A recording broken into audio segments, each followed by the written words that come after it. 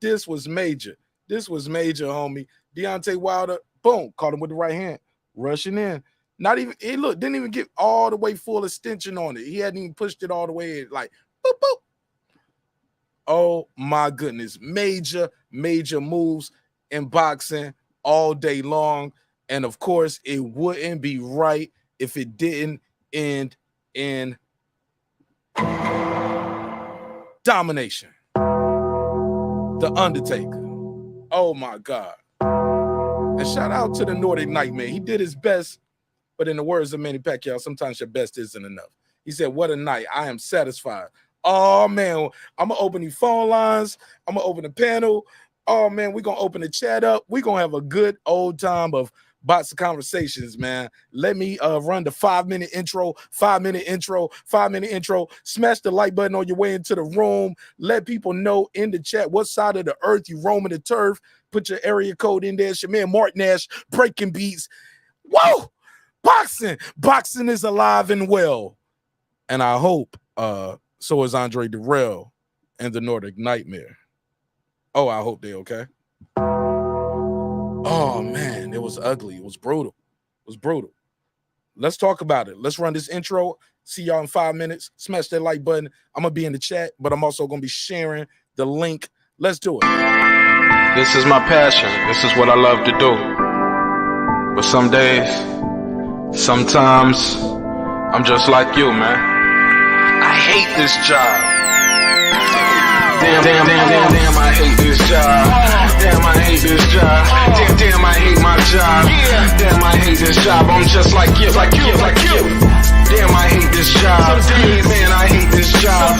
Man, I hate my job. From a good dream I wake, sun rays on my face, planning out my day, hoping this ain't the one that I catch a case. I feel so good, I feel so straight. My manager keep calling me saying, hurry up, you late.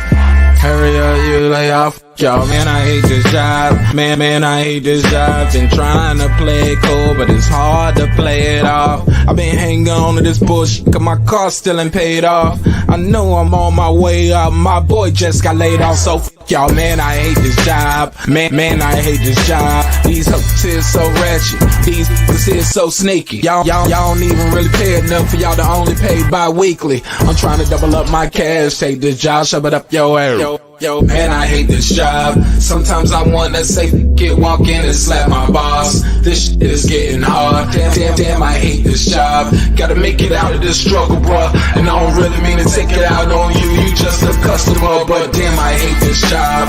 Damn, I hate my job. Damn, I hate this job. Damn, I hate my job. Damn, I hate this job. Damn, I hate this job. Damn, I hate my job. Damn, I hate this job. We're the reason why your stockholders always stay afloat. Yet I'm asking, are they hiring? Like everywhere I go, schedule will say 9, but I think it's fine if I clock in at 9:04. I work 40 hours a week plus overtime just to be bro. So y'all, man, I hate this job. Hate that I applied. So much has transpired since the day that I was high. Told me I could advance, but you were telling me lies. Gotta give your notice before I quit, but you don't say shit right before I'm fired. Damn, man, I hate this job. Sometimes I wanna say, walk in and slap my boss. This shit is getting hard. Damn, I hate this job. Gotta make it out of this struggle, bruh. And I don't really mean to take it out on you. You just a customer, but damn, I hate this job. Damn, I hate my job. Damn, I hate this job. Damn, I hate my job. Damn, I hate this job. Damn, I hate this job. Damn, I hate my job. Damn, I hate this job. You and your procedures. You and your protocol. You and your policies. None of that shit don't apply to me. You and your quotas. You and your standards. You and your 2 sick days a year. Y'all niggas bananas. Wonder why the postman's posted with hammers. Going postal with Popo on camera. His wage got him enraged. Stressed out, it's hard to maintain. He flips the middle, grabs his. He said, if you don't get the picture, I quit, you ain't shoot. Mother, man, I hate this job. Sometimes I wanna say, walk in and slap my boss. This shit is getting hard. Damn, I hate this job. Gotta make it out of this struggle, bruh. And I don't really mean to take it out on you. You just a customer, but damn, I hate this job. Damn, I hate my job. Damn, I hate this job. Damn, I hate my job. Damn, I hate this job. Damn, I hate this job. Yeah. Damn, I hate my job. Yeah. Damn, I hate this job. Look, man, I hate this job. I put my pants on one leg at a time, just like you. I'm out here trying to take care of my family. Damn, I hate this job. It's not always glamorous, for real. But I do what I gotta do for me and mine, you know? Damn, I hate this job. Damn, I hate my job. Damn, I hate this job. Damn, I hate my job. Damn, I hate this job. Damn, I hate this job. Damn, I hate my job. Damn, I hate this job. Damn, I hate this job. Damn, I hate this job. Damn, I hate my job. Damn, I hate this job. I'm just like you, nigga. Damn, I hate this job. Man, I hate this job. Man, I hate my job.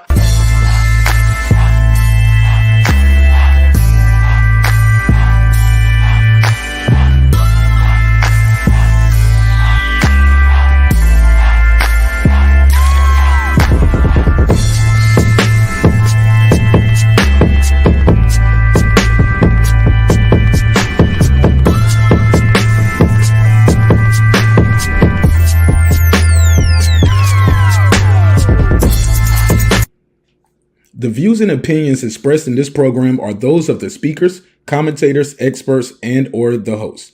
They do not explicitly nor necessarily reflect nor represent the channel's policy or the views held by the channel or broadcaster.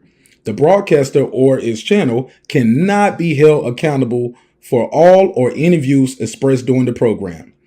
Basically, if I didn't say it, don't come for me. You come for the person who said it. And please don't sue me for somebody else's words. With that said, let's start the show, motherfucker. This that squad sound.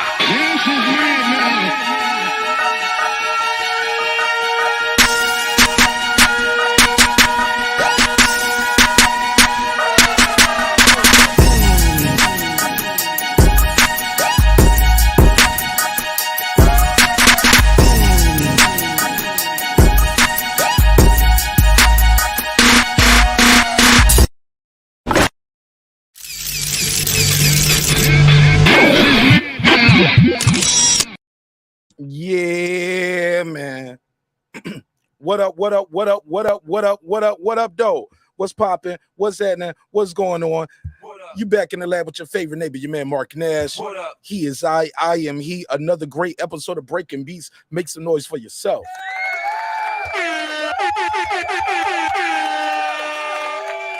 Oh my goodness. What a fight. What a night. It was ugly, but it was beautiful. That's boxing. The beautiful ugly is what I like to call it, right? Oh, man. Put him in the dirt. Ugh. Oh, man. Hopefully not, though. Hopefully not.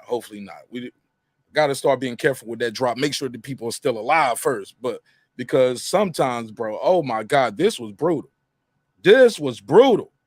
We're going to talk about all of this and more, man. Had a hell of a day of boxing. Shout out to yourself. If you like me, you made it through all the fights tonight.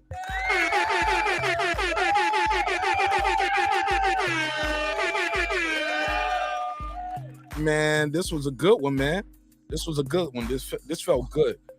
I felt like the fans needed a day like this because this was a year that you can kind of give up on boxing. What was fight of the night for you? I got a survey in the chat. Wilder versus Helenius, Haney KAMBOSOS, Shields versus Marshall, or Michaela Mayer versus Alicia Bumgarner. Also, I have a survey for Plant versus Darrell.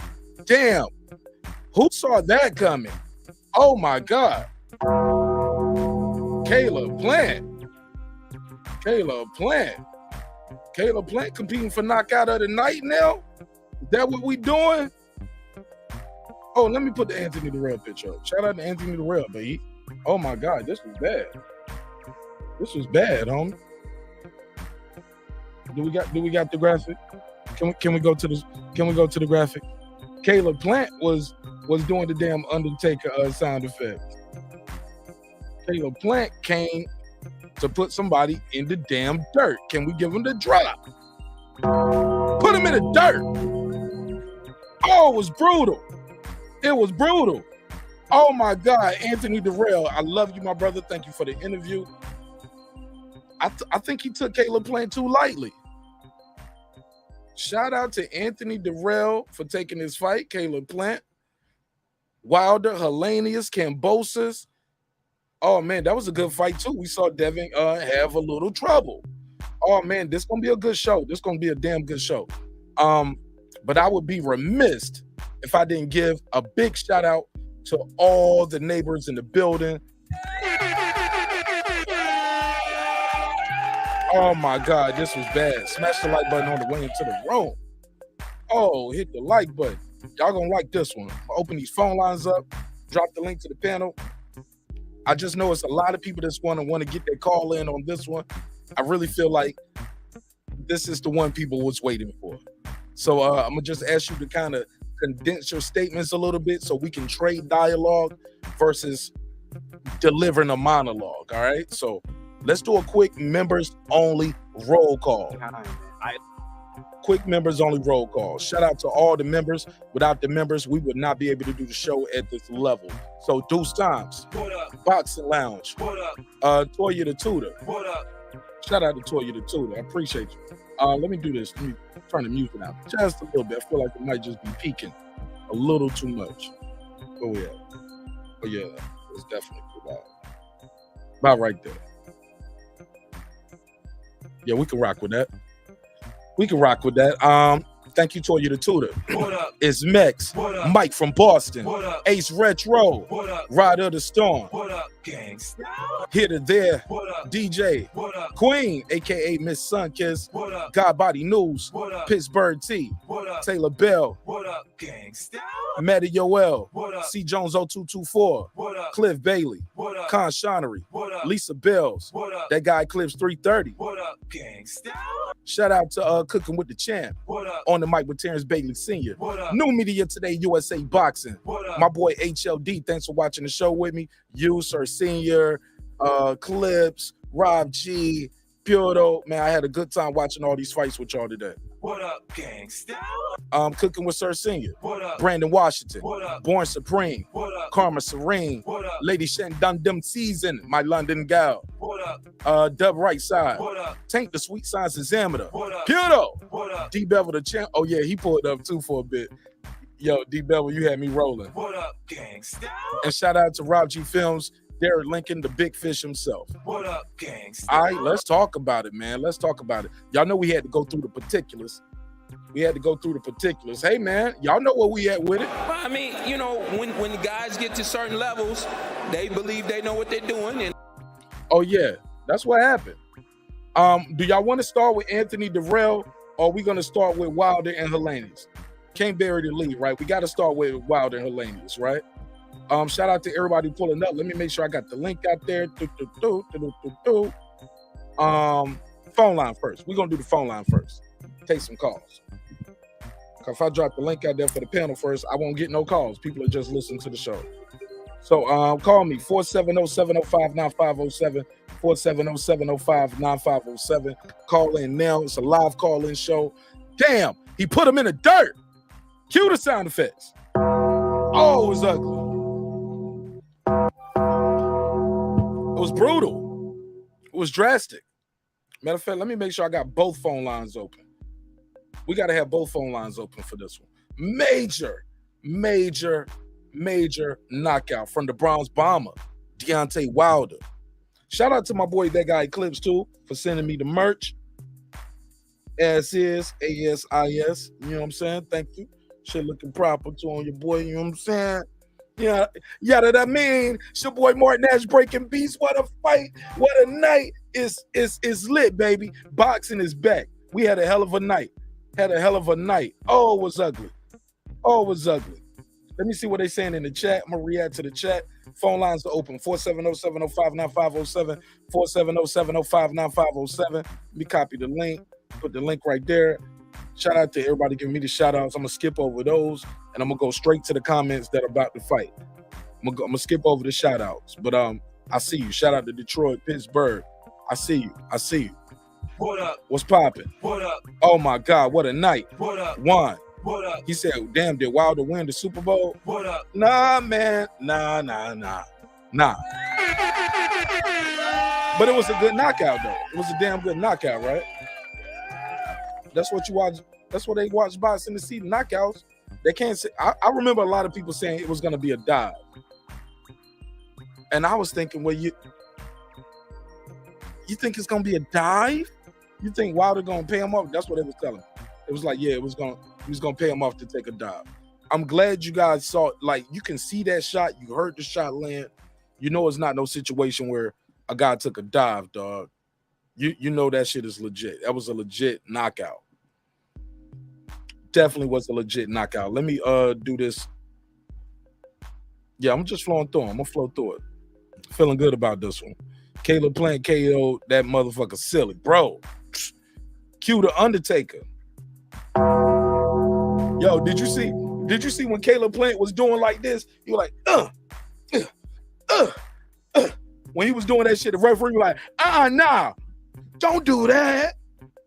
Motherfucker might be dead for real. Don't do that. You might die tomorrow or some shit. Like, don't do that. And I get it. Like, it's poor sportsmanship. But Caleb Plant was like, man, fuck that. You know, the adrenaline is still running high at that point. This guy's just got in a fight. Motherfucker trying to kill me in there. I'm trying to kill him. Remember, he said, I'm going to end this dude. And I think Anthony Durrell took him too light. He was like, man, you ain't never did that to nobody. And now he lost. You know what I'm saying? Out here laid up. Where that? There you go. I ain't never seen Anthony Durrell look like that. Anthony Durrell getting slept like that. Never heard of it. Cuda never heard of it. Shit. They never heard of it. I'm just saying, fam. It was drastic. It was ugly. One hitter quitter. Oh my goodness! But we got to talk about the Devin Haney fight too. The Devin Haney fight was crazy. Let me go back. Let me see where I'm at. Let me see where I'm at. And I put the link in there too. I went on to put the link up there. But let me pin that. I'm gonna pin it. So I don't lose my spot in the chat. Bear with me. I'm gonna pin that joint. Dashboard. Man, I'm excited, man, about the future boxing. I'm want to know what y'all think too. Do y'all think what y'all saw from Wilder? Can he beat Andy Ruiz? Did you not see enough? Can he beat AJ? Can he beat Usyk? Y'all know he ain't beating the Gypsy King, so I'll just leave that out there. I'm just being honest. Shout out to Lisa. Shout out to Dumb Dada. What's popping with y'all, man? Welcome home. Turn up. Great night of boxing. Y'all say boxing was boring. Want no knockouts? Y'all getting your knockouts now. You getting your knockouts now. He back, dog. Or did you not see enough? Did you not see enough to make a decision whether Deontay Wilder is back? Did you not see enough? Shout out to Caleb Plant too. Caleb Plant. Let me see if I got a screenshot of that. I know I do. I took a screenshot. Did y'all see? They was talking about his sneakers. He had the damn Freddy Krueger sneakers. Let me see. Now, I just need to blow this up because I took a lot of shots. Well, not shots like how y'all took shots all night. No, I took some screenshots of the sneakers. Check out Caleb Plant footwear. Oh my God. And he did his thing. Hey, look, y'all was about to have a black only night party, and Caleb Plant came in there and fucked y'all party up. Caleb Plant fucked up the cookout for y'all niggas. Go back to your country, white pop. Caleb Plant was like, not tonight, nigga. Not tonight, nigga. This is something different. Shout out to Caleb Plant. Oh my God. I did not see that coming. Oh my goodness. Damn, man. I fuck with the dog too. I did not see that happening that way. I lost some bread. I lost a couple dollars tonight. I ain't lose on this one though. Oh my God. Look at his eyes. He looking at the ref like, nigga, don't count. Get me the fuck out of here. It's over. Ah! Oh my God. Shout out to TFT Internet. He said he's bad.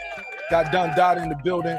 Let me do the super chat. Shout out to my brother Maddie Yoel for supporting the show in a major way. Thank you, Maddie. Let me give you the drop. I'll give you the $2. You give him the $2. All right, pay him the $2. Oh, pay the $2.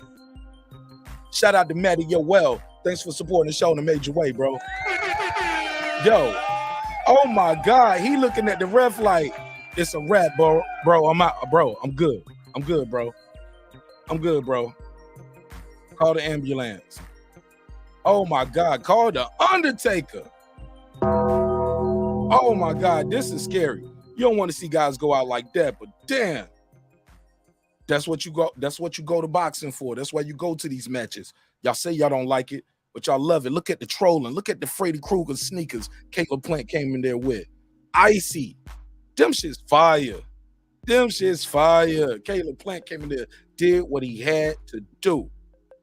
Oh, and so did the Bronze Bomber. He's back. Oh, and Russell. What happened to Lil Russell? Anybody seen Lil Russell? Oh, Lil Russell. Oh, Lil Russell. Got his ass put in the dirt. It happens, dog. It's boxing. It happens. It's how you bounce back, though. But Lil Russell definitely got put in the dirt. Even with that headbutt, I know it ended with the headbutt, but bruh. Brandon Washington, small hats. Listen, I know y'all talk about boxing. Small hats. Small hats. Yeah, he lost that. He was losing. He know he lost. Oh my God, but look at this right here. This is crazy. This is scary. This is gruesome. But this is why you watch boxing. Shout out to Maddie Yoel. Let me see who else in here. Sir Senior said hit the like button. This is gonna be a awesome night of commentary after a great night of boxing. I couldn't believe more, my brother. Absolutely. Subscribe. I don't care how many subscribers he has. Support him. Appreciate it, Dr. Mark. Let me see what they're saying in the chat. And the phone lines are open, 470-705-9507, 470-705-9507. And I got the link out there if you want to join the panel. Clips, he said, salute to Mark, salute to you. Scoop over these a little bit. He said it was good. Absolutely. It was great. It was a great day of boxing. What up? As a whole. Shout out to Juan. Juan the Don in the building.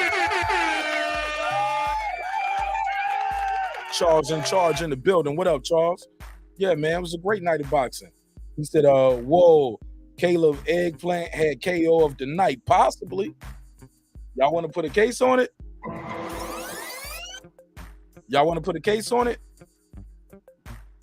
Did he have knockout of the night? Could be. Juan in the building. Shout out to Juan, Maddie Yoel. He said, get my chat, Mark. I absolutely did. Let me go to the next one. Dundada said, please play The Undertaker one time again. Absolutely. Put him in the dirt. Nigga. It was gruesome. It was ugly. It was brutal. But it's Deontay Wilder, and it's everything you love about the heavyweight division, man. It's everything you love. It's everything you love. It's everything you love to hate. Oh, yeah, we're going to talk about it. Man.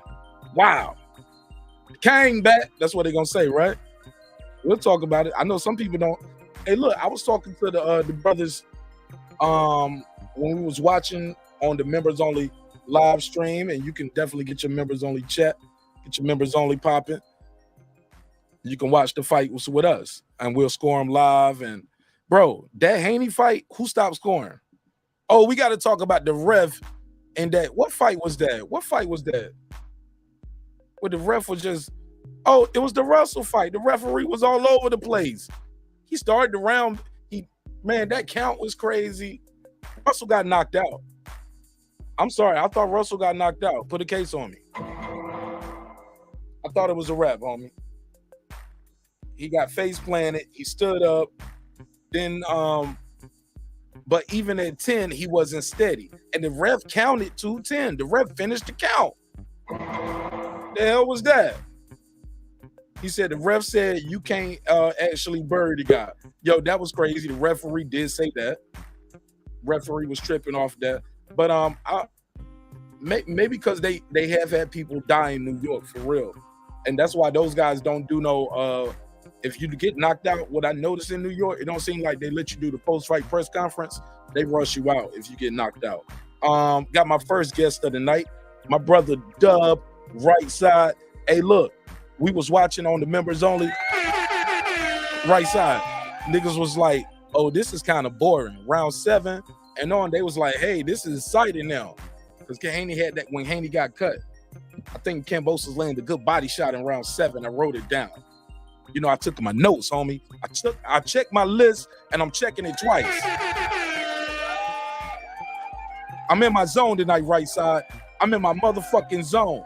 Boxing is back in a major way.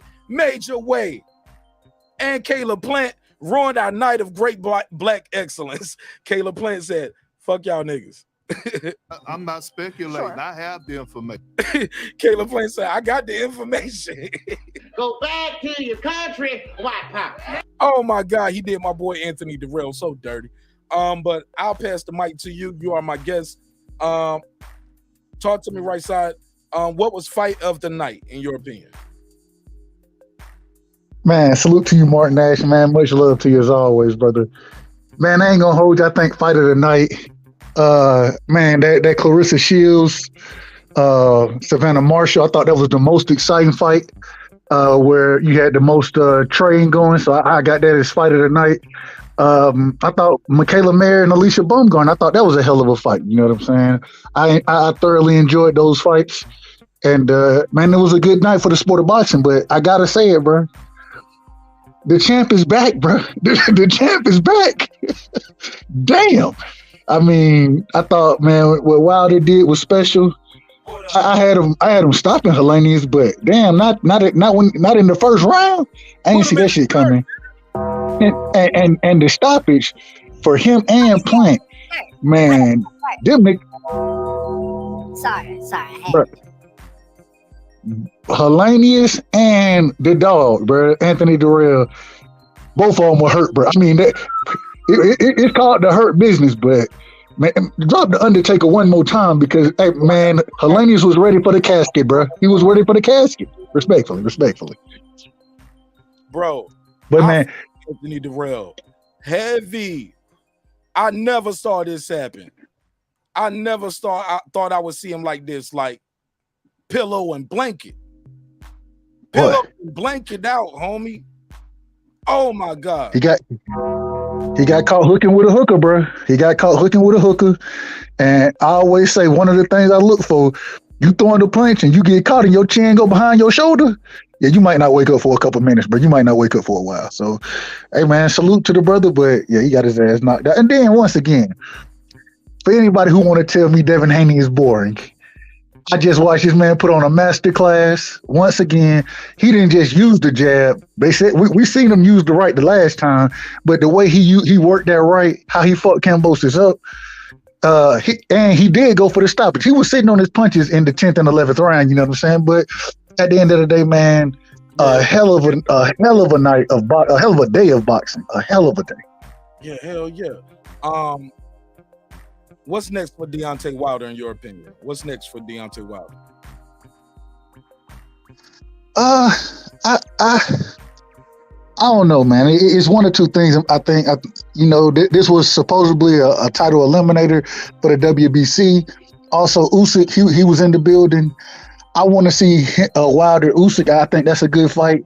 But then if it's Wilder Ruiz, you know what I'm saying? Because Ruiz versus Ortiz was supposed to be a title eliminator for the WBC. So either one of those fights, I think those are going to be the two fights that he has the opportunity to make next. And it's probably going to be the Ruiz fight because I think it's the easier fight because of the quote unquote size of the street bullshit that I hate in the sport of boxing. But so I'm gonna go with Ruiz, but I want to see Usyk. Okay. let me do the super chat real quick. Shout out to my brother Taylor Bell, never fails. He said get you a Martin Ash channel membership for special access and live streaming too. Absolutely, because if you got your membership, you watched all these fights with me today. I got 5 on it. For real. We had a good time. Oh my God, they had me rolling. HLD, I'm calling you out, HLD. HLD, I'm calling you out, HLD. Where was all that damn mouth you had in the membership, motherfucker? Oh yeah, I got some smoke for HLD. HLD, I want all the smoke. Bring your bitch ass over here. Now, you have been summoned. Talking shit to HLD. You know HLD was hating all night, right? On all the black. Who he was hating on? All the black fighters. He said on all the black people. All the black people. All the black fighters. All the black fighters. I'm not. He was like this. Go back to your country, white power. Yeah, that's what White power. I love HLD, man. He a good dude. So I'm fucking with HLD a little bit. I'm joking, but HLD was hating, man. He was hating. And I was trying to tell HLD, you reaching with your Devin HANEY hate, because he was hating on that. Oh, I know. He stay hating on Devin, bro. He stay hating on Dev. Reaching. Mark, let me ask, man, how did you see that fight? I started scoring it. I actually gave the first round to KAMBOSOS. And then when I got to about the sixth, I think it was the sixth round, I was like, man, I ain't scoring this shit no more. I stopped scoring it because it was a dominating performance. You know what I'm saying? Dominating. Yeah. Did you think it was boring? And how did you see the fight? I was very entertained. I don't know what people be talking about. The kid ain't entertaining. I was entertained, dog. I thought he was doing what he was doing. I thought he was letting his hands go. That first round, I thought it could have went either way. I scored that a 9-9. I gave that a 9-9 round. I know we normally don't do 9-9 rounds on this channel. Like, you got to give the round to somebody, like, because we always criticize the judging. And I was like, well, shit, y'all criticizing the judging, but y'all out here giving split rounds. The judges can't do that. So it's a 10-point must. Somebody got to get the 10. And a lot of times fans don't do that. So we always do 10-point must. For some reason today, I was like, we was talking about it. No, not today. A couple of days ago when we was scoring another fight. Purdo. Shout out to Purdo. Purdo was talking about we were gonna change the way. He was like, yeah, man, you got to do a 9-9 round sometimes, right? Just put a star beside it. But shout out to Nick swing round. That's a true swing round. That's a true swing round. Yeah. Your office hours. I need to talk. Fuck your office hours, nigga. My bad. Wrong. I hit the wrong button. I was trying to say what up to Nick Rich. What up? DJ in the building. What up? Mello, what up? What up? Hey, DJ, them damn, hold on real quick. The damn Tide, they done got their ass fucked up by Tennessee, respectfully. No football talk today, baby. I'm sorry, no respect. Fuck football today. It's boxing day, baby. We here for boxing. Fuck Alabama and Georgia today. We talking about boxing. We had a lot of it. So fight of the card of the night for you was, in the fight of the night, you had Savannah Marshall, Clarissa Shields as fight of the night. HLD said, absolutely. Oh, I dropped the link again. Let's go. We lit. I thought that was the closest fight. Well, I'm gonna say I actually thought the closest fight was Mayer versus Baumgartner. I scored a 6-4 for Baumgartner, but I thought that was a good fight. I think, but that Clarissa Shields, Savannah Marshall, I ain't gonna hold you, bro. I knew that Shields is the better fighter. The problem is man, I underestimated Savannah Marshall. She came in punching. I actually think she hurt Clarissa Shields a couple times in that fight, and I think she actually got hurt a little by some of the body work that Clarissa Shields was doing as well. But I thought that was a very well contested fight, and I give Savannah Marshall a lot of credit for what she did in that fight. A ton of credit. All right, cool. Even though she lost, the GOAT is the GOAT now, 3 times undisputed. Well, I mean, come on, man. Who 3 times undisputed? What are we talking? Ain't nobody did it twice, and she done did it 3 times. Man, that's beautiful, beautiful. Go ahead, HLD. Welcome home. Welcome home. Welcome home. What's going on, mi gente, man? It's a great day of boxing. The whole entire day of boxing. I'm calling you out on all your bullshit. HLD.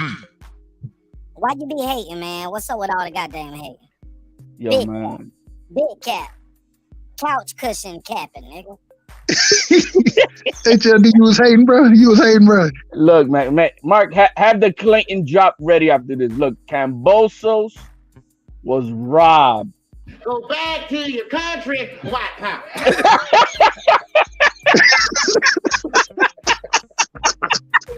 Go back to your country. White power. Did you just say KAMBOSOS was robbed? KAMBOSOS was robbed. Play it again, Clayton. Go back to your country, white power. That was KAMBOSOS tonight, man. Oh my god. No, man. Devin Haney whooped it. You know, he won that fight. No, just nothing to that. Easy work. Easy work. Shout out to everybody pulling up. Mr. Troy Graham. Mr. Troy, I don't give a damn Graham. And shout out to the boxing scholar too, man. Where the boxing scholar at? Shout out to my homie, the boxing scholar. I ain't talked to him in a minute, but he definitely came up with that name. Troy, I don't give a damn Graham. Talk to me, Troy. What's up with you? Well, everybody won that was supposed to win. I mean, Shields, I think she could have outboxed her, but she fought her. No, she stood there and she fought that girl, and she could have outboxed her. She got outboxed her pretty good. Oh, no. We got to start with the cane first. Oh, you going to give well, you know, I was going to leave him for last. I mean, because you're supposed to leave the best for last, right? Okay. I'll tell you what I saw. I saw an arm punch and a man go down. It was, was anybody surprised at that? Is that an arm punch? Arm punch. Yeah. Arm punch. That was an arm punch and the man went down. I didn't see an explosion. I didn't see a full extension. Arm punch. Man went down. Fight over. The shot, Troy. Even if he ran into it, was still an arm punch.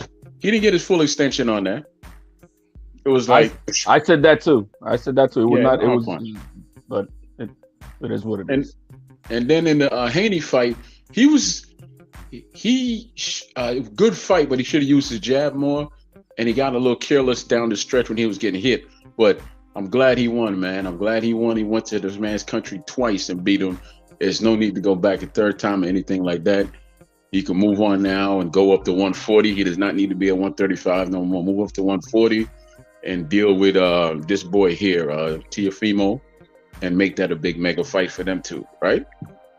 And I don't know where Clarissa Shields goes from here, but I was a little nervous for her, man. I was nervous for her because she fought that girl and then boxed her. I was nervous. I'm glad she won. Oh, and I saw all these fights for free. Thank you very much. Oh my God, get your ass out of here. Hey, look, in the words of something that is wrong with our mind. Hold on, look, shout out to Chaotic Truth. I think it's about time for you to get away from these niggas. Mark, they're keeping you behind, man. Listen, it's a cool release on YouTube. But Mark, there is something that is wrong with our minds. Hey, Jerry, call the other number that you called earlier, Jerry. Call the other number so I don't have to rush you off if somebody else call in. Call the let me make sure. Oh, phone lines are open. 470. Oh, y'all can't see it on the screen. But the phone lines are open 470-705-9507. 470-705-9507. 470-705-9507. Jerry, you called the 1766. Jerry's long-winded, like me. Jerry said, I'm co-hosting this motherfucker. On the phone, nigga. I'm co-hosting on the phone, nigga. Hey, but I agree that the fight of the night, was Clarissa Shields. Real quick, remember that yesterday we was talking, Jerry was like, Mark, what if they're on the rag? I say saved that clip. I said, man, that's gonna be in our top 20 moments of the year, man. Jerry's like, what if they're on their cycle or something? Like, you know, something could happen in the ring. Like you hit there and it's a low blow and she's bleeding in the ring. Like what? I was like, Jerry, have you ever watched women's boxing? I was like, that shit ain't gonna happen. It's not about to happen, Jerry. He was like, I'm just saying. Will it make her more aggressive? Like, who knows? I was saying, like, well, if she's on her period, I'm like, well, then she puts on tampon and she goes out to fight. What the fuck? Oh man, I'm fucking with it, but I got a lot of love for Jerry. She's on her period, I'm like, well, then she puts on tampon. Jerry, turn the show down in the background, brother. Hey, Mark. I'm gonna be honest with you. It's all brother. love. It's all jokes. It's all love. I don't find too many people funny, but you crack me up, man. I'm glad, man. Funny. All right, man. I'm trying, Jerry. Like, hey, look, Jerry, it's a hip hop political sports show with a comedy twist. We like to let the jokes fly because life is serious enough, brother. Hey, no problem, brother. I got a good sense of humor. It's funny stuff. All right, talk to I me. do want to spout off a little bit about the fight tonight. Spit your game, talk your shit. Let's go. I'll try to summarize, make it quick.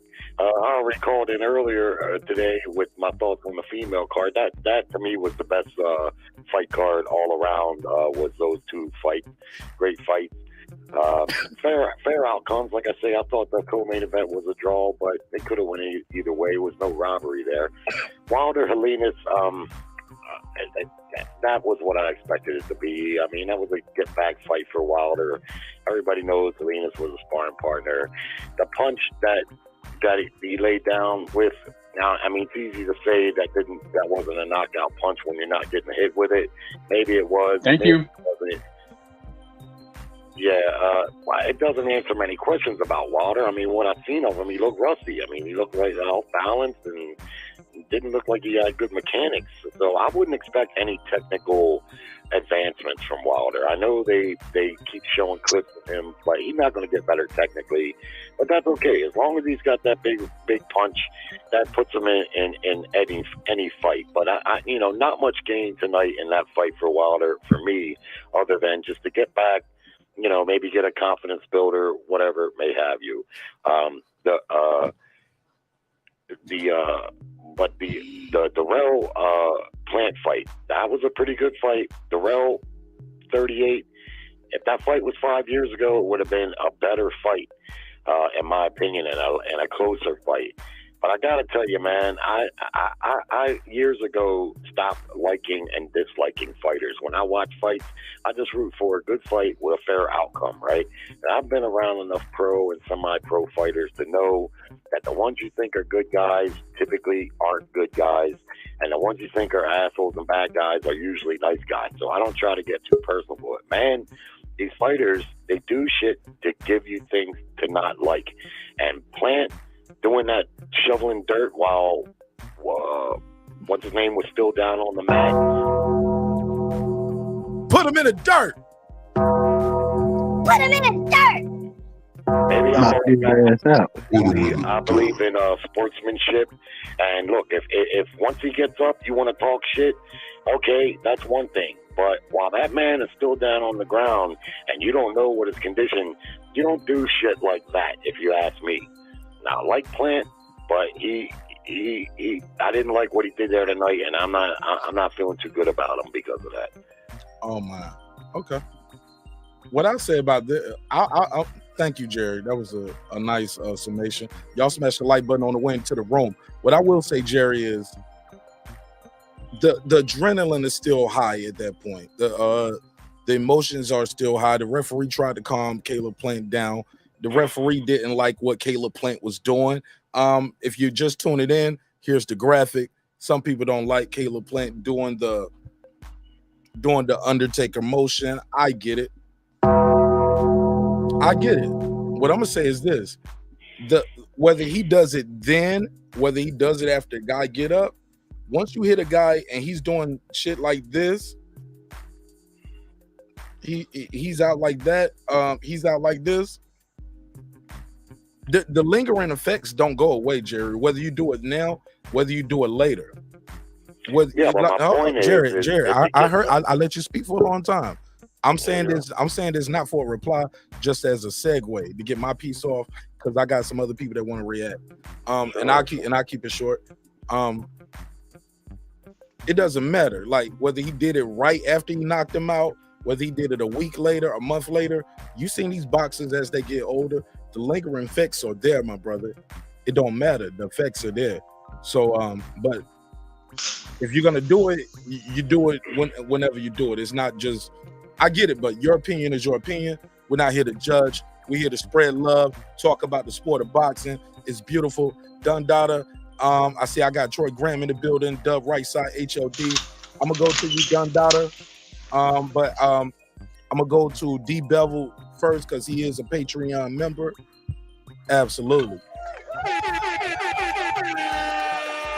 And he gets top shelf billing over here because he is in Patreon.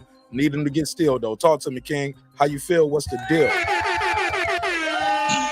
Welcome home, man. Welcome home. Welcome home, man. Like I said, Wilder's power prevails, man. You know, a lot of people thought he was done over the Fury shit. Fury being, 50, 60 pounds, 40, 50, 60, whatever the hell it is. As far as the weight advantage over Wilder, clinching, tiring him out. Hey, it's legal. I'm not talking shit. You know what I mean? Knocking him out as he did. But other than Fury, there's nobody that could really touch him as far as the power level. All he has to do is touch you once, and then you're on the floor. If people really want to test that chin when they get in there with Wilder, they have to step inside the ring, and that's exactly what happened. It was a first-round knockout. We haven't seen that since the Brazil fight, and it's a welcome back Wilder. What's next? Ruiz, so on and so on. The heavyweight division is interesting again. No matter what's going on with Fury or Usyk or not, whether you're a title holder or not, it's interesting to see what's going to happen.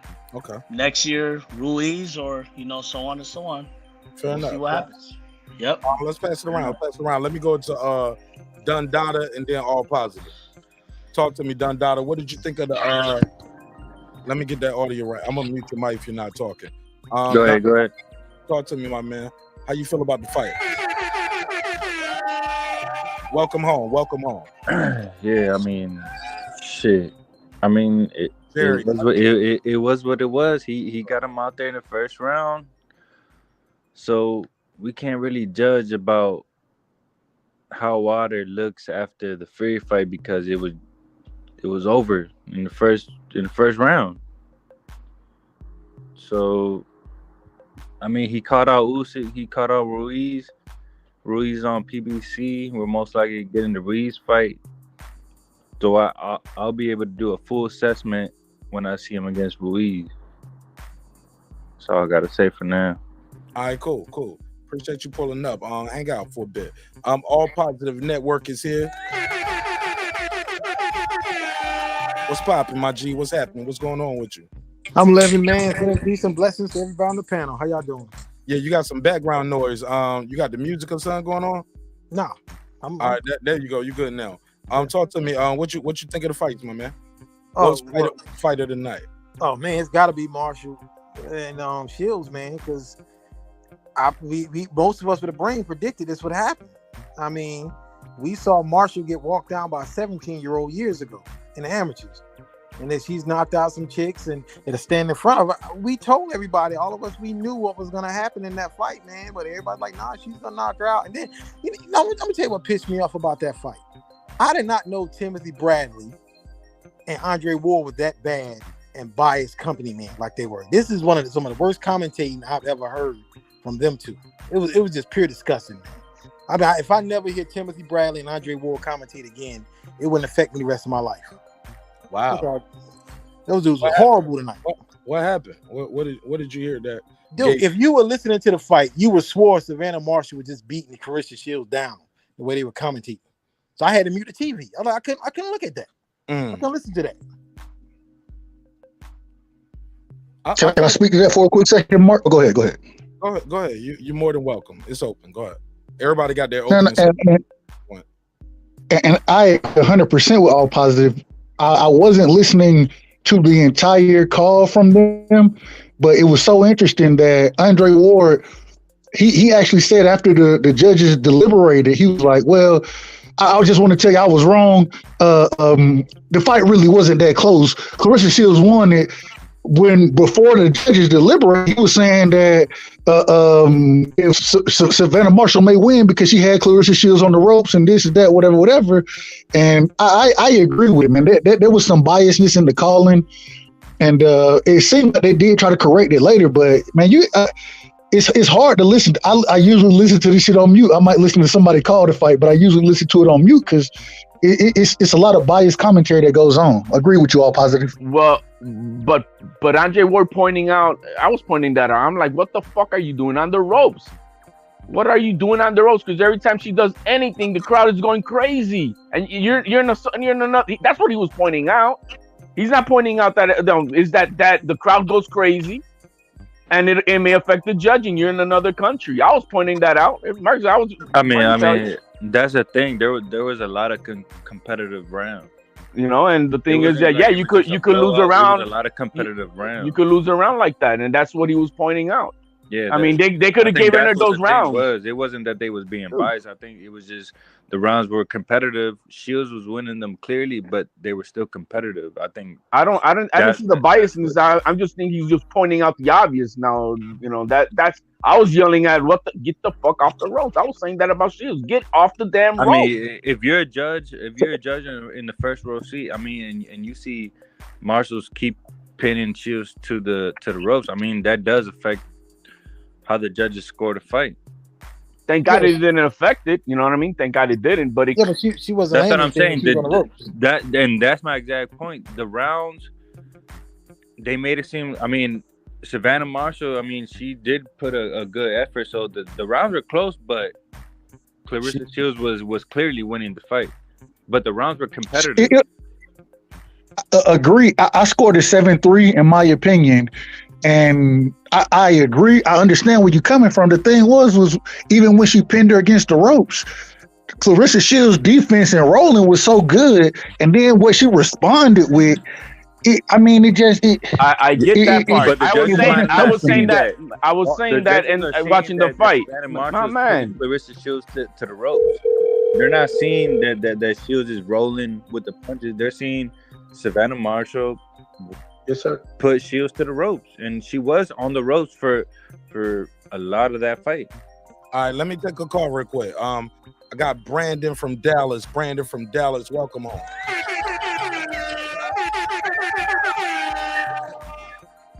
What's up, Mark? Salute to everybody on the panel, everybody there, right side of everybody. I just want to say it was a beautiful night of boxing. No politics, no who's signing with who. Whose promotional company did this? No, none of the BS. Just a beautiful night of just pure boxing. I mean, and we got to see every levels of it. We got to see the women fight. We got to see knockouts. Yes. We got to see heavyweight. Speak on it, Minister. We got to see everything. So we cannot complain about boxing. We got boxing all the way around. We got undisputed fights. We got fights for belts everywhere. I mean, what else can we complain about? We didn't see the midgets, bro. We didn't see the midgets. Hey, we had all levels of boxing, though. I agree, man. I agree. We had all levels of boxing tonight. Small head. All facts, Brandon Washington. Great point to bring out all levels. So I just enjoyed it all. I mean, I damn near felt like this was, a boxing wraparound. I think that maybe a lot of the boxing promoters should take cues and do this again. I just think we just got a beautiful night of boxing. Also, that Wilder fight, man, that was beautiful, man. When he hit him, we heard it. I heard it before he hit the ground. I heard it. So I was like, was that real? Me and my cousin was sitting around. We was like, was that real? But we heard it though. It's like he broke his nose, or you heard the pop, and it was like it was short and quick. But it's like, but Wilder cocked it. If you look on the replay, people can say, "Oh, it was a phantom punch or arm punch." Wilder's eyes got big when he saw the opening. He pulled back, saw his eyes got big, and that's when he threw the punch because he saw the opening. Bop, cocked it straight through his Helenius did a rolling arm punch. Helenius did a rolling. It was not an arm punch, Mr. Graham, but I am glad. But I will say this, and I'm gonna get out the phone and I'm gonna jump on the panel. I am glad that Mr. Graham turned his camera off. Salute to everybody. I'll jump on that. I'm gonna keep this sucker on the whole show. Hey, He got you, Troy. He got you, Troy. He got caught coming in. Helenius just did a rollie. All right, real quick. Man, listen. Hold on, real quick. I just want to make sure I still got Jerry here too, right? Jerry, you still there for me, right? Yeah. All right, I got Jerry there. The 4-7. Okay. I just hear some noise in the background, Jerry. That's why I'm muting the phone line. Yeah, that ain't me, brother. I got nothing going on here. Yeah, okay, my bad. So if it's not you, I apologize. It might be HLD. So please forgive me. All right, so smash the like button on the way in the room. Call in 470-705-9507. 470-705-9507. I'll give you 2 minutes. 2 minutes to tell me fight of the night, or whatever fight you want to talk about, whether it was Haney, KAMBOSOS 2. Damn, that fight was a little more exciting than people anticipated. Haney, KAMBOSOS 2 turned out to be a pretty good scrap. Had some moments in it. Right when people were saying, "Oh, this is boring." Oh, Haney's cut. He's bleeding. We see blood. Look at us as humans, as boxing fans. We want to see blood. We want to see blood. But when Caleb Plant say, "Put his ass in the dirt," he the bad guy. I got to put a case on all y'all. All of y'all. But we'll talk about it. Reggie Owens, you was next. Thanks for pulling up. Shout out to my guy Reggie O with the Killer Show. What's up, family? Wait. You said people saying something wrong about Caleb Plant, talking about putting him in the dirt. Oh yeah. That ain't no cap. You think that? No, that's not a cap. This is a cap. This is big capping. That's yeah. People, you didn't see the referee try to stop Caleb Plant from doing that? Yeah. Several times. I seen that. He tried to stop him several times from doing that. I think I got a screenshot of it. Oh, let's put that on. And Caleb pushed his ass off. He brushed his ass off too. Hey, the ref said he wasn't a good sport. Man, fuck all that good sport shit. Referee. Did y'all see how they was taunting each other during the fight? Both of them? They was taunting each other during the fight. Hell no, if I knock your ass out. Go ahead. My bad, Reggie. Go ahead, Reggie. No, you good. Right side. When you going. Just don't stop. Pause. But yeah, you was cooking. Go ahead. Just get a little bit away from the mic. You started distorting a little bit. But yeah, keep cooking, right side. You're right. It's in this. What you mean I'm a poor sport? Fuck that. That's what the ref said. That's why he. I don't want to hear no one tell me that I'm a hater, because what he did was hateful, because he didn't know what happened to that man when he was down on the ground. He could have been dead. He could have suffered major. Something major, and he bro, what he did was hateful. So I don't want to hear nobody call me no damn hater no more, because what Plant did was hateful. The way he talked all that shit during that press conference, he deserved whatever the fuck he got. You don't talk all that. That's what you do, that's what you do, Reggie. You talk shit before the fight. Troy, that's what you do. I got one thing to fix. See what Troy just did? Troy made it personal. He said, so I don't want to hear nobody say nothing about blah, blah, blah, how you be saying. Troy, Anthony Durrell wasn't talking to you or me. He was talking about the guy he was going to fight. And then the guy, he goes in there and fight him, does what he does. It ain't got nothing to do with, now fans getting into it on a certain level. I get what, like, that's crazy. You know what I'm saying? Because it ain't, you shouldn't personalize it. It don't change the fact that what he did was hateful. But no. But you said, but what he said, Reggie responded with the pre-fight. Everybody's like, "Yo, it was all the pre-fight shit." Once you go into the fight, and I got the talk. I best you. And keep in mind, adrenaline is still high. Like it's right after. It's like, when was the last time Caleb Plant knocked out somebody? And now he don't knocked out a 2-time world champion. Come on, bro. The adrenaline. He knew what he was doing. He knew what he was doing. That was a hateful move, because if that man was dead, that's something he would have to live with. Troy, That's ain't some no bullshit love in that delivery. shit. Going to Ain't the no fight, love in knowing that that, shit. bro. Darrell started a bunch of bullshit, unnecessary bullshit, and he got his Words, ass right? With complete. words. That's what And fighters Bro, if do. it's you the did hurt game, bro. you did not Caleb Plant out, can you imagine what Darrell would have been doing? Imagine what Darrell would have been doing if he knocked Plant out. Okay, well, how can I imagine that would have never happened? Tell me that. We got to deal with the facts that was in front of us. What he did was hateful. Period.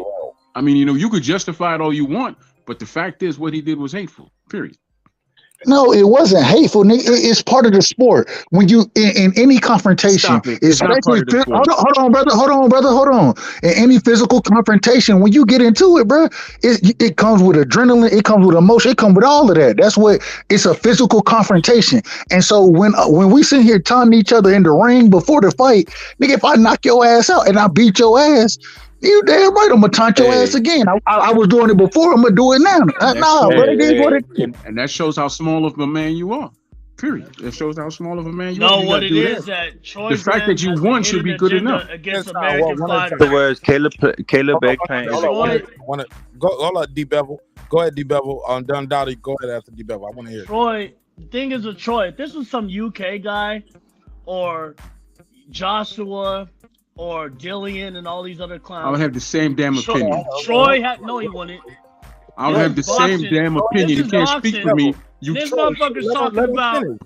I would have the same damn. This is D Bevel, full of the Rock's Terramana tequila. All right, so the truth is coming out tonight. All right, so Troy has a bias when it comes to American fighters. What the fuck are we talking about?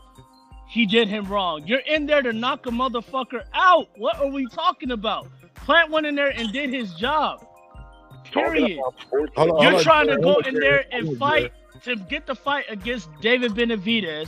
He's gonna get the fight against David Benavidez, which I think he's gonna get slept. It is what it is. But he went in there, fucked up a Darrell, which Darrell is super regular. Right. At the end of the day, that's just what it is. It's boxing, man. Who cares? Fair enough. Keep it moving. Troy, you can reply, and then we're gonna go to Gennadiy. D Bevel, please allow Troy to reply, and let me let Gennadiy get his bars off. Go ahead. No, it's not. Go ahead, Troy. Get your bars off. Okay, I'm sick of hearing what's a part of boxing. What you do in the ring is a part of boxing.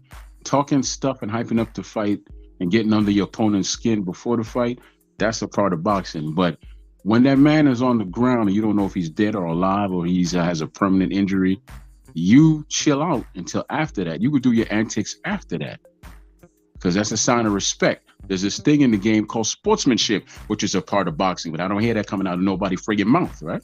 Oh, yeah, what he did is okay. Really? No, it's not. There's a thing called sportsmanship. Wait till you find out if the man is okay, then you can shit on him, and it's all good. Okay?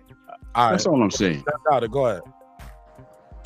Yeah, I mean, I don't know what none of these guys is talking about, but what I have said, what I said before the Canelo fight was that Caleb Plant has every attribute to be a great fighter, and I think he proved it tonight.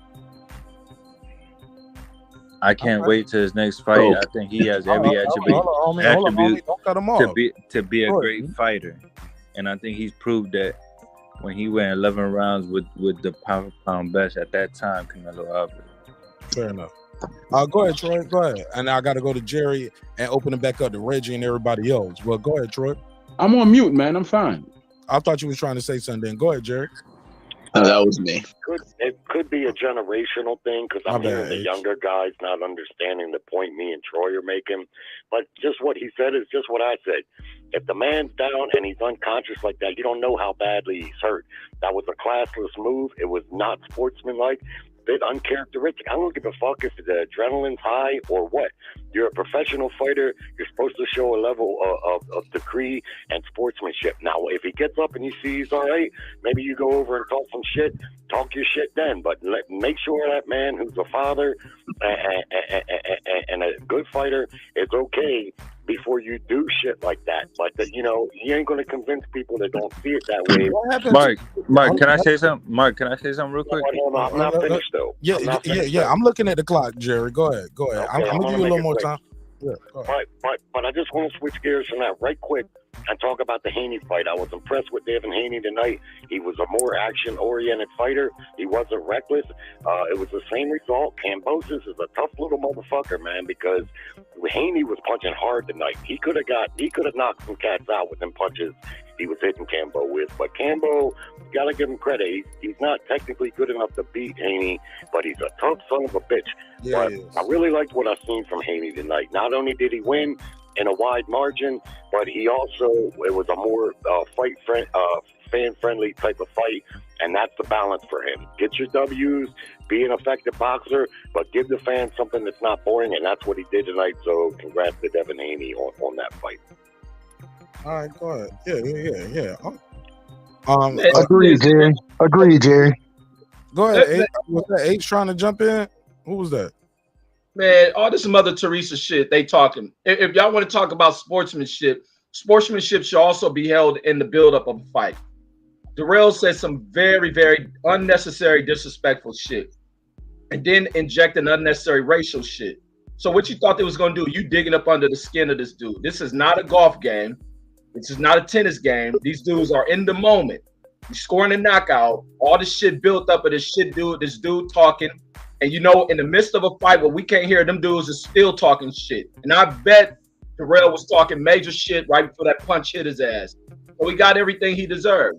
Dead in the dirt. It ain't like Caleb playing minute.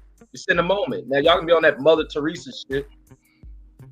Hey, was he really on that bullshit, Darrell? I didn't know that. I know there was some shit talking, but I didn't know it got into some racial shit and all he that. He made stuff. one comment that he's not gonna lose to a white boy. Nah, the real plan was personal. That's what you say before a fight. Come on, man. Cut it out. This is not. So you can say that. You can say that before a fight. That's all. You can say that before a fight, but then when he cut it the hell out. That's all hype, and you know. Hear everybody. No, I mean we heard Plan say. I mean, there's no reason for him to hate me because he don't know me. We heard Plan say that, so we know. So we know Darrell is the one that made it personal, and he's the one. And the thing is, go ahead. Look, I mean, I know I believe in sportsmanship. I definitely believe that, you know, the guy's twitching on the ground. The type of celebration he was doing is kind of foul. You know, throwing dirt on him, he's dead. You don't know. Nah. This is boxing, man. This is boxing. I'm speaking right now, man. Shit. On that side, if there was something more than what I know, it was on the personal side of stuff. Then you know, yeah, then he, just like Reggie saying, you get what you fucking deserve. If you fucking call me out some personal shit and trying to be racist and all that type of crap, then yeah, you're gonna get that shit type of response. I could get that. But if it's just normal trash talking, you know, before a fight, I definitely believe that was a bad move. That's my opinion on that. There's supposed to be some sportsmanship. They're supposed to.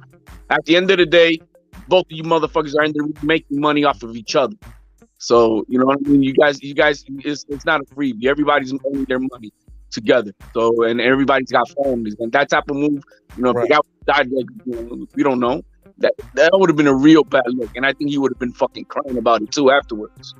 For sure. Anybody want to reply? Yeah, please. I don't understand how I don't understand how your skin could be so thin when it comes to words. But when it comes to actions, all of a sudden, that's a part of it. No, it's not. How do y'all go from having such thin skin when it comes to words? I mean, thick skin.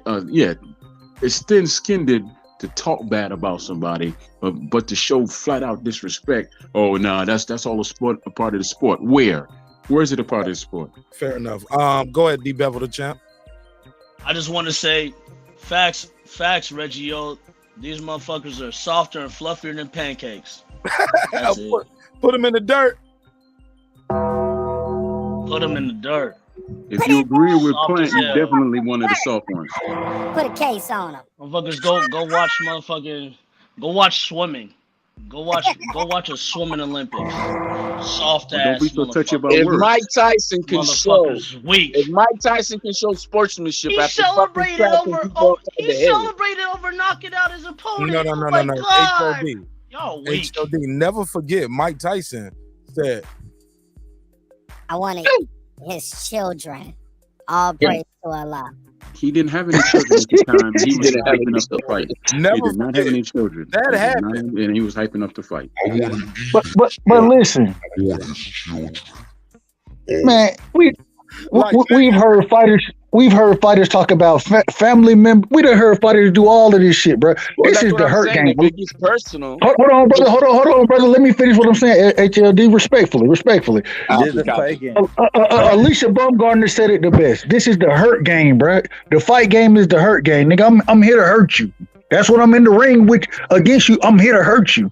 And a lot of times, bro, for you to be successful in this sport, bro, you gotta have some shit loose. And we done seen it multiple times with fighters. Yeah, nigga, if I knock somebody out, that's the ultimate accomplishment in the sport. Well, not the ultimate accomplishment, but the fight. That's my goal. If I can do that every fight, if I knock motherfucker, that's what I'm trying to do. And so if I celebrate that, especially when there is bad blood there, it is what it is, because this is the hurt game and it comes with all of everything that the sport is about, bro. Fair enough. Go ahead, Jerry. Okay. Well, why do you think the ref tried to stop Plant from doing that? Apparently, even on this panel, it's a mixed bag. Some people, I don't pay attention to a motherfucker that want to say I'm soft because I believe in sportsmanship, because I know better than that. And I'm just going to leave that at that.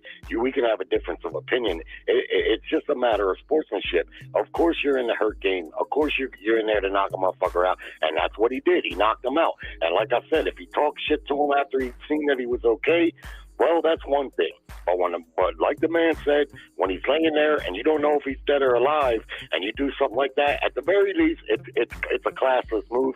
And don't be surprised if Plant apologizes for it. Okay, I won't be surprised. Oh, good. And the post-fight Plant ain't You said personal. You talk about getting personal, right? Go ahead, Reggie. In the post-fight, Caleb Plant ain't apologized for it. He added more onto it. Ain't no apology for Darrell. Darrell talked a lot of punk ass shit. He acts ignorant as fuck. He does that, and multiple times you see his ass is disrespectful. And he got knocked out. Go ahead, Reggie. Continue, please. That's how I was closing when he got his ass knocked the fuck out. Ain't no wait till nigga get up and then now you celebrate. The moment is gone. These dudes live in the moment. It's no different than when Michaela Mayer ran out the ring. She's in the moment. Like these fools. Yeah, that's just what happens. Yeah, it's for a corner to calm that shit down. These dudes, whatever the chemical level, all that shit is raised in these dudes. Dudes ain't thinking like that. Well, okay. Well, I didn't like it when Mayer, and I commented earlier, when she left the ring. To me, that's not what you do. You man up or woman up, and you do your ring interview. She wanted to go back there and cry. I get it, but still, I never like it when a fighter does that. It's a simple thing. You either believe in good sportsmanship or you don't. So of course, they talk shit prior to the fight. That's what fighters do. But those are words. Those are words. He got the knockout. That's a satisfying thing for him to get that redemption. I understand him celebrating, but there's a reason why the ref was trying to calm him down from doing that, because it's classless, and Plant might not apologize, but he still might in the press conference. Time. Let me say this. I'm gonna say this. I know. It's a lot of people here now. We got a lot of callers calling in. We missing a lot of calls because I'm really enjoying the panel. We having a good conversation right here. What I do want to say is this. Jerry, those effects are lingering. Like I stated in my opening soliloquy when I was telling you, my brother, it doesn't matter whether he does it.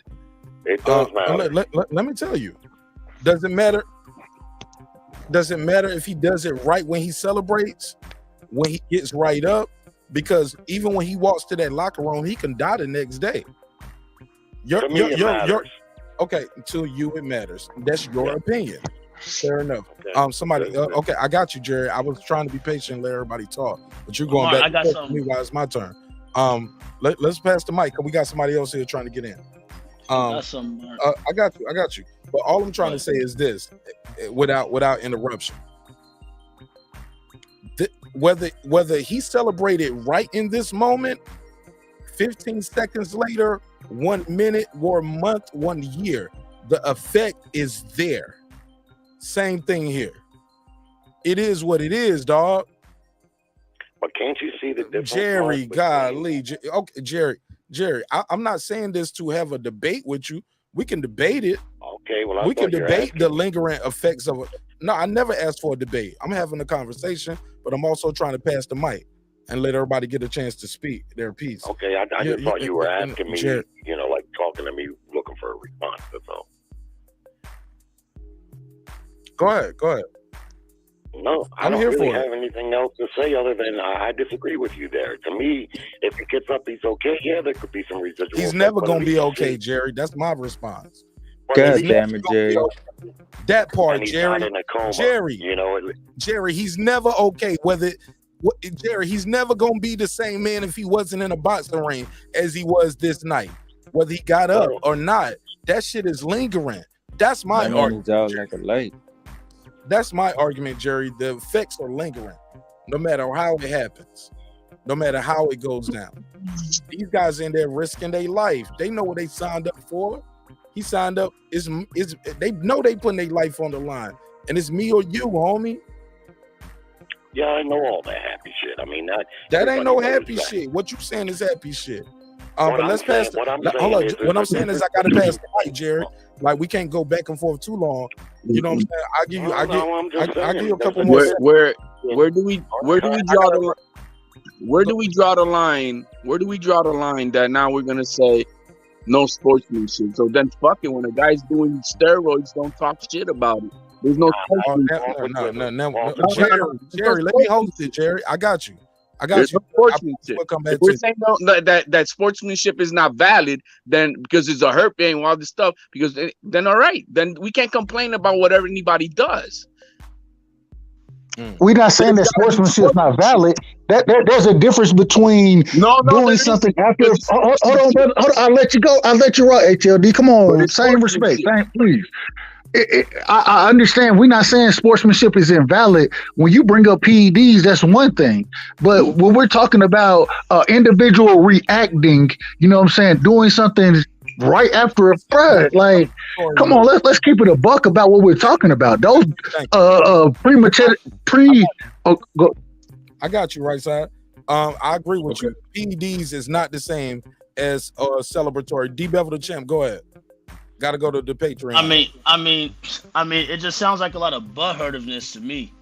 You know what I mean? When fighters knock people out, they celebrate. Floyd knocked out Hatton, Pacquiao knocked out Hatton, they celebrated. You get what I'm saying? Wilder was whooping the shit out of. Fury was whooping the shit out of Wilder. He was licking his blood and taunting him in the ring. You celebrating? And I didn't hear no little backlash from Troy and the caller. You get what I'm saying? Why would you hear anything from me? Why would you hear anything from me? It was the type of celebration, guys. Not that you celebrate. When people get on there, when they get on there and they get in there and celebrate, when they knock out a motherfucker because it's accomplishment, they celebrate their victory. They're not thinking about a motherfucker who's coming there to knock them out. A person who's trying to come in there and knock them out, they're not thinking about their well-being and all that bullshit. You know what I mean? I mean, it just sounds like you jump on the rope. You celebrate with the fans. You guys should watch cricket and Michael Phelps. Dude, have you ever heard anybody in your life? You sound very soft. Y'all sound very soft and weak tonight. You know what I mean? But when it's your favorite fighter, you want to celebrate. You don't want to bring up none of that bullshit. But when it's your favorite guy, none of y'all will bring up none of that bullshit. Here we go. Can I please respond to this dude since he called my name, please? Can I please respond to him since he did say first, Troy.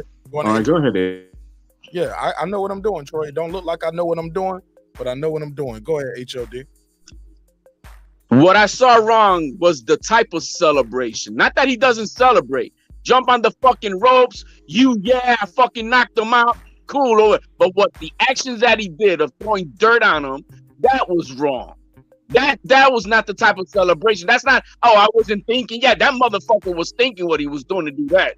Jumping on the rope, celebrating with your fans, with your corner. Yeah, we did it. I knocked him out, shut that fucker up. Cool. But the type of celebration that he did, that is what's wrong. Because the guy's still twitching on the ground. Coming from the Teofimo Lopez, hold on. Teofimo be doing backflips and doing the shovel shit too. But HOD love Teofimo, right? See how dumb you look right now? You love Teofimo, right? But Teofimo does backflips, does the shovel shit. Come on, dog. Don't let me expose you. You're exposed.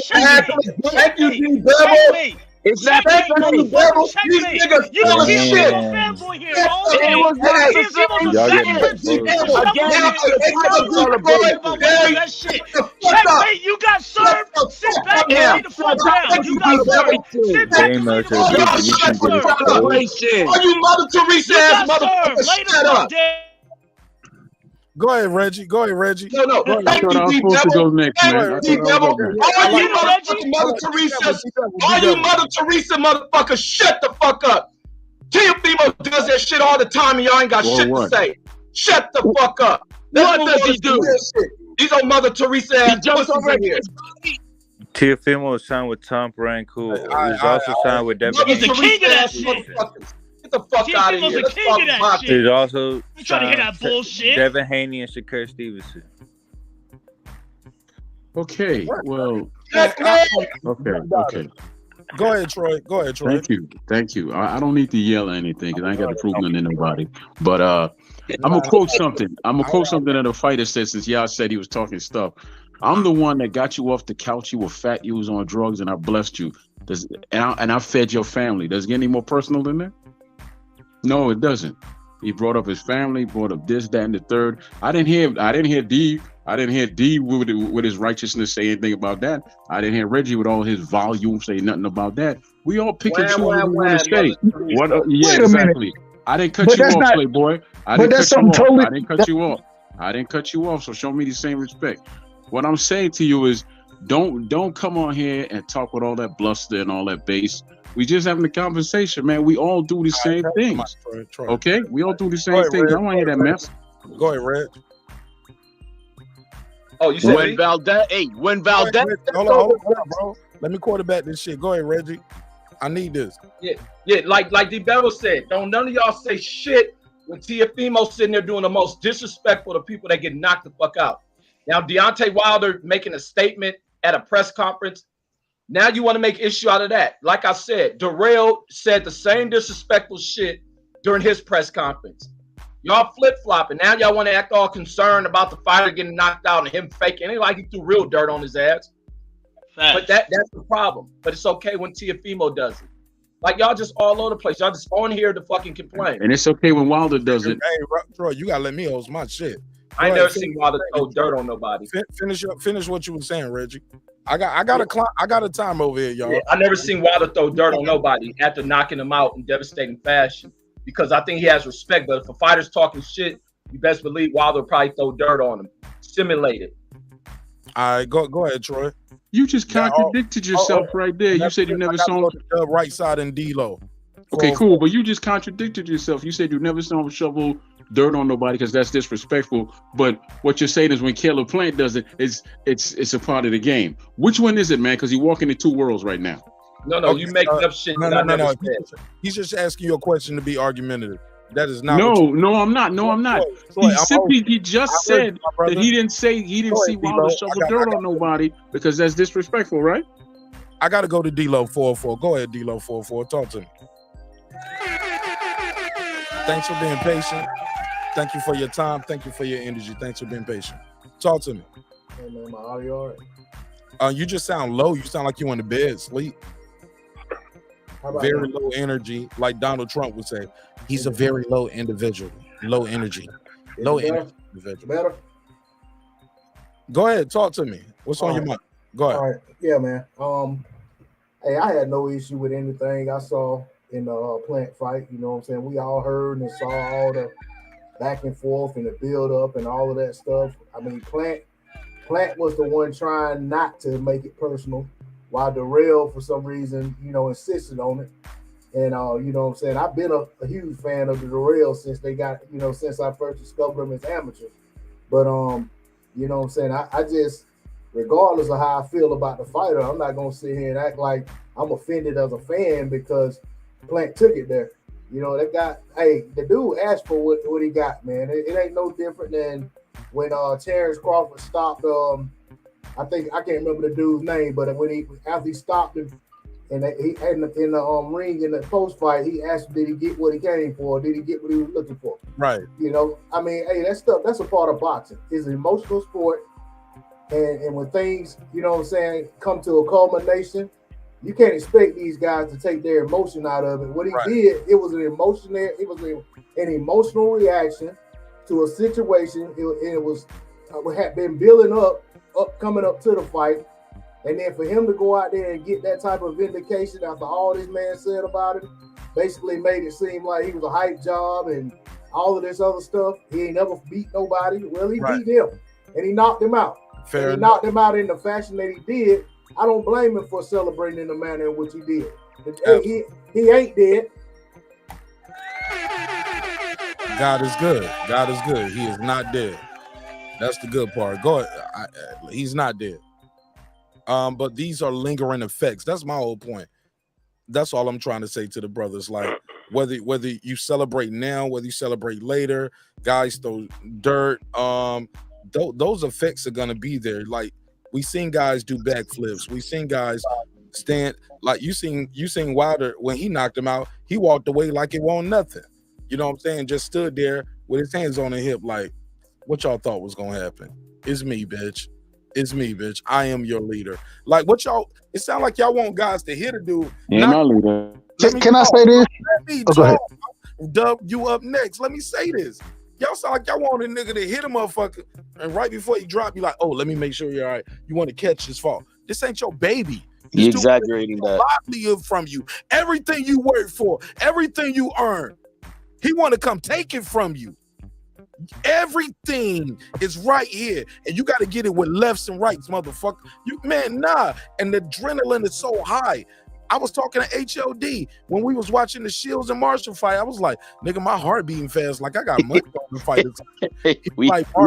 we had an adrenaline crash. Mark, you just excited about it. The buildup is so big. And I made a joke. I said, thank God this ain't sex, because shit, I wouldn't have got it up. Wah. Like, no, this is the real conversation we had. You know what I'm saying? I swear. HLD, am I lying? No, man. You have an adrenaline crash. Yo, bro, and I think that's why a lot of people are so excited about these fights and talk about them. But we got to respect each other's opinions, because at the end of the day, guys, that's all it is, ladies and gentlemen. I have my opinion, you have your opinion, and in the words of Troy, I don't give a damn, Graham. I don't give a damn. I'll watch the fight live with brothers, and we'll judge the score. We'll score the fight differently. Watching the same fight with no sound. And then sometimes we have to rewind the film a little bit. Like, did it land? No, we thought it landed. But you had made so much noise talking about it landed, and then we see it didn't land. But that's neither here nor there. Sign up for membership. You can watch along with the show. Shout out to Dub, right side. He was there for one of these watch alongs. Go ahead, Dub. Get your bars off, fam. Man, I just want to say, at the end of the day, what Caleb Plant did in the ring, we've seen a lot of fighters celebrate different ways in the ring regardless. And it all comes from the emotion, the excitement, the adrenaline that's going through their bodies at that moment in time. When you got all those chemical reactions going on, you may not be thinking, what's going to be the most or the best received celebration. It shouldn't matter. We don't crucify any other fighters for the way they celebrate. When Tank Davis knocked out a nigga and then sat there and put his shit in his face, and we ain't crucify Tank for that, and we ain't going to, because in the heat of the moment, when you fighting, anybody who done been in a fight, a real fight, know that nigga, all that shit don't mean nothing. If I knock a nigga out and I'm in the heat of the moment, I might be standing over his ass, cussing him out, this, that, whatever.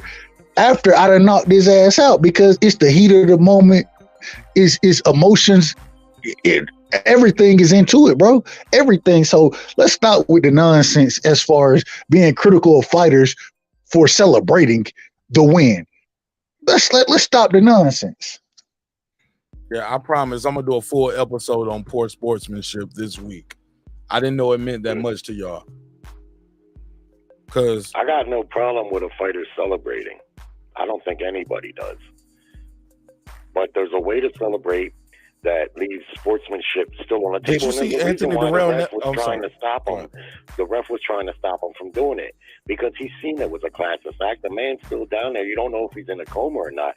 And Mark, I don't want to pound it, but there's a difference between a lingering effect Darrell might have brain damage from all of his fights accumulatively, but if he gets up off the mat and gets to his feet and he's conscious, that's different than being down there in that state that he was in because you don't know how badly he's hurt. Classless act for me. So if he knocks him out and then Darrell gets up, then he starts to throw. He does the motion of throwing dirt on the grave. It's okay then. That's what you're saying? I'd say it's a little different then. Yeah, it's different then because at least you see that he's not in a coma or maybe dead. You know what I mean? To me, see, the thing is I'm not going to convince you guys. Like, you guys ain't going to convince the ones that feel the way I do. We're not going to convince each other. It's a matter of perspective. I'm not saying Plant should be fined or thrown under the bus or anything, but I wonder how he would have felt if Darrell didn't get up off of that ground and he did that act right there. Because where do you draw the line? If it's okay to excuse poor sportsmanship because of adrenaline, what if he would have dropped his drawers and put his ass in his face? Is that okay too? Because nah, man, get the fuck out of here. Small heads. We're not about. No. Y'all sounding like man on film right now. Y'all sound just like main event said he want to catch a body, Reggie. Go ahead, Reg. The dude. Yeah, they sound like man on film. Hated it. His celebration. Ew. Hated it. Like, stop that bullshit. Like, god damn. Go ahead, Reg.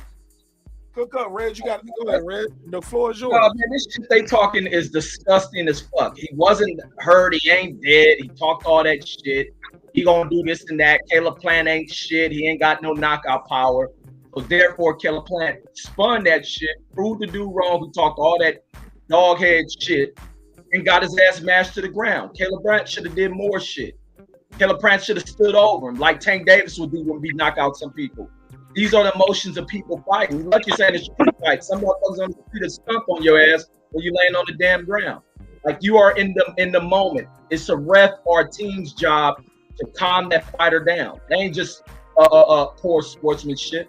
It's no different than Khabib going off after fucking. Khabib is one of the most humble dudes you have ever watched in the game of fucking in the fight game.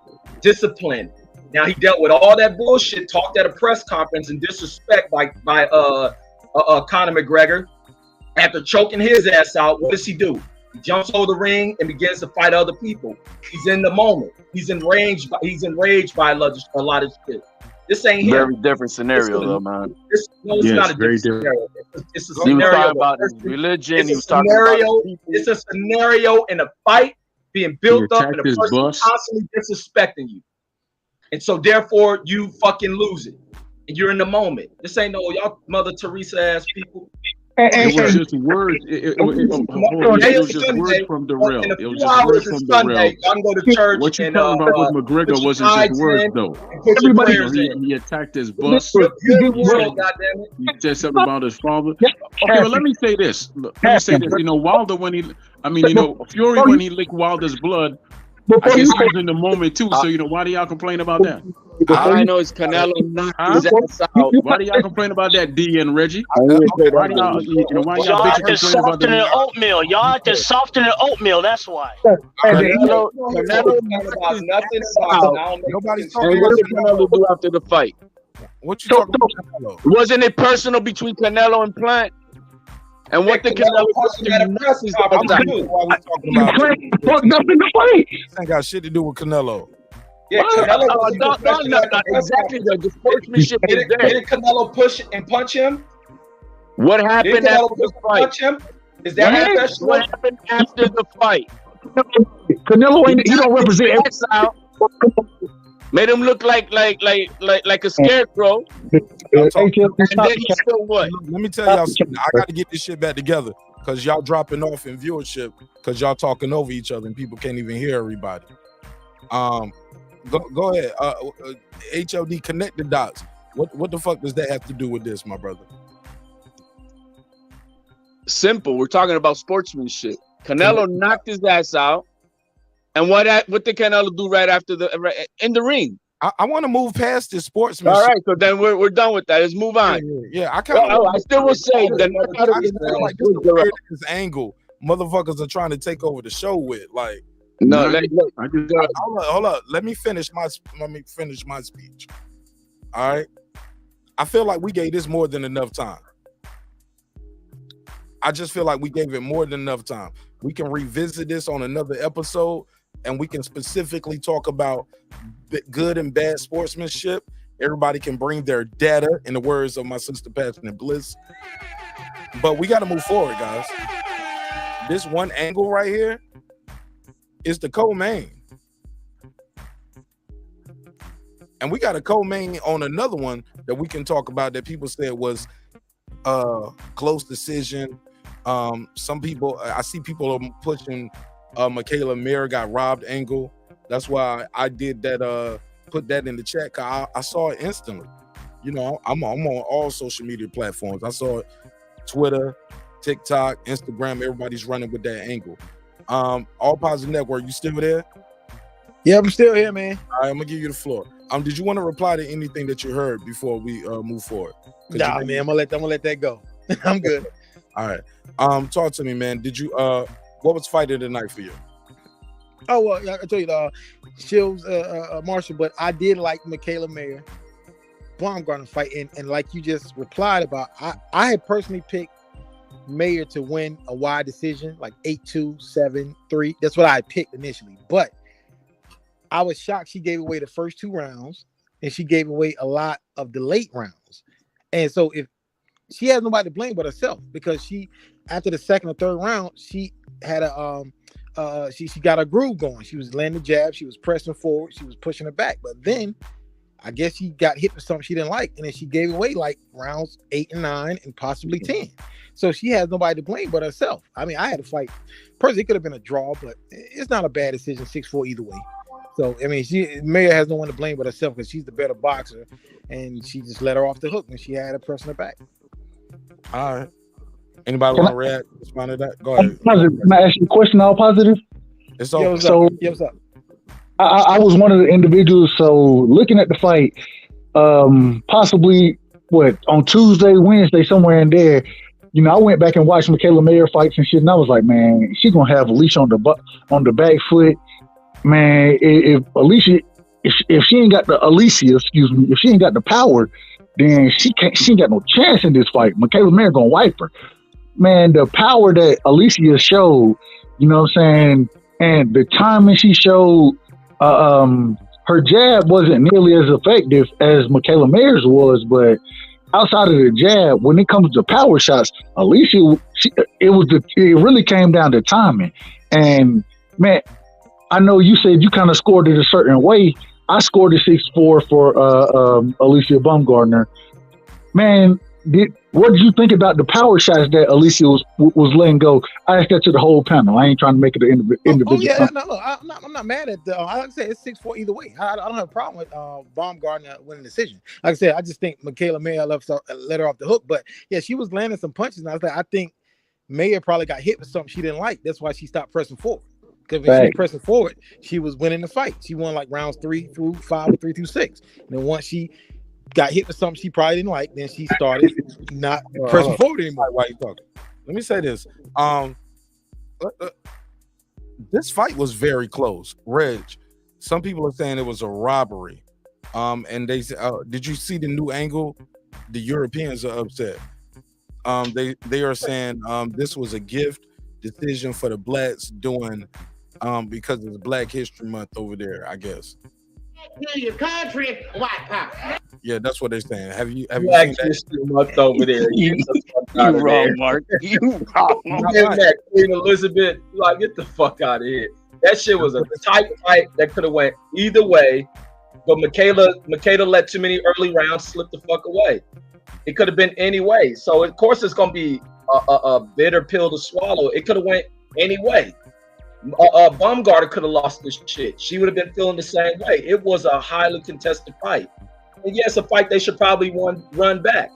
It was, but she started to lose those late rounds, and I think that's probably what cost her with the judges' scorecard. But I don't think these judges probably don't even know nothing about no Black History Month over there. This is my first time in my fucking life hearing about Black History Month over there with all these British ass motherfuckers that be on here. Now all of a sudden we find out it's Black History Month. Ain't that pot of bitch? Was it really Black History Month over there? It really was? Yeah, that's what they're saying. That's what they're saying. I I didn't hear none of that in the build-up. D Bevel the champ, you still there? Give me your take on that. You heard that angle? Yeah, I'm still here. You hear me? Yeah, I hear you. What's your take on that angle? You said it was Black History Month in the UK. I think that's bullshit. Nobody follows the holidays of the UK. No disrespect to the UK, but it was a close fight. You know what I mean? That fight could have went either way. I really didn't know how to score it. You know, when they were announcing the fight, I was like, this shit could really go either way. Could have went from Baumgartner, could have went for Michaela Mayer. You know, even the numbers prove that. You know what I'm saying? So, I mean, it is what it is. I mean, I watched that fight really to get to the main event, but if it went to either woman, I would have been satisfied with the decision because it was really that close. All right, pass it around. Go ahead, Troy. That's it. All right, before I make my comment, I'm offering, since you keep using the word soft and this and that. Troy, you sound far away from the mic. I'm close now. Go ahead. I'm just saying, if you're gonna call somebody soft, y'all can feel free to walk in my shoes any day you please. Keep it boxing. Man, keep them stanky motherfuckers on your own feet. All right, Get over that shit, Troy. Yeah, we passed that. Go ahead, Doug, right side. We'll talk to Troy on the next one, man. He ain't I'm just saying, bro. Like, keep it boxing, bro. My comment about Black History Month in the UK. You just brought up Black History Month in the UK. I just checked. It starts in October. I asked the question, but you didn't. That is what you talked about. You got it, Troy. You got it. Hey, respond to the question, bro. Respectfully, respond to the question. You got it, bro. Yeah, go ahead, Troy. Yeah, keep it boxing, Troy. You just brought up Black History Month in the UK, right? And I'm simply telling. Troy, can you give me your take on the topic?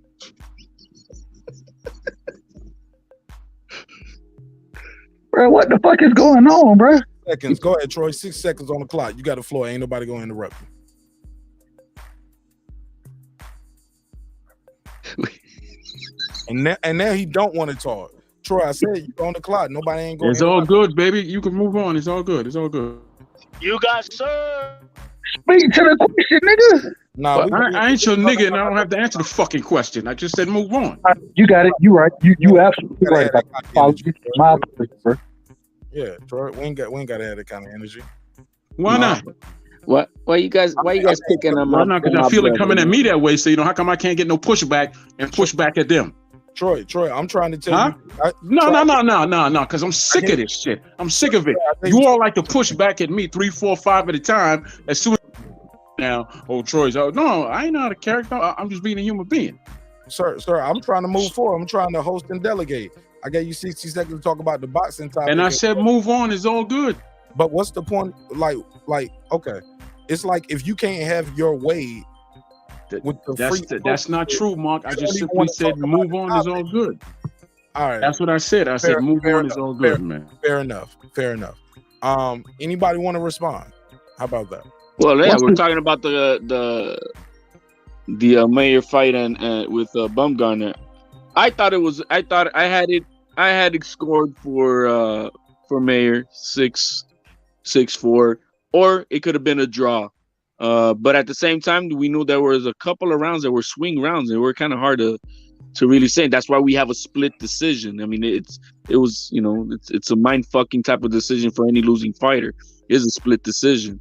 So it is what it is. I think Mayer could have done more in those last 2 rounds to cement it, and maybe that's where I think she. I mean, I still would like to look at the judges' scorecards. I've been looking for them. I couldn't find them to see what they scored the fight. But she could have done more in those last 2 rounds. Definitely, I think she should have done more to solidify that win. So if she lost those last 2 rounds, I think that's where the fight is at. She did give up the first 2 rounds too. I'll pull them up. I'm about to put them on the screen because they should be online now. Go ahead. Yeah, I was looking for them. And the thing about the cards was the only card that was extreme was the one for Michaela Mayer. I believe it was something like 98 to 92. No, it was 97, 93. I think it was. Okay, cool. But that was the only extreme card because It wasn't the other extreme, two though. cards were very close. Talking all over. They were very close. That's not extreme. That's a sick. That's Hold on. Look, HLD, bro. I let you get your shit off, and I start to say something. You want to cut me off, bro? Let him try to get his shit out. HOD. Let's show him some respect. It's all love. And at the end of the day, like I said, I scored it 6 rounds to 4 for Alicia Baumgardner. But if it was a draw, if you had Michaela Mayer winning 6-4, I can't disagree with it. It was a tough ass fight. It was a close ass fight. I thought Alicia Baumgardner landed the better power punches. Michaela Mayer, she landed great jabs. The problem was it got to a point where she wasn't following her shit up like I thought she should be, and she was getting timed out that motherfucker. So I end up giving those rounds to Alicia Baumgardner because she was hitting her with hot shit. And there were certain rounds where it seemed, especially when we got later in the rounds, it seemed like because of what Alicia Baumgardner was hitting her with, it slowed down Michaela Mayer coming forward. I'm one of the people who said before the fight, right? I picked Alicia to win the fight, but I was like, man, if Michaela Mayer come forward like I see her come forward, she gonna beat the dog. She might drag her ass, and she wasn't able to do that because she got caught with some hot shit. So that's how I scored the fight. Go ahead, HOD. Go ahead, H. Oh, go. Here we go. Hey, if you give the first, well, I gave the first 2 rounds to Baumgardner, and let's say you give the last 2 rounds to Baumgardner, what other 2 rounds in the middle would you give her? If you asking me specifically, I don't have my scorecard with me, but one thing I will say, I don't know exactly what rounds, but I know between 5 and 7, there were shots that Michaela Mayer was hit. Not Michaela Mayer, excuse me. Alicia Baumgardner was getting off that was slow. It was putting the brakes on Michaela Mayer, and it showed later in the fight, you know what I'm saying, because she was getting that hot shit off. If you look at the punch stats, Michaela Mayer landed the majority of the jabs, but Alicia Baumgardner outlanded her by about 15 punches, and she threw more power punches and landed more power punches. When it comes down to boxing, bro, yeah, the jab is all good and well. If KAMBOSOS if he outland Devin with power punches versus Devin outlanding him with jabs, I'm looking at the most clean, effective punches. And it seemed like Alicia, in my opinion, won that with the clean, effective punches as well as it being power punches. Well, that's what I'm saying. I mean, the way I look at it, I mean, you could probably give her the last 2 rounds if that's what happened. I'm just trying to figure out which ones in the middle rounds. You just gave me in generalization what she did, but in accumulation. But I'm trying to figure out. I don't have my scoring scoring shit with me right now, and yeah, and that's okay. Respectfully. Yeah, I get it. The problem too, sometimes with these flows, it seems like sometimes people want to ask questions to the panel and different people on the panel instead of just speaking in declarative statements and just saying how you feel. You know what I'm saying? People want to, it's like, let me ask you a question about this. And how did you, so now that person has to reply and then this person wants to reply. I got you. And I want to be fair, but I think a lot of times people just say how they feel. Shout out to Reggie.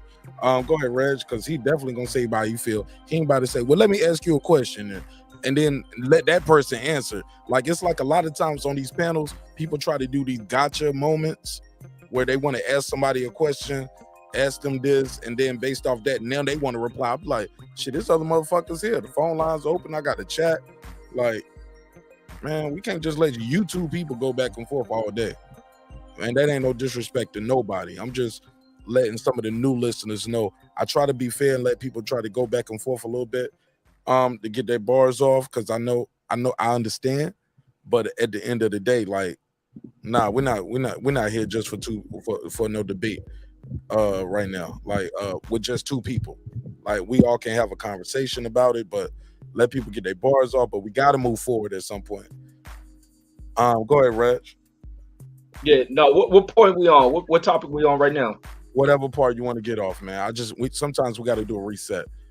All right. Yeah, I want to go into the Devin HANEY fight, man, and I thought that was an impressive fight for Devin, and also for KAMBOSOS. KAMBOSOS tried to mix in some things to change to try to change things up, man. And it just showed that Devin is light years ahead of this dude. And this is a fight Devin had to make adjustments. There's some things in here that I observed from the fight that I don't like that Devin does.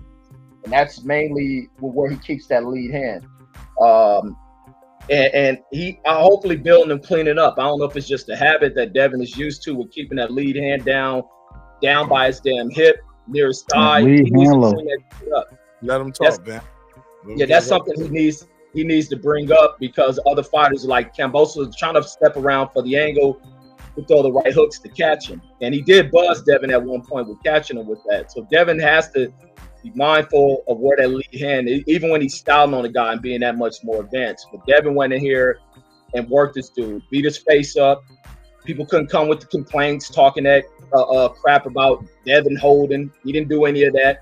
It's just like I said in the first fight. They do a lot of falling in forward, and they have to clinch up. They have to clinch up when they fall forward like that.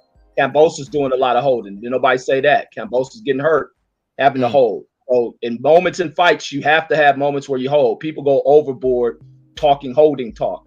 It's what happens. When you're in bad range, you need to have the ref come in and reset it. That's his job to be in there and do that. Now, excessive holding is a thing. Now, Kambosos started confusing himself with all that switching to southpaw, switching to orthodox, switching southpaw. I just wish Devin would have dedicated more to the body. He would have got him up out of here had he hit him a little bit more to the body. But Devin really pieced this dude the hell up. Kambosos was super frustrated. This dude styled on him, and now I hear the talks of Loma. And I don't know if can he make that Loma fight, man. He's gonna really have to get on a very, very good diet trying to get that Loma fight, because like people have been making up off the weigh-in, he really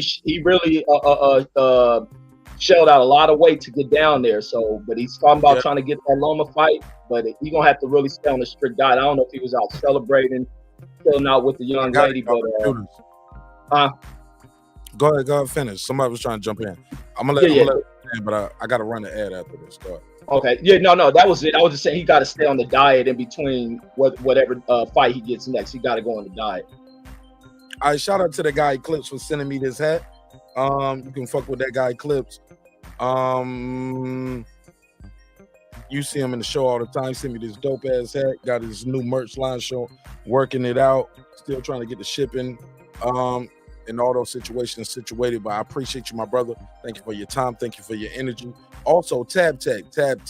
Thank you so much, Tab Tech, for supporting the show. Let's run this ad. Attention Apple users, do you have a locked iOS device that was activated with a specific carrier and you want to go to a different company? TabTechUnlockSim.com can help bring your iOS device over to the carrier you want. With simple, fast, and easy instructions, you can unlock your iOS device without going to an overpriced phone repair store. Go to TabTechUnlockSim.com, unlock your next device in the safety of your home for the fraction of the price. And it's easy as 1, 2, 3. TabTechUnlockSim.com. That's TabTechUnlockSim.com. TabTech, your next device.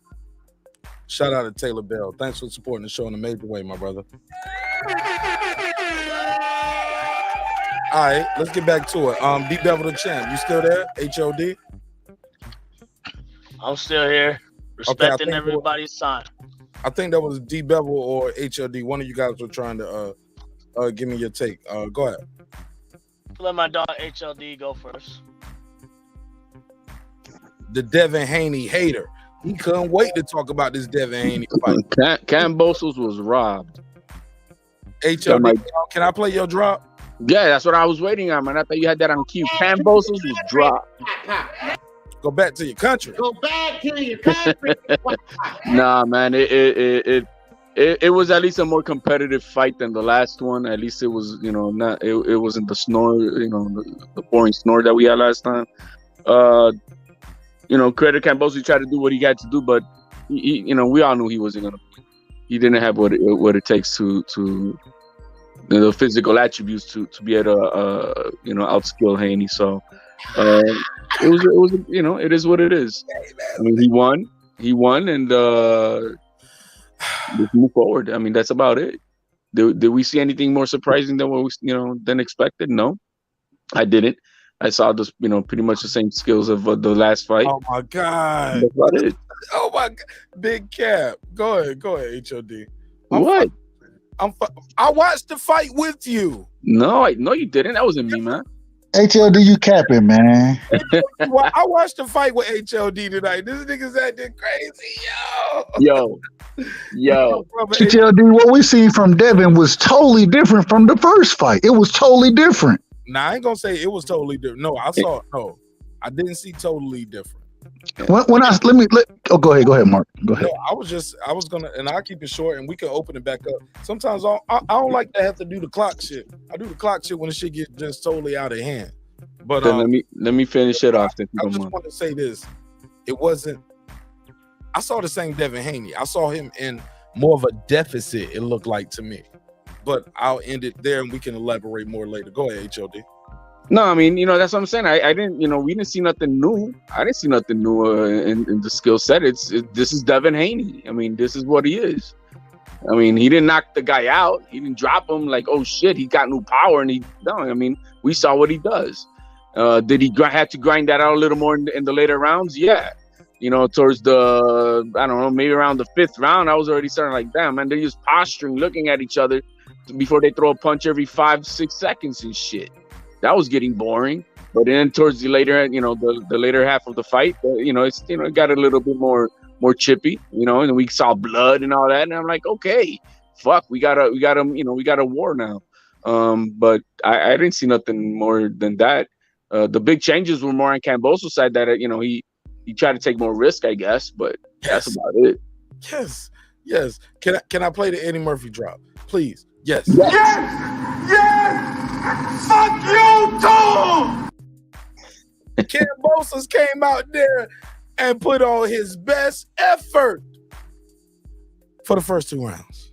Oh man, gotta put the case on for the first 2 rounds. I mean, but then he saw some blood. He started working, and I told y'all, some fighters, man, power is relative. Reggie, All Positive Network, Dove right side said Dun Dada, D-Bevel champ, Dun Dada. I always say power is relative. Y'all, you know what I'm saying? Like, if the guy don't have no power, it's like your 2 or 3-year-old child hitting your leg. You can just walk right through them. They're not walking right through these guys, or these ladies. So because they don't have a certain amount of knockouts, fans that say, oh, they don't have no power. Well, that person is respecting their power enough. And they can't get their shit off to knock them out. So that person ain't got no power. Well, they must have a hell of a chin then. It's all facts, Mark. And what we saw tonight, what we saw from Devin at least, I agree with you. I get, like I say, I scored it 11-1. I gave KAMBOSOS the first round. I thought KAMBOSOS came out trying to do different things. The problem was the ring IQ of Devin Haney is different. When Devin understood what he was trying to do, when he never really stayed southpaw. Now he wanted to act like he's switching between southpaw and orthodox stance. And every time he started to switch later or in the mid rounds of the fight, he got his ass clipped with a goddamn right hand.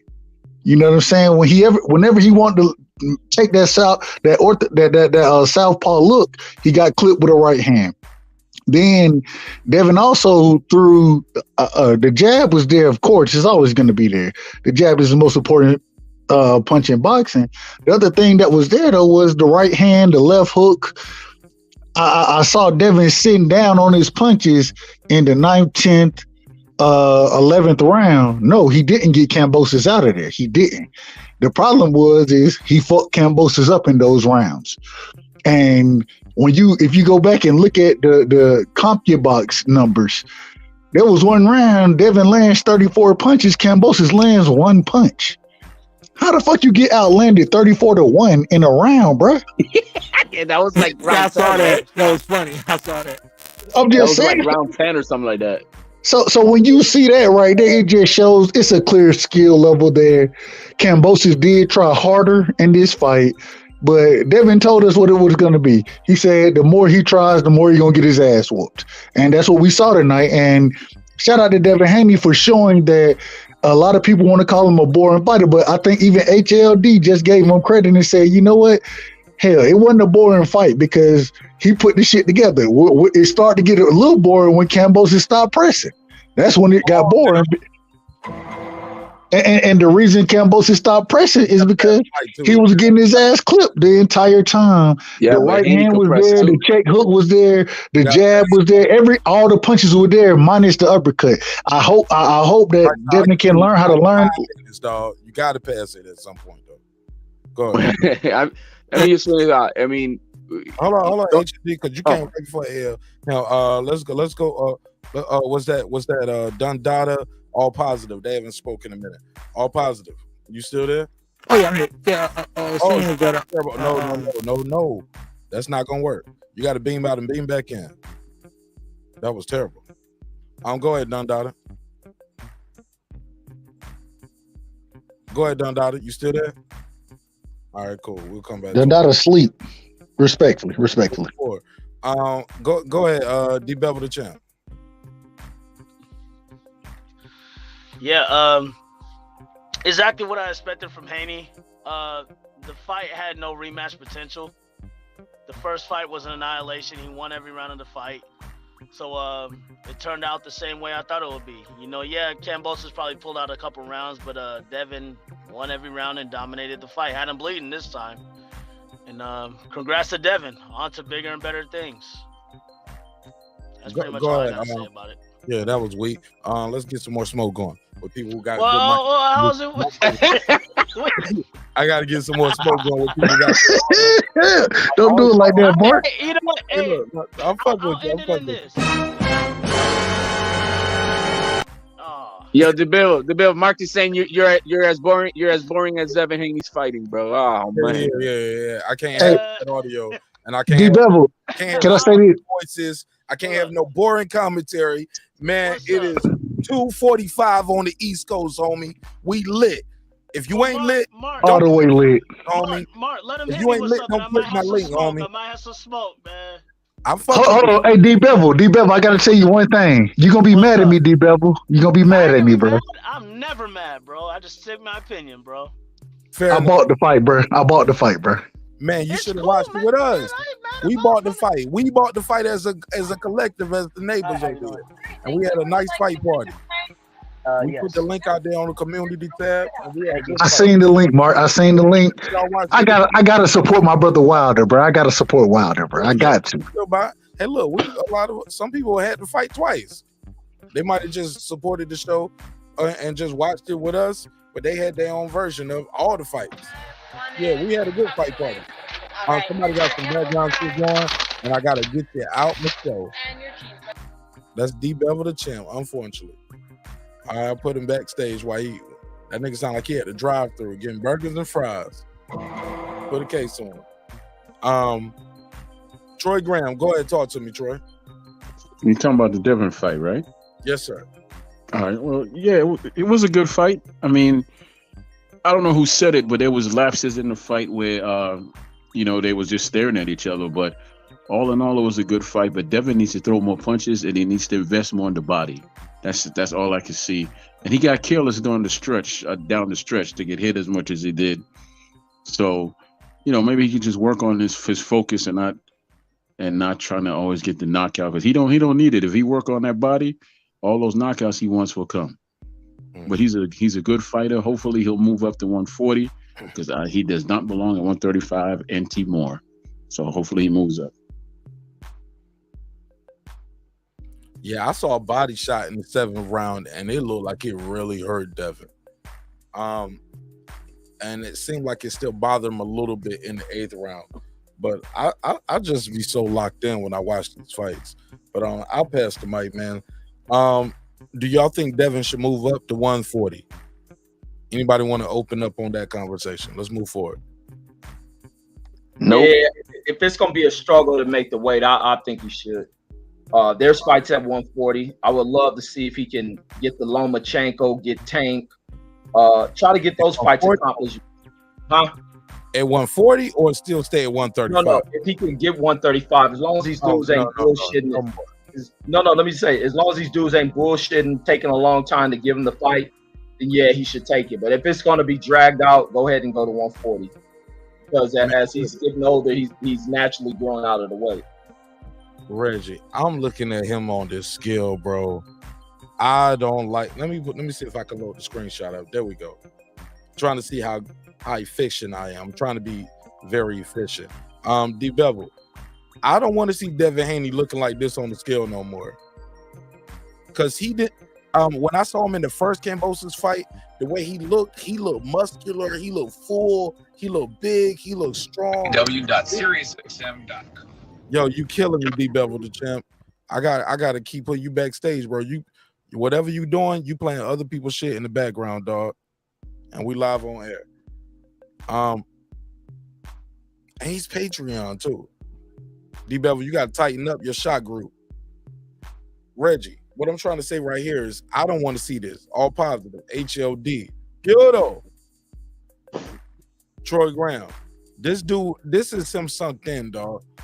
This is not Devin Haney. Like, this don't look like, come on, bro. He's supposed to been moved up. This looks bad. D Bevel the champ, you got your audio right? Check 1, 2. Unmute your mic. All right, go ahead. Let's pass it around. Go ahead. Who is that? That's me. Like I said, I heard his nutritionist, or the guy who's in charge of this for him, right after the weigh-ins, and he spoke, and you know, they said there was no extra work. It was a smooth cut. Yeah, that he looks like that. Yeah, but it all goes to how he feels. Anybody who knows you've been in a sport of weight cutting, it sucks. It does, and there's no question about it. And you know, Devin's not the only guy who goes through that shit. All the fighters do go through it, but you know, it goes down to how you feel, and obviously, if you have the right team around you to make sure you do it the proper way, and that you also then hydrate the proper way. If you saw him today, he looked great. So he didn't look like he looked that first fight. That's relevant. He didn't look the same as that first fight. And not going into the fight, yeah, he looked the same. Nah, bro. Even I think they noticed that too. That's why I think he wore shades more too. Well, no, I'm talking about like in the fight. You know, he hydrated. No, I'm talking about the pre-fight. Like he hit it in the pre-fight wearing the shades more. Well, he had shades in the first fight too. I saw him with shades. Man, that mother! I saw his face all the time. This whole dude, I looked at the weigh-ins myself. He had shades too. We'll debate that after the shit. But I got your Twitter, nigga. Shout out to HAD on Twitter. Always get me blocked. The reason why we can't get no interviews. They be like, "Oh, you follow this nigga." Look, if he has a good team around him, and like Reggie said, yeah, you know, if we get the fight with Loma in March, maybe maybe March or something like that, then and then again, we're speaking ahead. We don't know if Loma's gonna win on the 29th, right? So we got to get through that first. But I would like to see that fight. That's the fight that I think will solidify everything for him and get all the respect pound for pound and everything else in between. But he's gonna have to stay because he's not gonna make the type of money going up to 140 right now. He ain't gonna make $10 million, $8 million fighting somebody right now, unless he's gonna fight one of the top dogs. And maybe, I don't know if Bob Aaron's gonna pay for it. Is he gonna fight Josh Taylor if he stays? You know what I mean? So is he gonna walk into a championship fight going to 140, or is he gonna fight Lomachenko for $8-10 million right now? That's part of the business. That's part of the decision making. Good question. Pass it around. Anybody want to respond to that? Hey, I'm back. Yeah, man. Thank you, D Bevel. I love and respect you, my brother, and I appreciate you supporting the show. Go ahead. You want to respond? My bad. Yeah, it booted me out and put me so back you in. Missed, So you don't even know where we at. Yeah, sorry, man. No, you're good. Good. Cool. No, just stay right here. Stay where you at. Pass it around. Reggie, Troy Graham, all positive. Anybody want to reply what HOD said? Yeah, I think he was talking about the Loma fight. That ain't gonna work. That ain't gonna work. Oh, that ain't gonna work. That ain't gonna get it. Hello? Testing 1 2. You hear me? Oh, that's terrible. That's terrible. Okay, sorry, brother. Sorry. Welcome to Hoochie Burger, home of the Hoochie. I can't, Reggie. Reggie. And look, it's not me. People be thinking I'm a stickler. Like, oh, Martinez gonna kick you off the show with the bet. I'm not tripping, right? Y'all hear it, right? Yeah, it sounds like the bad drive-through box. Yeah, man, that's not fair. Because some people got good earbuds, some people got headphones on. That shit is right in their ear, and that shit is loud and it's terrible. Some shows will let it go. They be like, "Go ahead, this is my brother.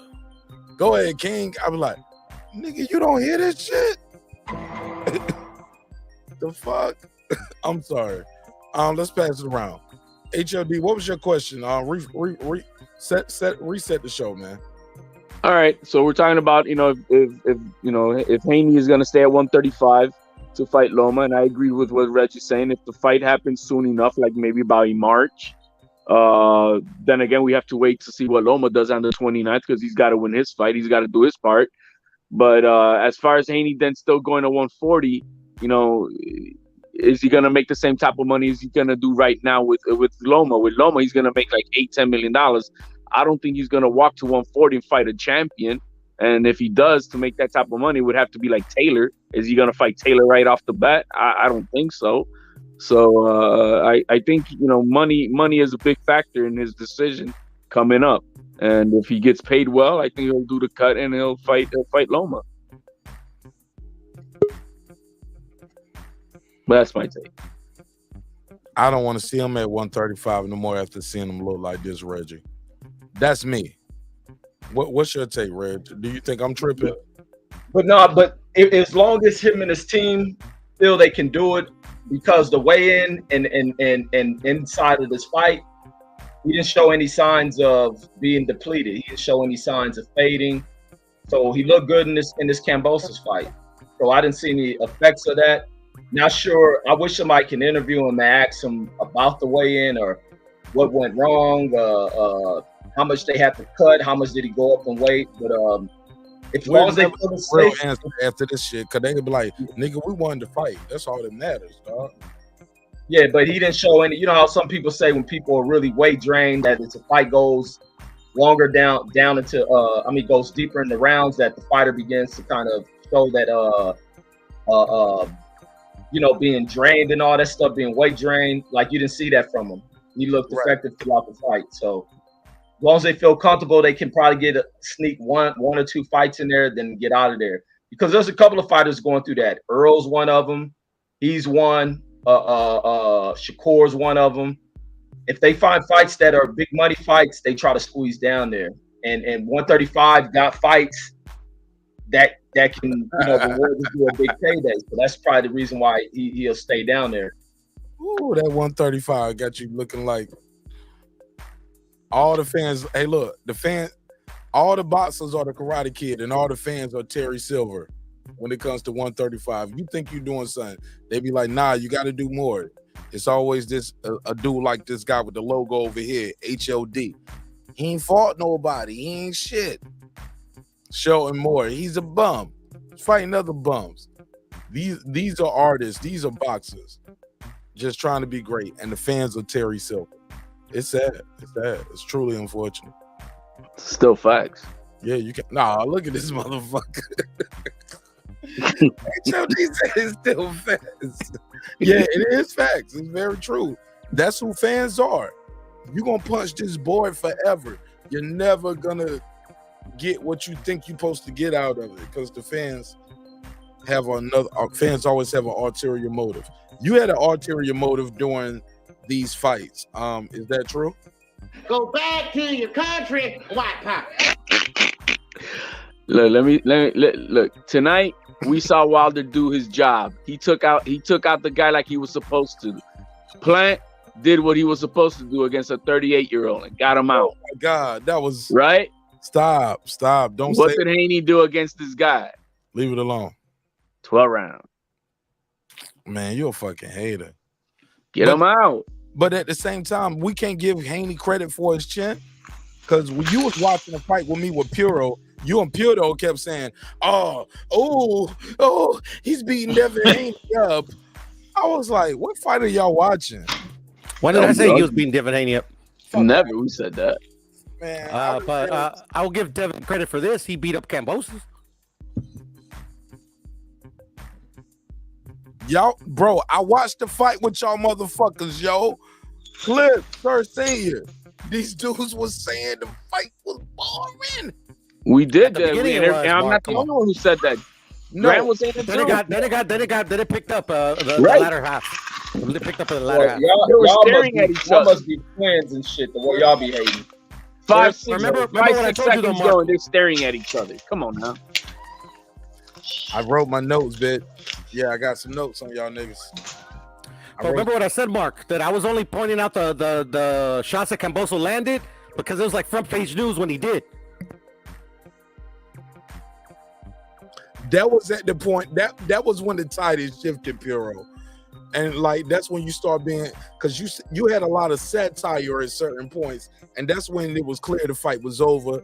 You would stop keeping score. Come on, fam. Well, yeah, because like clearly, like Devin HANEY is better than Kambosos. He started what? Yeah, nothing was gonna change. That's You know, that's what happened. Big cap. that Yeah, fucking put the shit. big caps on, nigga. Oh, motherfuckers be big capping when they favorite fighter lose.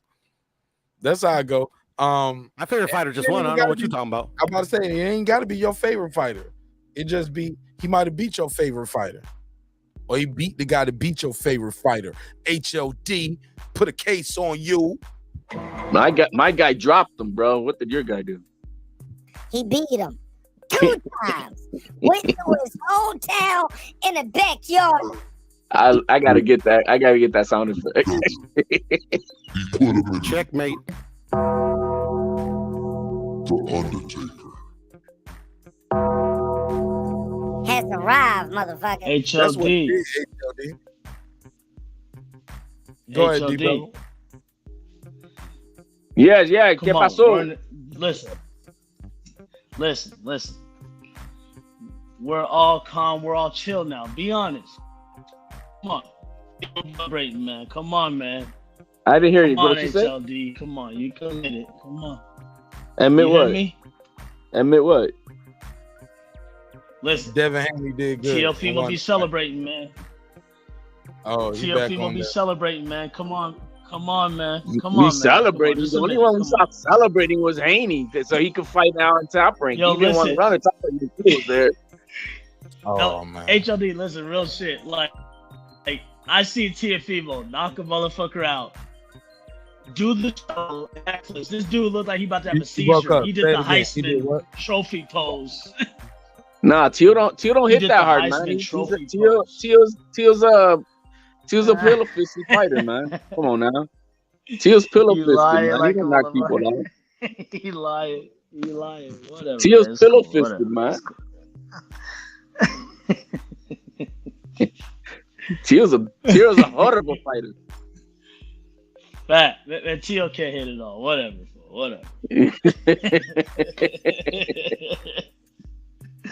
No, that's all, man? y'all. Go ahead, touch around. That's all right.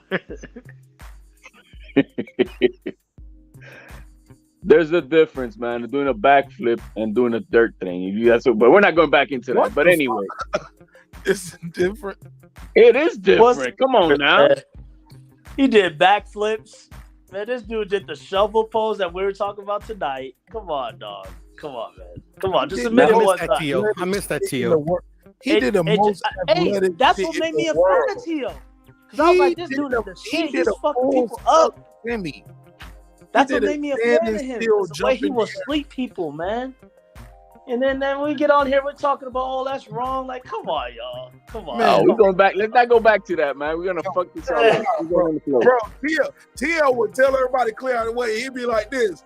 He'd do the shovel, do the Dougie, he'll be dancing, wind that shit up, run, do the backflip. Tio's Honduran, man. He I can't missed that stand. Tio, Come on. man. Somebody got bad audio right over there because they didn't want to hear it. They start scraping the. Come on, man. Y'all know what he was doing, and it was I okay. missed that Tio. When Valdez knocked out Burchelt and he stepped over him, I wasn't cool with that. Remember that? He didn't Man, step get over. out of here, man. Y'all back on that shit, man. He didn't step over. Oh Yes, my he did. god. That's Mark. hey, He look, knocked him hold out on. and he ran the other way. Somebody got to fix that audio. This is bad. Okay, it's D Bevel. D Bevel, it's you. It's you, bro. It's you. Yeah, it's me. My bad. I'm gonna disconnect this. Yeah, just do it. You ain't got to tell me. Just go. Yo, Just Mark. get straight. I'm Get straight. sorry. Go ahead, Troy. Yeah, you know what I was saying was we didn't really learn anything new about Wilder tonight because the fight was over so fast.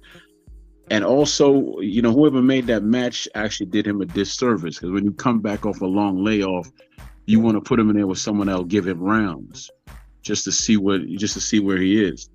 Who was the guy that beat Coffee? The you know, the heavyweight fighter Coffee. I don't What's remember. his name? Go ahead, connect the dots though. Go ahead. Right. You know, that's a guy you put him in with, a guy that's serviceable, a guy that's durable, but you can still take him out. You don't put him in with someone that he knows he could knock out real easy because you want to see what he's about. Right. So, you know, yeah. Fair enough. This is my brother right here. Good dude right here, cooking with the champ. Talk to me, champ.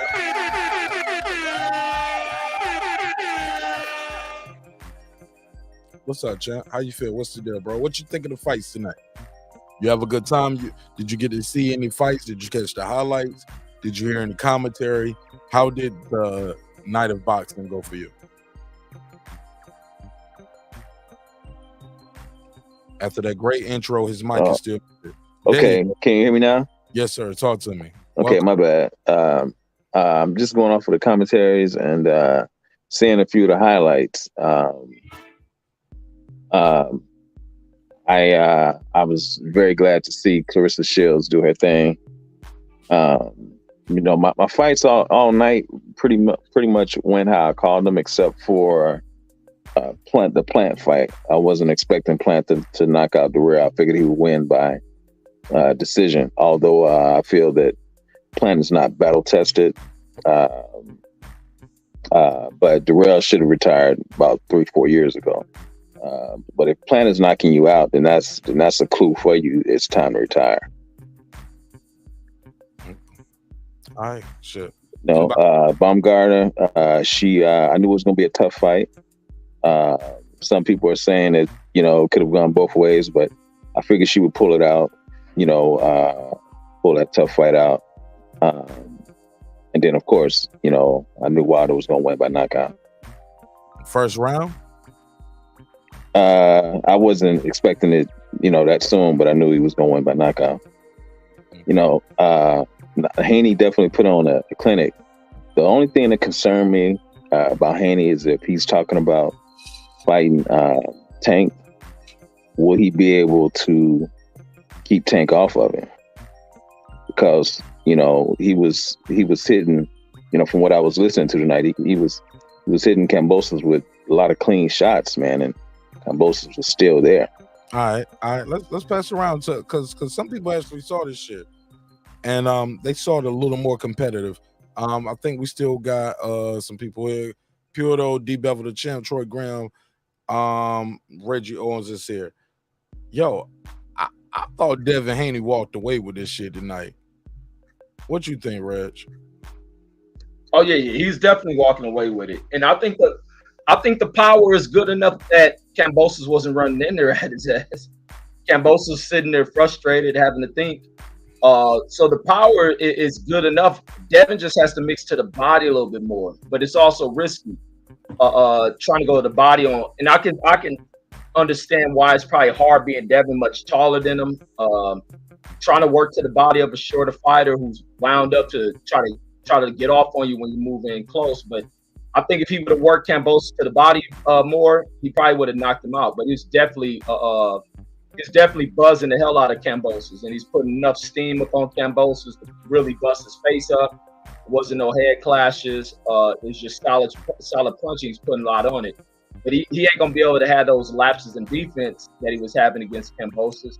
He can't continue to rely on his athleticism as his defense to try to duck and weave and out the way of punches. He got to start bringing his fucking hands up, protecting himself.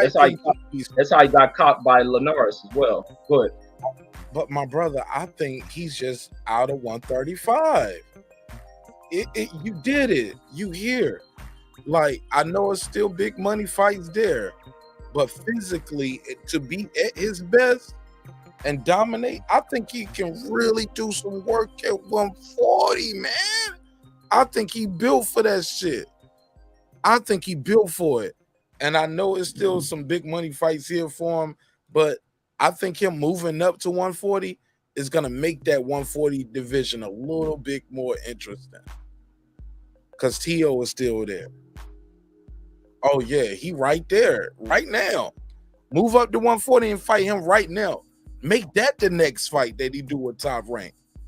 I would love to see him fight Tio Lopez at 140 versus fighting Loma.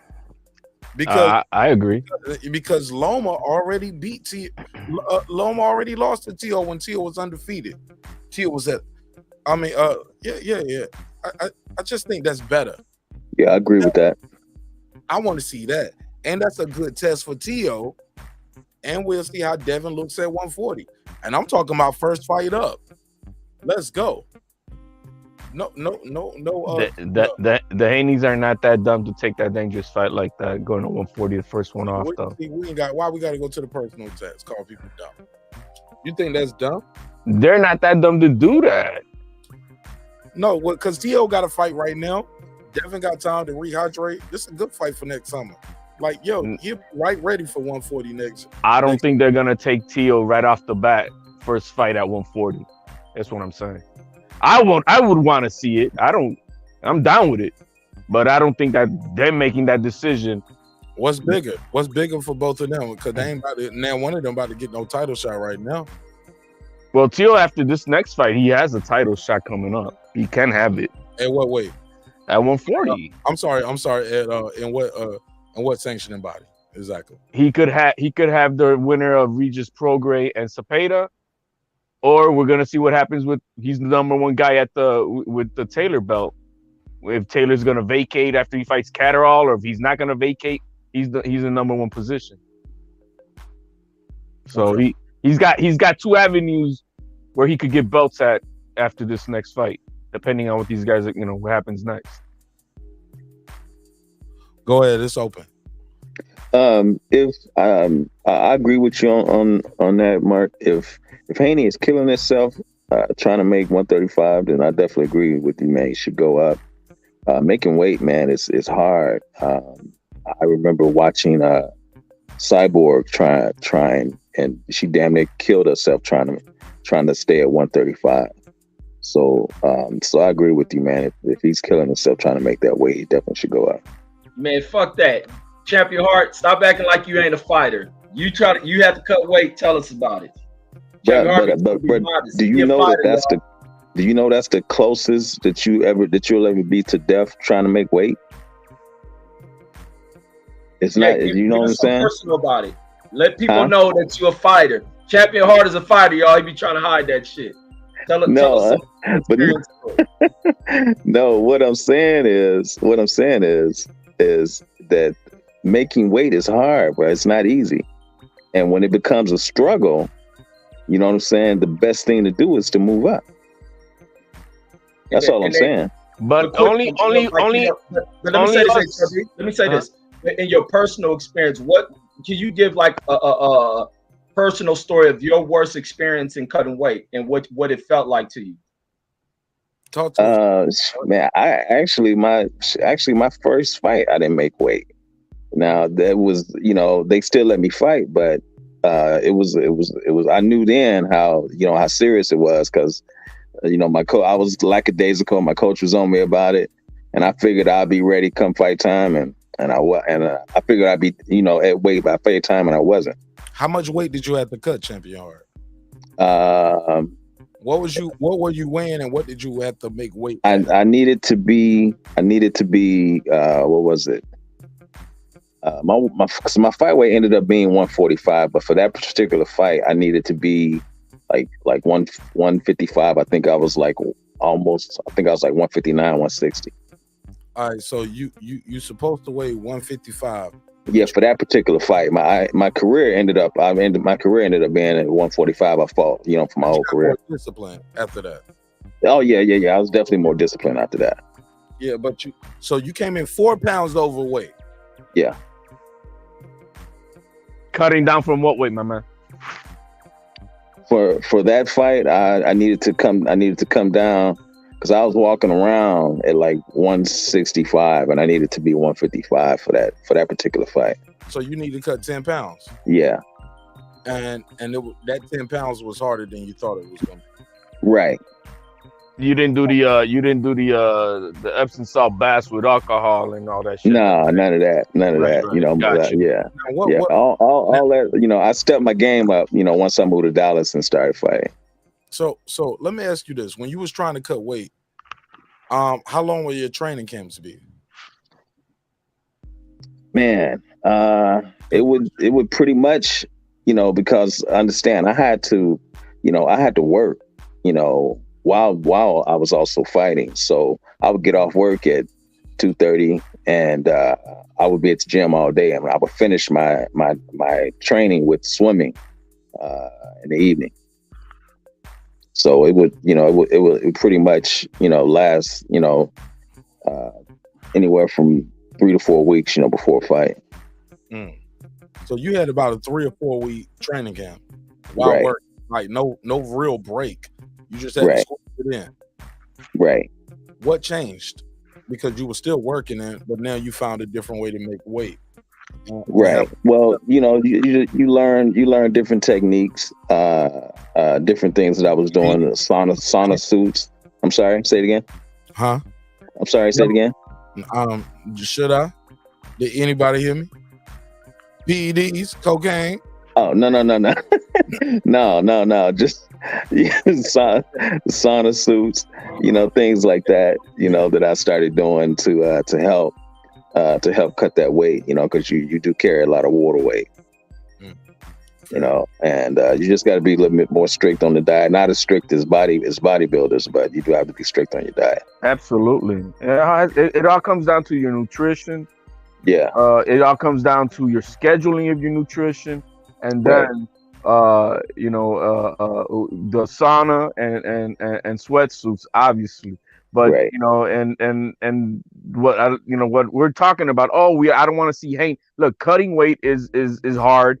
Yeah, you may look like Haney was, but it really comes down to if you have the right team helping you do this shit right, that you're not doing Epsom salt baths with rubbing alcohol on your body. Now that's torture. I'm telling you, that's torture. I've been there. But when it comes down to is how you feel. If he's doing it right, you're gonna see what we saw tonight. We saw a healthy Haney in the ring, hydrated properly also. So it really comes down to that. Now, if he's passing out and all this stuff, or they have to do the extra work, which I think actually ironic is his coach Reggie, I think his name was, that I saw the interview after the weigh-ins, and he was saying, look, no extra work, we didn't have to do no nothing crazy to. It was a smooth cut, and you know right now he's doing his his hydrating process. So they got a system in place, and that you know is monumental. Especially at this level. So I think as long as he's got the right team around him, and they're not taking, you know, these extreme dangerous measures. When I'm talking about Epsom salt baths and with alcohol or excessive saunas with sweatsuits and shit like that, then you're talking about, you know, serious health issues that can come away from that. Yeah, that's a good point, HLD. You guys remember when De La Hoya fought Pacquiao, how he looked, because he had to make that weight. He looked like he had the little bit body and the big head. He was drained. You know, he barely threw any punches in that fight. You guys remember that? He was a zombie in that fight, champion. Yeah, damn zombie. Yeah, he was. I want to ask you a What happens when question you come real down quick, from 160? though, champion. You know, how many miles did you run a day? Was it like a steady run, or did you do the hill? Because, you know, in talking to different fighters, most of them will run uphill, sprint back down, and things like that. You know, do you run uphill, or, you know, how did you do your thing? Yeah, mine was a steady run on a track and field behind the high school, 3 miles a day. That's all I did. You know, my coach would tell me, you're not trying to run a marathon, so you don't have to do 9 miles, 3 miles a day. It's fine. Yeah. Did you sprint, or was it? Yeah, like you know, I would break it down to sprinting the straightaways, running the curves, sprinting the straightaways, running the curves. That helped with explosive power. Heart rate too. Yeah. Yeah. Because I used to do that, champion heart, which is why I'm asking. Yeah. Yeah. Yeah, stop trying to hide you a fighter, champion heart. Bring that shit out. Hey, let's bring it back to tonight. Tell him, cuz. What's happening, cuz? Yeah, no excuses, right? Hey, No D-Bevel, game taking on here, goddammit. Cuz, man. Hey, wait, you got. D-Bevel, you got to fix your audio, bro. It's clipping in and out. In and out. All right, I'll be back. Yeah, all right, cuz. Yeah, it's actually chopping. Area of the line. JJ, shout out to JJ. Thanks for supporting the show in a major way. He said, salute to y'all. It sounds like y'all think Devin ready for Gary Antoine Russell or Regis Prograis with the 140 talk. I see him beating Josh Shayla at 140 though. What do y'all see Devin's future at 140? Because I think I don't see him fighting. I don't see him needing to prove anything at 135. He got undisputed. Loma didn't get undisputed. What are we talking about? Loma lost to an undefeated champion. That undefeated champion, Devin beat him twice. The guy who beat the guy. Well, in his own backyard. If we're going to this comment, I mean, I don't. All the heavy lifting. What? He just did all the heavy lifting. He went to Australia twice. He's Mark Nash is crazy. You can't be biased. He took less money. Oh, now, hey, Reg, you hear that? Now Puro don't woke up. He got all the belts. How's he not heavy lifting with all the belts? Because he didn't have to fight really nobody to get that shit. Yeah, you're right. Because he got ducked. He got ducked. He never got ducked. That man, as soon as Tio lost, he celebrated and ran over. Hold up. If Loma fights him right now and gets undisputed, bro, Loma fought one guy. He didn't fight. He lost to Tio. Tio took all his belts. So Loma would be getting 2 belts that he didn't have. He didn't have Tio belts, and he didn't have the belt that Devin got. Oh, he gave that belt away. Country white pop. Nah, he didn't. He gave Loma's that belt gonna get away. not naked from the He waist didn't down. fight Devin to get it though.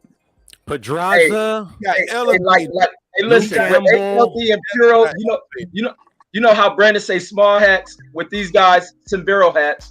Sombrero. No, please. Sombrero hats. You guys are celebrating a welfare belt. Are you Devin kidding fought a me? Mexican? What's going on here? You guys are calling Devin Haney had the same belt that Muhammad Ali. The one that Muhammad Ali won in the ring. Undisputed champion, all belts. No, now he is. No, And now the he is. franchise. Because Now Theo he didn't is. want no smoke because he's a hoe. Facts. Sombrero Facts. Then fight him. Facts. The only one I saw. He's undisputed with the franchise title. Reggie, Hey, one that was won in the ring. The one that was in the ring. You want me to pull up the clip to see how Haney got his belt, man? If he never lost, he wouldn't it's give really a fuck funny. about The whole 140. I ain't trying point to hear is that this, shit. though, bro. Franchise and the regular, like, come on, Devin Haney. Like, we gonna just act like Devin Haney ain't Devin Haney, dog. Like Loma. God is that. Hold on, so Loma. So now it means something for Devin to fight Loma now. But y'all won't saying, well, Loma gotta fight Devin now. Well, to be rated. Devin's got the franchise. The hypocrisy. Loma don't Narrative got the switcher, national. Do you hear the hypocrisy in that? Devin now has to prove himself at 135 by fighting Loma, but Loma didn't have to prove himself at 135 by fighting Devin. Y'all never said that. Devin had nothing to offer. What are you talking about? Oh, but he has nothing to offer now with all the belts. He ain't but Never. Nobody. Now he does. He's got belts that he's earned in the ring. But Loma Tell had Tio to stop running. Time. Tio had the belts at the time. He didn't have to be. Come on, did y'all hear what just happened here? Did y'all they hear full what of shit, man. They always doing this shit. Man, Sombrero get out of here. It's embarrassing that you guys are gonna celebrate a welfare belt. You guys are ridiculous. He wasn't even a champion before he fought Kambosos. The welfare became belt is that franchise belt. No, that was earned in the ring. Regardless how it is, that was earned in the ring. Hold on, HOD. Did you just call the belt the welfare belt? Yeah, the one that Devin Haney got. Then when they gave it to him, yeah. Devin got all the belts. No, I'm talking Don't about matter. before he became a champion when he beat Kambosos. That's the first time he became a champion. Yeah. Okay. So no, there's no dispute there from there. I'm not saying none of that. He became a champion when he beat Kambosos. Well, I see people talking about going to 140 then after he lost all his fucking belts. Now all of a sudden he's talking 140 when Devin's dominating his division. Dude, he's been All at of a sudden he wants to 140. move up when he never talked about it before. He's- Devin got all the Dude, he's been at 140. What are you talking about? He ain't been in no 140. He's running from the smoke. That's what he's doing. He's a hoe. Come on, man. I want to respond to. Oh, something. I'm sorry. No, go ahead, Piotr. No, I wanted to respond to something that you said earlier, Mark, about like he has nothing else left to do at 135. I disagree, but the weight is he's clearly struggling to make weight. If he could stay at 135 and fight, Tank, I really don't care if he fights Loma, but if he fights Loma, that would be nice. Just to get those top dudes at 135 or some of those top dudes at 135. But obviously the weight is an issue, so it is what it is. The only man that should be complaining about the weight is Devin Haney, and he ain't. We got all the fanboys here crying about his weight, but I haven't heard Devin Haney say, "Yo, I'm not gonna make it now with this fight." I haven't heard him. I didn't complain about the weight. It looks clear like you can't make it. No, he made it. No, I mean that he's struggling. Excuse me. I'm sorry that he's struggling. Hey, but it's cool because if a non-title holder like Teofimo can move up to 140, so can an undisputed champion like Devin Haney. Fuck Yeah, and with the franchise belt, he should be able to fight then the winner Regis Prograde or Cepeda. Let me see him do that. If Teofimo don't duck him, I would love for him to do that. Teofimo don't duck him, he'll fight him. You're right. No. You don't have to duck him. He could petition right now to go fight the winner Cepeda or Regis Prograde. Oh, why not? Why not? He's the man. I'm gonna tell you some real shit. Oh, Devin Haney's a ducker. I'm about to hurt his feelings with the realest shit ever with his screaming ass. Whatever he do, I guarantee you, Devin Haney will not go up to 140 and fight the number 35 ranked person in that division. Oh, we'll see. We'll see. Damn sure ain't gonna be fighting no Jose Pedraza when he go up in weight. We'll see. And I'll take a bet on that right now, HOD. If he fought Gamboa and Linares, I want push-ups on camera. That's what I'm betting for. 25. This is for Martin Nash. I was wrong. You was right. 25. Here we go. That's all I need. Okay. I got 25 on it too. Beat your face, nigga. I want you to do 25. If with his first title defense he fought Santiago when he got that welfare belt. Oh, who's Santiago? Exactly. So yeah, let's do that. HOD. Go back to your country. He can call it the welfare belt. What you call the franchise belt that your boy got though? That's the one that he earned in the ring. Yeah, he had to beat Lomachenko for that. Yeah, that was the supreme belt. What did Mauricio Suleiman call? Lomachenko was gifted. He wasn't gifted. He exchanged it for the supreme belt that was from WBC. When Mauricio Suleiman called Devin Haney the Pride champion. Yeah, okay, buddy. The Pride champion. Go back to your country. Gay Pride champion. That's exactly. That's what he called him, Devin Haney. Wow. I just don't understand why there was this energy. HOD, where was this energy when Lomachenko accepted the franchise, the creation of the franchise for him, instead of saying, you know what? Nah, I want to fight Devin Haney. Why does he have to fight Devin Haney? No. Keep this shit 100. At the same time, he gets to fight a guy instead of Devin Haney. Lose. It's not instead. Why are you talking instead? He fought for you. He fought to get Teofimo's belt. He gave Devin Haney that secondary belt from the WBC. Which No. He didn't give it to him. It was created for him. He did not like. No. He like really said it was petitioned for. Just like Devin is the email champ. That franchise belt. That shit came with an email. Yes, sir. Yes, sir. Yes, sir. He was already the champion. What are you talking about? That shit, but that franchise came with an email. What does that have to do with him being already a champion and saying, "Oh, this belt is better"? It's like you I'm haven't gonna fight the guy. It's like I have. Hey, you're gonna offer me the iPhone 14? Why not fight? And I'm gonna give away my iPhone, 1. So now it's business. No, man. It's just he got the better belt. That's all he did. No. That shit was created. It's no legacy behind that belt. Nobody had it before you. This shit didn't come from nowhere. They got in the boardroom. And what belt did he have before that? And what belt did he have before that? But damn. And what belt did he have before that? What are you guys talking about? What belt did he have before that? The one that he gave away. Why not defend it, dog? He defended it. He defended against Tio. What are you talking about? No, you know what I'm talking about. That's it. You're trying to be dismissive and you're being disingenuous. You know you're being disingenuous. He has all the belts now. Why is he has. I know. I don't know what we're talking. He has got out the belt. But if you want to go back to that mute, I'm gonna make it real simple for you, dog. I'm gonna make it real simple for you, dog. He could have fought Devin Haney. Can we agree to that at least? Facts. Can we agree to that if nothing else? He Then why could have fought Devin. He could have, if he wanted to. He was the top dog. He could have fought Devin Haney and said, "No, I'm not accepting no franchise. I don't want to fight Theo for the IBF. I'm going to defend my WBC belt against Devin Haney." He's a good name at 135. He's a good name at 135. He was an interim champion. What are you talking about? My nigga, can we agree to this? Are we going to agree to disagree on that? Or not? That would, if you're talking about fighting for money, not legacy or something, I don't know what's the point of fighting the interim champion? To me, HLD. He fought the IBF champion. He fought the higher ranked champion in the weight class. So now, what's the point of Devin Haney fighting a guy who lost to that guy?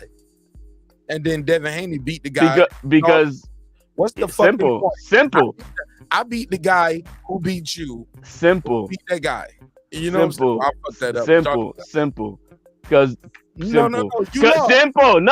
Because as undisputed champion that Devin Haney is, they still have Lomachenko higher than Devin Haney. Simple as that. Why is one guy in the pound for pound and the other one isn't? He took the wrong path climbing the mountain. Got knocked off the mountain. Somebody else got to the top of the mountain. Devin Haney would be underdog against Tank, against Lomachenko, and Shakur Stevenson. Big cap. Damn, you a hater, goddamn. And what would Teofimo be? What would Teofimo be? Oh, if they were to fight, then with no belts and a loss. I still got Teo. I got Teo knocking him out. Well, of course you got Teo, because you're a fanboy. You're gonna knock him out. Simple as that. You're gonna knock him out. If you thought he got hurt with that body shot in the 7th, let him feel Teo's power. Teo could have fought him. Teo already said he wasn't gonna fight him even if he won. No, but he could follow him at 140, right? Because Teo thought he was Canelo without the accomplishments, right? Look, HLD, I fuck with you, but let me just look. Can I just say you're an unofficial member of the Lopez camp? Unofficially. Unofficial? But he's an official hater of the haters camp. He's official hater camp. But yo, man, you're a member of the Lopez camp, unofficially, right? Look, man, just because that's my Theo over there don't mean nothing, all right? I'm just saying. Is he officially? Look, let me say this. Because you knew insider information about Teo being at a deficit before the fight.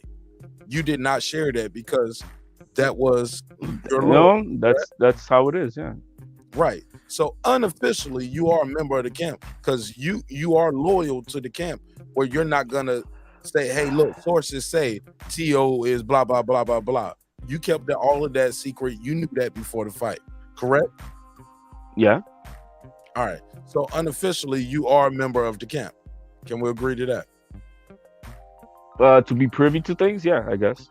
So, and you would not tell us on air if Teo was at a deficit, correct? No, of course not. I mean, who would do that? Who would do that? Okay. No, who would do that is somebody who does not have any loyalty or any bias towards the camp. You mean a snitch? No. Somebody is just reporting like Devin Haney was doing the Kambosos. See, no, about Tio. Yeah, I'm not doing that. See, that sounds personal. Gossipy. No. What I'm doing right, doing what I'm doing right now with you, asking open, direct questions. Can the church say amen? Am I tripping? You know, I just put it like this: just like cancer, just like HIV, there's no cure for fanboyism. Oh shit.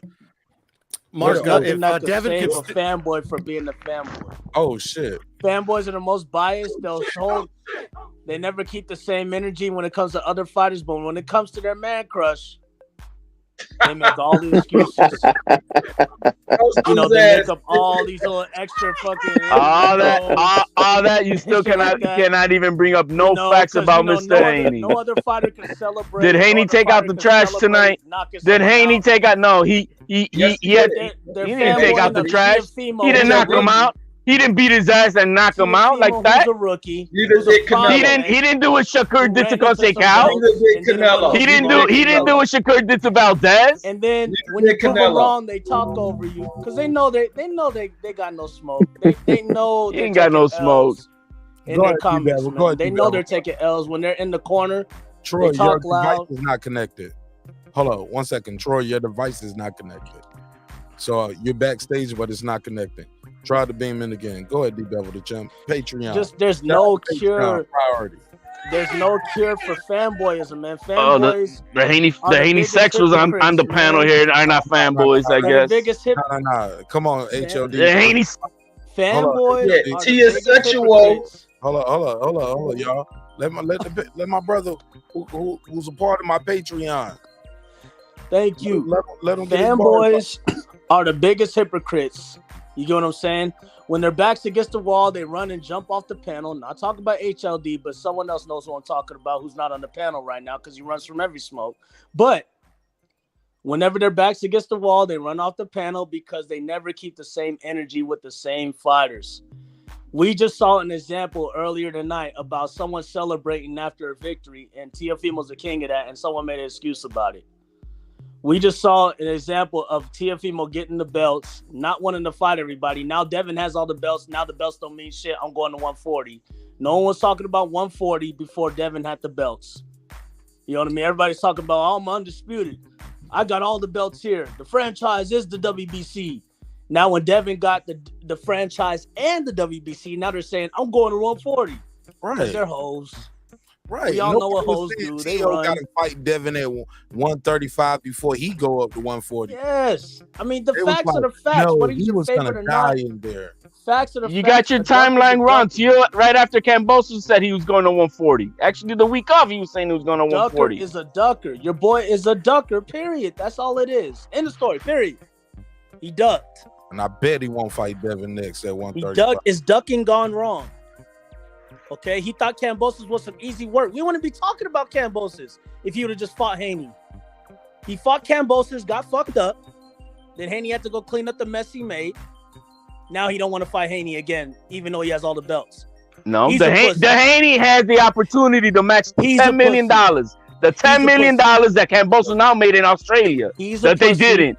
But they didn't. He's gonna get fucked Eddie Hearn had all the opportunity and did it. But the moment Teofimo lost, now we're gonna run a top rank and sign a 3-fight deal. We're gonna fight a 3-fight deal with Bob Arum once Teofimo lost. But before that, I'm with the zone. We're gonna. What was he saying in California? HLD. I gotta fight in the zone. Like I said, No. B-side shit with Hold on. I'm about to prospects. kill him with this because HLD forget I was there with his father on the same conversation. HLD, this should be Groundhog Day with you sometimes. It's like you bring up the same talking points. I refute them shits, and you'll bring them up again on another conversation.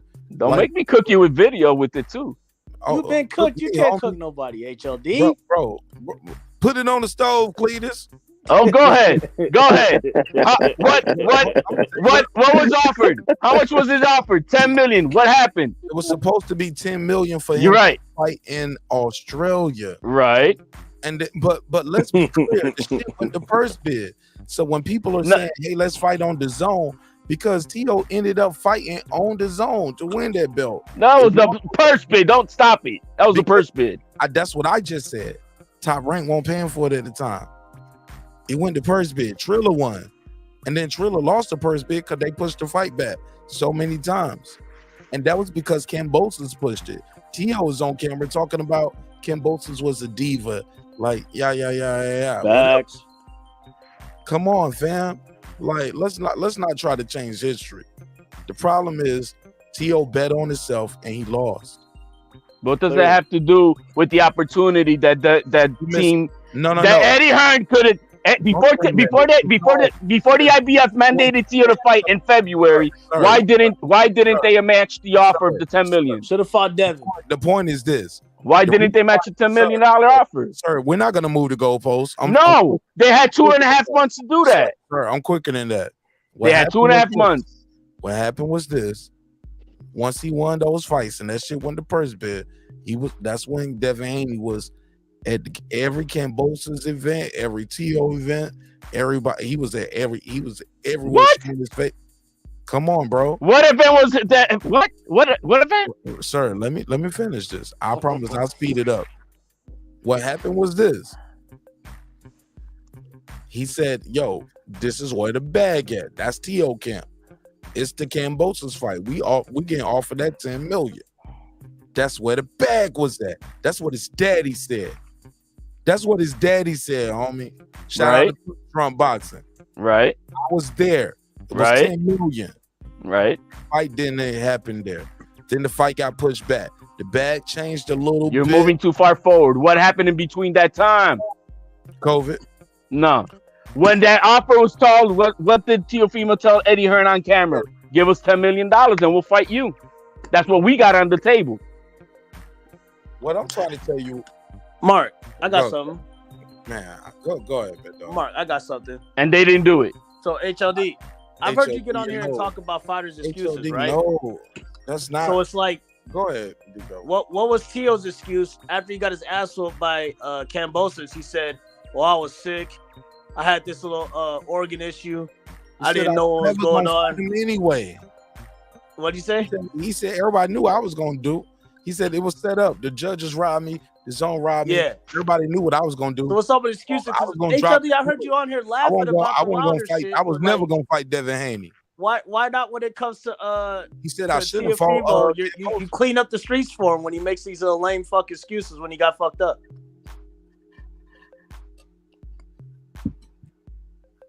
You guys are going everywhere. I know. I'm waiting. I'm waiting for some like factual shit. What are we talking about? Just say he made excuses. He made excuses and he got fucked up. Nah. No, he didn't get fucked up. He had a split decision, but fucked up.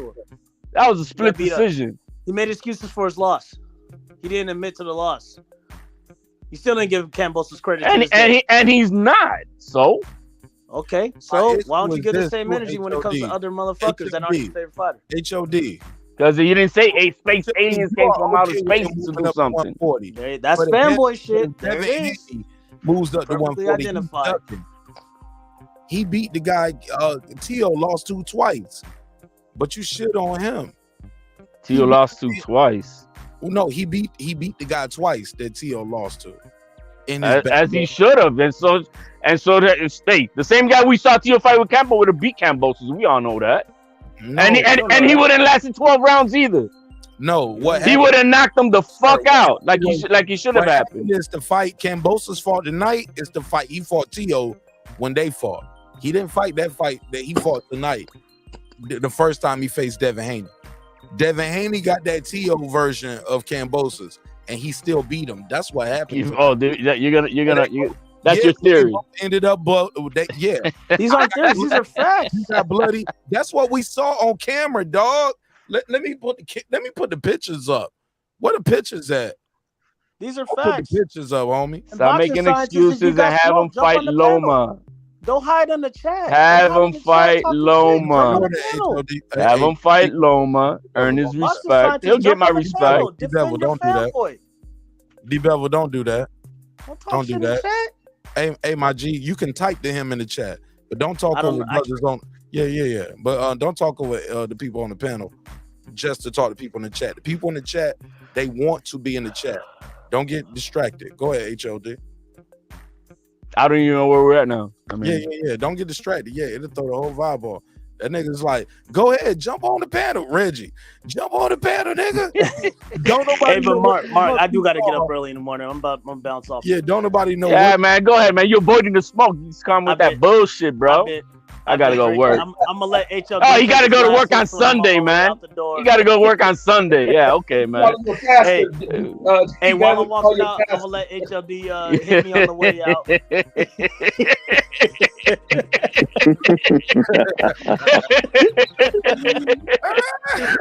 Hey, salute to all y'all, man. Salute All right, to man, D-Level, man. Be good, bro. Jerome, my cuz, Champion Heart, I'm out. Y'all Take it easy, bro. All right, cuz. Y'all take it easy, I get man. at you, man. Hey man, perfect. Hey man, perfect time for one of these. Let me see if I can run an ad for one of my sponsors. I don't know why they support this show, but they support Attention me. Apple users, do you have a locked iOS device that was activated with a specific carrier and you want to go to a different company? TabTechUnlockSim.com can help bring your iOS device over to the carrier you want. With simple, fast, and easy instructions, you can unlock your iOS device without going to an overpriced phone repair store. Go to TabTechUnlockSim.com, unlock your next device in the safety of your home for the fraction of the price. And it's easy as 1, 2, 3. TabTechUnlockSim.com. That's TabTechUnlockSim.com. TabTech, your next device. Man, what happened to the Russell brother tonight, Reggie? Pure though, Champion Heart. I missed it. I saw he got his ass laid down. What happened in that fight? He was getting his ass kicked, bro. Simple all night long. Big cat. Al Heyman did it. Cartwheel, a cartwheel knockdown and everything. Man. No. That right Al hand Heyman did it. No, Al Timing did it. Old timing. Good old timing. Who'd he fight? Man, he fought Rodriguez. Rodriguez, this was his, I think he was 2. I think he had 1 loss. It was my primo. Let me see what we got. One of HLD relatives. But he had his timing. He hurt him in the first round. Look, I was telling HLD when we was watching the fight. I didn't like him in the weigh-in. I saw him at the weigh-in. He didn't even look at the guy in the eyes, Reg. And I know that don't mean everything, but Champion Heart, you done weigh-ins, you fought. You know what I'm saying, bro? Like, you ain't just looking down at the guy's chest and you're the reason. That's the same reason why you stare the guy down and they don't blink at the stare in. It's the same reason why Caleb Plant was doing to put him in the dirt move. You see T.O. do the backflip, like clear the way. Hold up. Yeah, I'm telling you, these are lingering shots. Guys feel these for years. That's a whole nother conversation. I'm telling you, we're going to do a whole episode on that. But Champion Heart, talk to me. This shit was graphic, brutal. Did you, hold up, Champion Heart, matter of fact, Champion Heart didn't see the fight. Reggie, you didn't see the fight. HLD, did you see Gary? Yeah, we saw that. We saw that fight together. It was Puro missed that one too. You and I the only one to see that. We can go to the ladies after this. Well, I mean, I think real quick, based on because you saw the weigh-ins and him not looking at the guy. You missed the weigh-in, right? But from what you're saying, I'm the only real boxing fan on the panel. You know, I mean, and I'm the only one that don't have no life. Man. Bullshit. All this shit. I love this shit. I'm sorry. But from what you were saying, you saw the weigh-ins. I don't believe that the whole hype of the weigh-ins, you know, if you're all hyped up and all that shit talking, that don't mean shit. But being not interested does say something. And that's what it kind of like you kind of described, that he was like not interested or game for this fight. And it kind of showed then throughout the fight when I started watching it with you guys. So I mean, the kid did not look sharp or I don't know. I mean, he definitely got his ass whooped. That's a fact. What I hate about this fight in a sport where we talk about bad officiating, this was so crazy. It was a time. Reggie, you said you missed this fight, right? Reg, you got to go back and watch. I missed that one. I had seen a clip put together, but it had me confused because I seen them going to a doctor or a judge's scorecard or something. Well, what happened was that the other guy knocked Russell. Rodriguez knocked Russell, I'm pretty much for the count. But then it was right at the end of the round, and the bell didn't ring. Right. And so there was a whole confusion of no bell, no nothing, no time clock. Got you. You're missing some shit, HOD. Let me fill in some blanks. Copy that. All right, Reggie. They had a 10-second clap when Russell got hit. I'm about to find this shit on Twitter, and I'm gonna put myself on screen so I ain't gonna get no copyright strike. But Reggie, Champion Heart, Puro. Everybody can hear me, right? I just want to make sure everybody here. Yeah, I can hear you. Everybody there? Copy. Yeah. Copy. All right, cool. It was about 10 seconds left in the round. They do the 10-second clap. Right? Russell gets hit. He goes down. The referee does the count. He counts. He picks up at the 3. Actually, the referee actually gave him more time, some would say, than he should have got. That's why they saying, yo, homeboy got robbed of a knockout, right? And ended up getting a technical decision because of a headbutt. But even with the headbutt, people's like, yo, he kind of quit. Let's rewind. So the 10-second clap, referee counts, but the referee keeps counting. He counts to 10. The referee counts to 10 as Russell is up, because Russell gets up at like 8. He stands up at 9. The referee looks at him. He does a little. I don't know if y'all can see my. Here we go. He's like 7, 8, 9. Go over there. And he tells Russell to go to his corner. Some people think he's knocked out because the referee kept counting to 10. And the referee had to explain, no, he gets his 1 minute. He's telling because the doctor jumps in and ready to look at him like, so the fight over. He's like, no, he gets his 1 minute. And then he goes tells the timekeeper and the score, like, he beat the count. He gets his 1 minute. The referee thinks he's being fair to the undefeated fighter. I'm giving him his 1 minute. The next problem ensues during the next round. They have a break in the action very early, and the ref. No. This is where I might need somebody help at. I don't know if the referee ever said time in. That's what happened. The referee never said time in.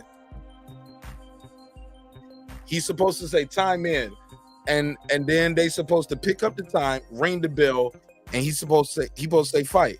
But yeah, you don't have time to get to him, but it's pretty much a 1 second break where, all right, 8, 9, you ready to fight? All right, go.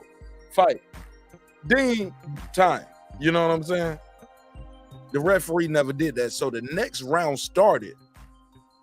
The very next round started, and they never had the time on the screen. This is around the time I was talking to HLD on the Members Only Live, and I was like, hey, man, y'all think we should do some live commentary on the fight? And we just can keep the sound off. HLD was like, nah, I like to hear the fuckery. And everybody else was like, yeah, I like the sound off, so that's cool for me, blah, blah, blah. Right when he's saying that fuckery was starting to happen, that's when you hear the commentary team say, hey, there's no time on the screen for the audience because the official time has not started. When he says that, I'm talking to the panel backstage. I was like, well, what happens if Russell get knocked down again? Or what happens if somebody get knocked out and the official time is not started? Did you not get knocked out? And that's when we started having our own debate when it was like, yo, we better have one of those 5-minute rounds with Badu Jack again. I was trying to remember who a fight was. I'm gonna pass the mic. I know that was a long tangent, but yes, it was some wild shit with the time card on that Russell fight. And some people say he got a benefit of the doubt because he was supposed to be the favorite. And he was getting his ass whooped. You guys remember when we saw that fight with Rayo when he got knocked down and they kind of like gave him like extra time to try to recover and bullshit? It seemed like that same type of fuckery, except that it was with the bell and the time clock.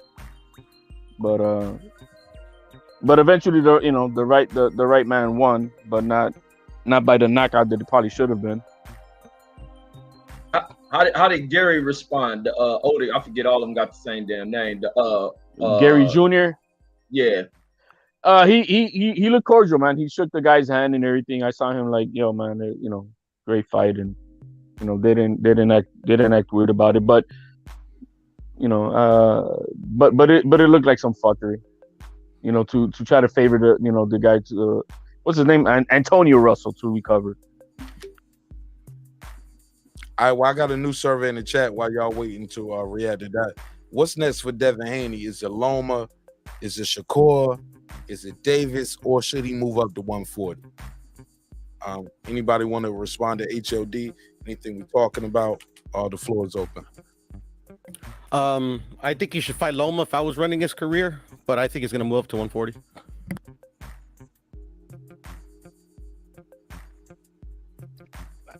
As I said it before, I don't think he's moving up. I think he's gonna take this fight with Loma. It's a lot of money. He's not gonna make $10 million in his next fight going up to 140.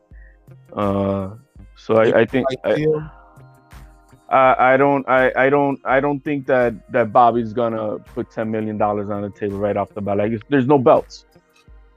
It ain't $10 million for him fighting Josh Taylor overseas over there at 140. Like, you don't think he can sucker Josh Taylor's like, hey man, stay at 140, one more fight. Got Devin Haney for you. I don't think that they'll take that fight as a first fight for any fights with Devin Haney going to 140. I don't see him fighting any of the top guys. Nah, that's big for Devin Haney though. He's coming up. Wait, that's Josh Taylor being at a deficit. Yeah. Staying at 140 too long. They've moved them safely up to this point. They're not gonna put them with no real killers right off the bat. So what if Devin doesn't? Okay. I'll pass it around. Anybody want to respond to that? I ain't got to go back on that. Sorry. Go ahead. No, go ahead. My bad. No. I just wanted to say quickly. Yeah, I don't think Devin. It'll be too much of a jump to go to 147 because I don't think Josh is staying at 140 for anybody.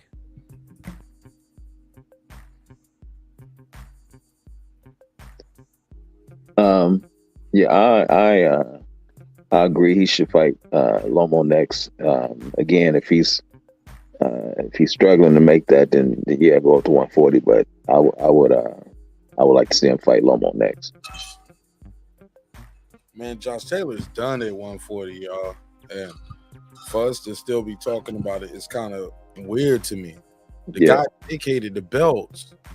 No, he still got 2 belts. Yeah, he avoiding people. Great point, Mark. He can't leave the country, guys. He can't fight in the U.S. That's the biggest problem.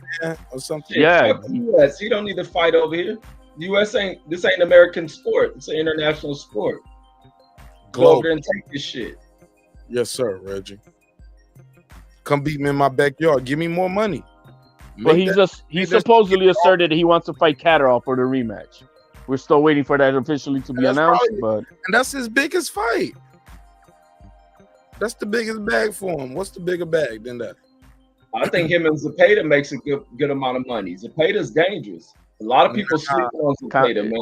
Nah, but people thought he lost to Catterall, Reggie. His biggest bag is Teal. Yeah. Catterall is a fight he must definitely take. Immediate rematch. That's what he's doing. Yeah, most definitely. Now, granted, it took a year because he's a big dude. I think he blew up in weight and he's been trying to get down. That's me. I don't have no sources to say. No, he got married over the summer. But I just saw him beside Terrence Crawford, who fights at 147, and saw Terrence beside Boo Boo Andre, and I'm like, damn, Josh Taylor bigger than all these motherfuckers, man. He's a big dude. Is he bigger or he just taller than him? Man, the way his frame, just the way he fills out, like just seeing either he blew up in weight or like he really sucks down in weight to make 140, dog. He was bigger than Terrence Crawford. Even Terrence Crawford's sister was looking at him back. She was like, damn, you big as hell. You know what I'm saying? It's a big motherfucker. I think he's 6'1", right? I think he is. Josh Taylor's a big dude, man. Yeah. Josh Taylor's a monster too. For that weight class, yeah. I think he's gonna be better at 147. I just hate that he's not gonna get that TO treatment where he's gonna get to fight the number 35 guy. There's no money for him to go up right now at 147. See, it's everything in boxing is business a whole bunch decision. of shit at 147 for him. But everything in boxing is driven by business. Where are you gonna make the most amount of money? Fair enough. Hey, look, Puro, that's my new shirt. Fair enough. Yes, sir, brother. Fair enough. That's the new one. Yeah.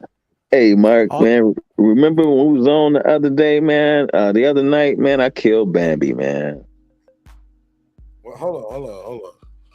What you mean, Bambi? What you mean? Hold on. Yeah, when we was on the show, and I was rolling out. Yeah. What night was that? No, you hit a deer, Bruh. Oh no, Bruh. No, Came out of nowhere, man. That's why I had to jump off like I did, man. with the 18-wheeler.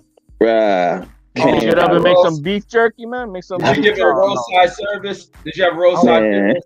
It came out of nowhere, man. Golly. How bad All is I could flat? see- Did the head get Man. stuck?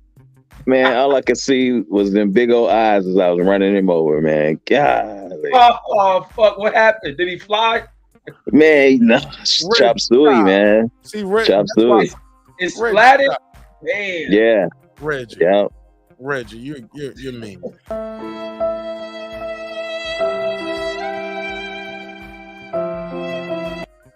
Graphic. That's a fucked up way to do it. Yo, man, you pick that fucker up, you send him to the Man. butcher, make some jerky, man. How did the Oh, front of man. the truck look after that? You had blood all over it? No, Reggie. Listen, hold on, no, Champion Heart, stop. Don't answer that. Listen.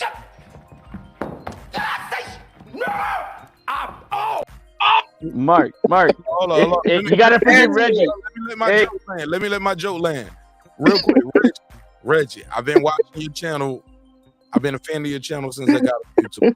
Shout out to H Money, he introduced me to you.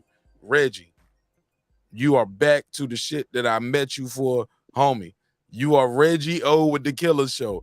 Reggie has been doing serial killer documentaries for the last 4 weeks. That's why we needed some good boxing talk. Because the homie up here been talking about murder. And now Champion Heart is up here talking about hitting a deer. And he's like, did the grill get stuck in you? How did it work for you? Next episode, Champion Hearts. Your new name is Reggie Dahmer, nigga. Reggie Dahmer. Reggie Dahmer. I ain't committed murders. I'm gonna get Champion Heart on. He a serial deer killer. Hey, Reggie, it starts with something. Like those kids, they start with pets and small animals. It start with ants and a micro in a magnifying glass. For you, it was YouTube, nigga. Hey, Reggie did sound aroused asking those questions, man. I don't know. No, I'm the reporter. Y'all committing the crime, so I'm gonna call Champion Heart the I-20, the I-20 deer serial killer. Reggie, you sound aroused asking those questions, bro. No, that shit funny. He said he's giggling, bro. Was it on the grill, Champion Heart? Did you get an antler stuck in your radiator? No, man. No antlers, man. But like Reggie wants a deep. How much it was blood? bad. It was Nigga, that bad. shit crazy. An animal step out you in a big heavy ass truck. What happened? Shit. Bye animal. I gotta finish my route today. Carajo, man. Yeah, they train you, man. Hold that steering wheel. Do not swerve. That's how they train you in school. That means bye animal. I Yeah. gotta finish my route today. Absolutely. You run over that motherfucker, bro. You didn't try to inch over a little bit. Bye animal. I gotta finish my route today. Reggie, what are you not understanding here? Do you want Hey Reggie, it's the same thing Caleb Plant did after he did that shit to Anthony Durrell. Right. Put him in the dirt. Cue Hey, the look, Undertaker. Hey Jerry, call back in. Champion Heart out here killing deers. And shout out to my boy Eclipse for the hat, man. Shout out to Oh man. the hat. Eclipse, Yeah. some of the Yeah. merch. I told you Eclipse. He was like, man, you don't like my hat? You ain't fuck with me. I said, bro, I'm gonna wear it. I know when the audience is gonna be peak and we're gonna be prime time. We talking about boxing. Yeah, man, where is Eclipse, man? I missed him today. That He nigga was daytime drinking or something. Yeah. Hey, look, I'm Who's telling the you, Eclipse? that email card was so dope, dog. I'm interested in seeing the ESPN numbers, the pay-per-views. Like, I want to know what happened with this, because that shit was so epic for the sport. And I think the lady stole the show tonight. I've been seeing the narrative. It was Black Power. Yep. Black Power. Go back to your country, white power. Yeah. It's Black History Month in the UK. Even Jerry called in and was like, well, Michaela, he was like, let me do the Jerry voice. I got the Jerry voice yesterday when he was like talking about them being on their period. But this is the Jerry voice. Well, Mark, I'm just here to tell you. Them hoes over there in the UK, them bitches be on the rag. What happens if them bitches on the rag, they get hit with an uppercut right to the body. I'm here to tell you, partner. That's crazy. Oh man, I've seen some things. I am 85 years old, and that's if you minus 100 years. Some of you niggas got freedom back in the 60s. Small hats.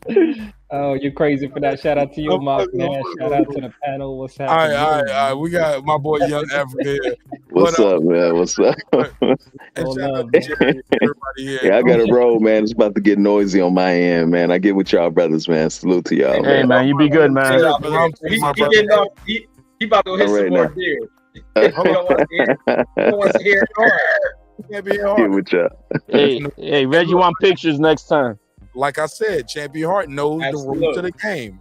I appreciate your time, but I gotta finish my route. Fuck that deer. Fuck Bambi.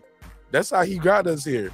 He even called it Bambi to make to tug that little heartstring on you. That motherfucker ain't hit no Bambi. Bambi been dead 100 years. I thought he was talking about a stripper when he said I hit Bambi. I'm like, man, he hit Me too. That's what I was like, yo. Need more people. Like, I ain't believe him at first. But I was gonna cue the Pornhub drop. We got Young Africa here. Shout out to Young Africa. Welcome home, welcome home, welcome home. So love, man. Shout out to you, Mark, man. Shout out to the podcast, man. Everybody who doing this, man. Hit the like, subscribe, support a brother out here doing it for the people. It's so love, man. I watched the fights today. Tell people where you from. Tell people where you Man, from. straight out the motherland, no other land, Ethiopia to be specific. I come to Gaya Faya, local greeting. It's all love, man. It's all blessings. So How you doing, man? I watched the fight today, man. And what Devin time HANEY. is it in Ethiopia right now? Oh, right now it's midday. The sun is up. It's midday. The sun is shining. What time is that? 12 o'clock. 12 o'clock. 12 o'clock. 12:04 to be exact, if you want that, my brother. So y'all 12 hours away. So it's 4 in the afternoon. Oh, is it midnight for you? Okay. No, No, it's 12 no, it's o'clock 4 right no. here. Yeah, it's 4 a.m. for me on the East. Okay. So there's 7 hours ahead, right? Yeah. All right, cool. All right, so talk to me, man. Did you see all the fights this evening? I did. I saw the Devin HANEY fight. I saw the Deontay Wilder fight. I saw Clarissa Shields and Baumgartner. And so I saw them fights, man. So I was really impressed with Baumgartner. I thought that was a close fight. I personally thought Michaela would win it just because she was a champion. I thought you had to take the belts from the champion. And so a close fight in London. I thought, the white power would give her that. But, I was Look, can I give you the drop? What's up? Back to your country, white Yeah, exactly. That's what I thought would happen. It was a close fight. I wouldn't have been mad if Michaela won, but it was a close fight, and it was a solid fight, man. I thought Baumgartner could have pressed more in the end of the fight. The last couple rounds they both were fighting like they had it in the bag. I thought they could have pressed later, but it was a solid fight. I was very impressed with 3-time undisputed queen. The GOAT, Clarissa Shields. She laid it down. That was a very dominating performance.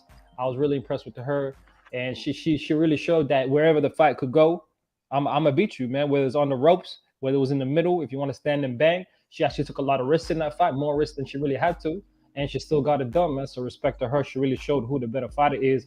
She took a personal. Real personal in terms of losing to her in the amateurs, and so she wanted to get that back, and so she won that, man. And all respects to Clarissa Shields.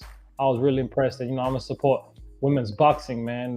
It's a beautiful thing when the women get their respect, man. So it's all love on that. Then I saw Devin Undisputed Dream HANEY, my favorite fighter in the world. and he laid it down on the man. You know, he pressed the fight. He laid it down on the brother. You know, he showed good ring generalship. He was very responsible on defense. His counter punching, his reflexes were on point. You know, he controlled the range very well with the jab. And you know, he let his right hand go more than the first fight against Kambosos. And so a lot of people give Devin Haney hate for not having that knockout power and not putting dudes away. And that's one thing he could improve on is his finishing skills and pressing the fight. If he pressed the fight in the 10th round when he had him hurt a little, I feel like the ref would have stopped that fight, but he didn't. He stayed safe as he does, defense first fighter.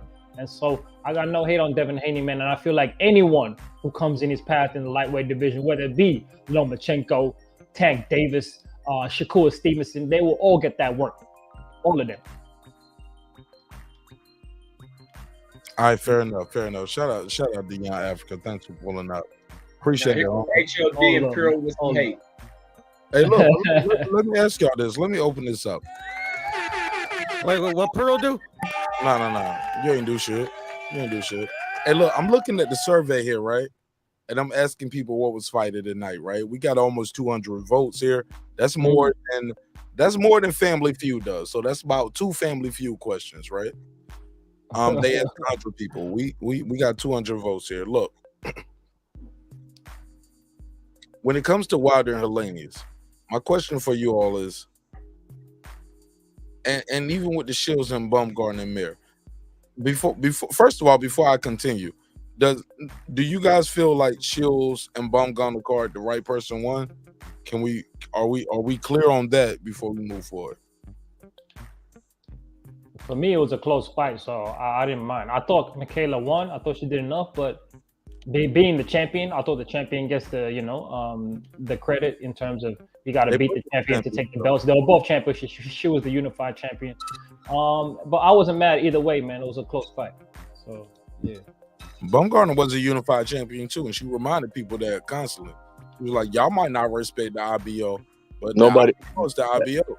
Yeah, no one's I mean, niggas, look, Triple G had the IBO and he ran around with his IBO belt.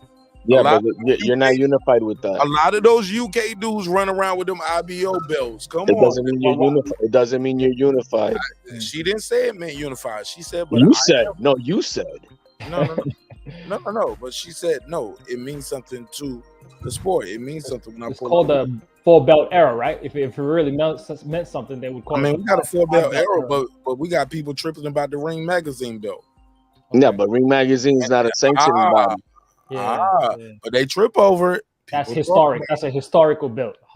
One that I know of. That IBO belt is like her favorite blankie. She's carrying it like her favorite. And Kambosos got it, but he wasn't number 1 and number 2. Supposed to be number 1 versus number 2. For what? For the Ring Magazine.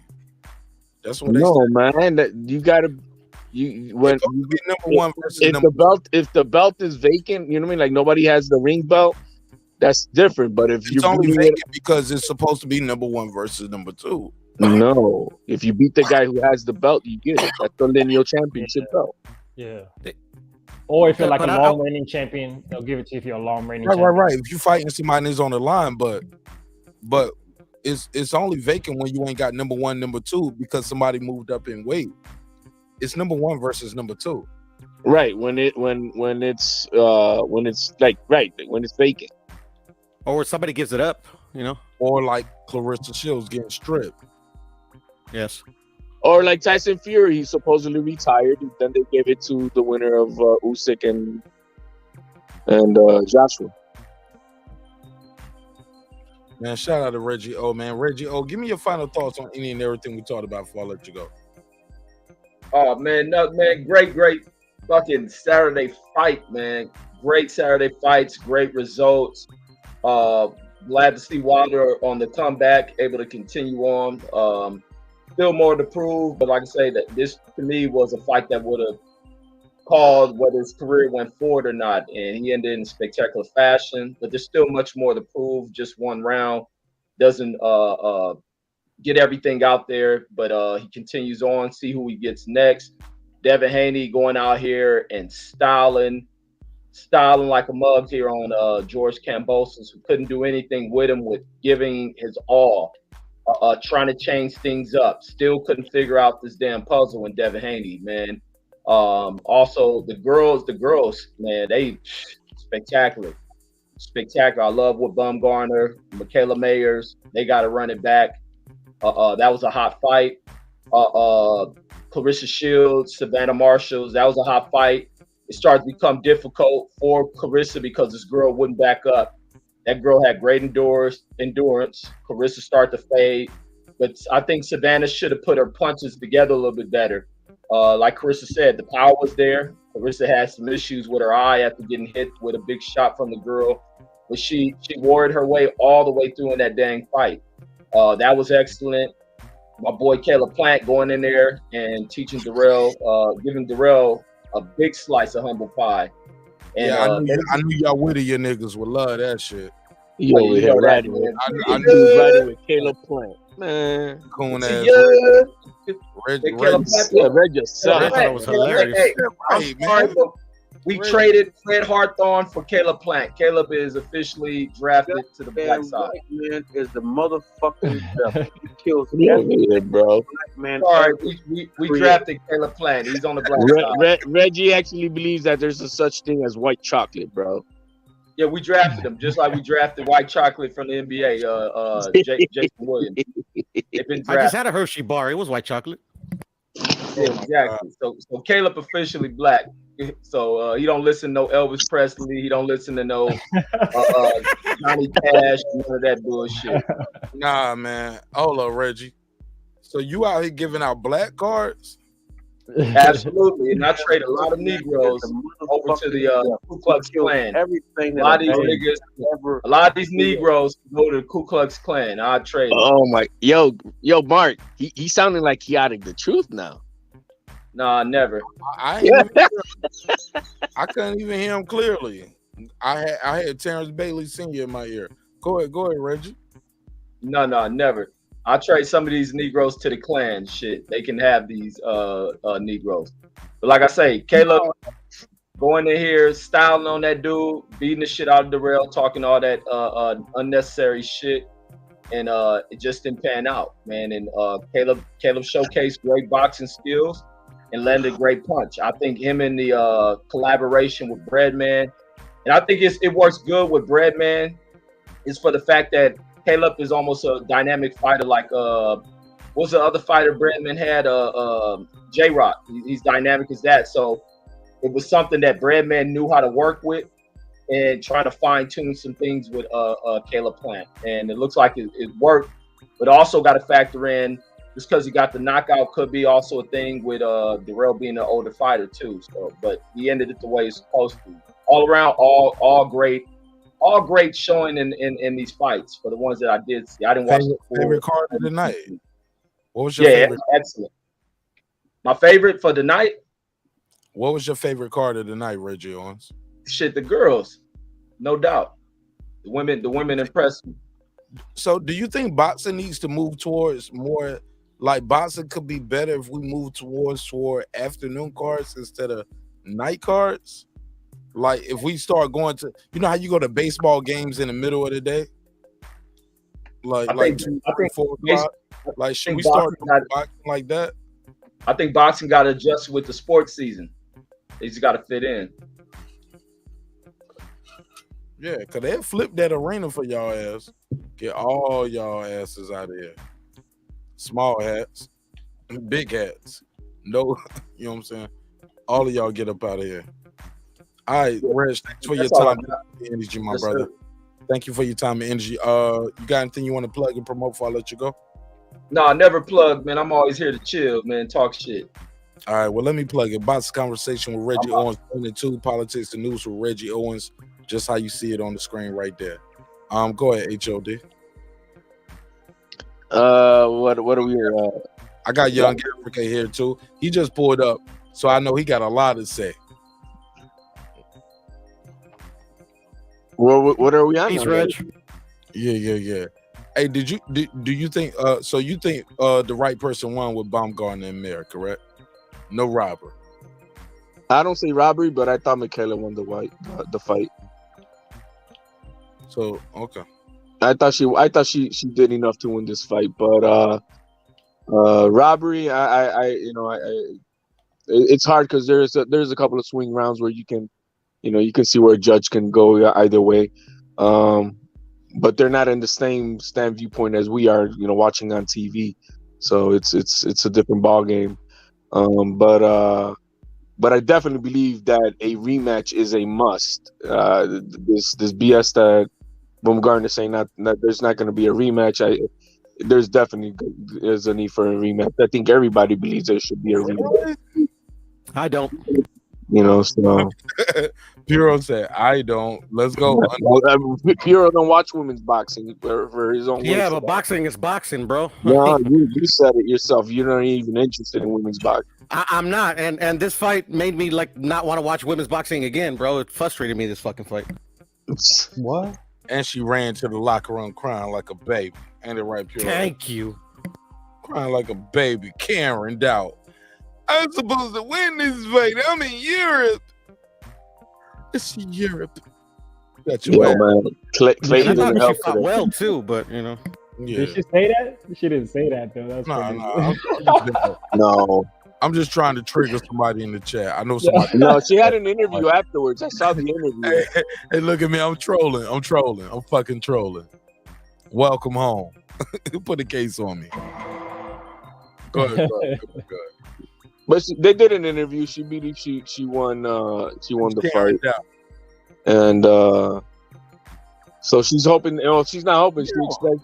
She said that Baumgartner says no rematch. When she sees the money, she's gonna have it. So it doesn't matter. Nah, fuck that.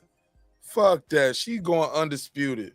She gonna go, if she do, she gonna make Michaela make Michaela work for it. Bitch, you don't get no media rematch with me. I promise you she ain't doing it. She bossing up on these hoes. Fuck this Karen ass horse face bitch. Dude, bro, you are not my words, not my words. You drunk. You drunk. Sir. That's a quote from the fighter. Oh, now you're recording it. Okay. Sir, that's a quote. Am I lying, HLD? Do I got to play the clip?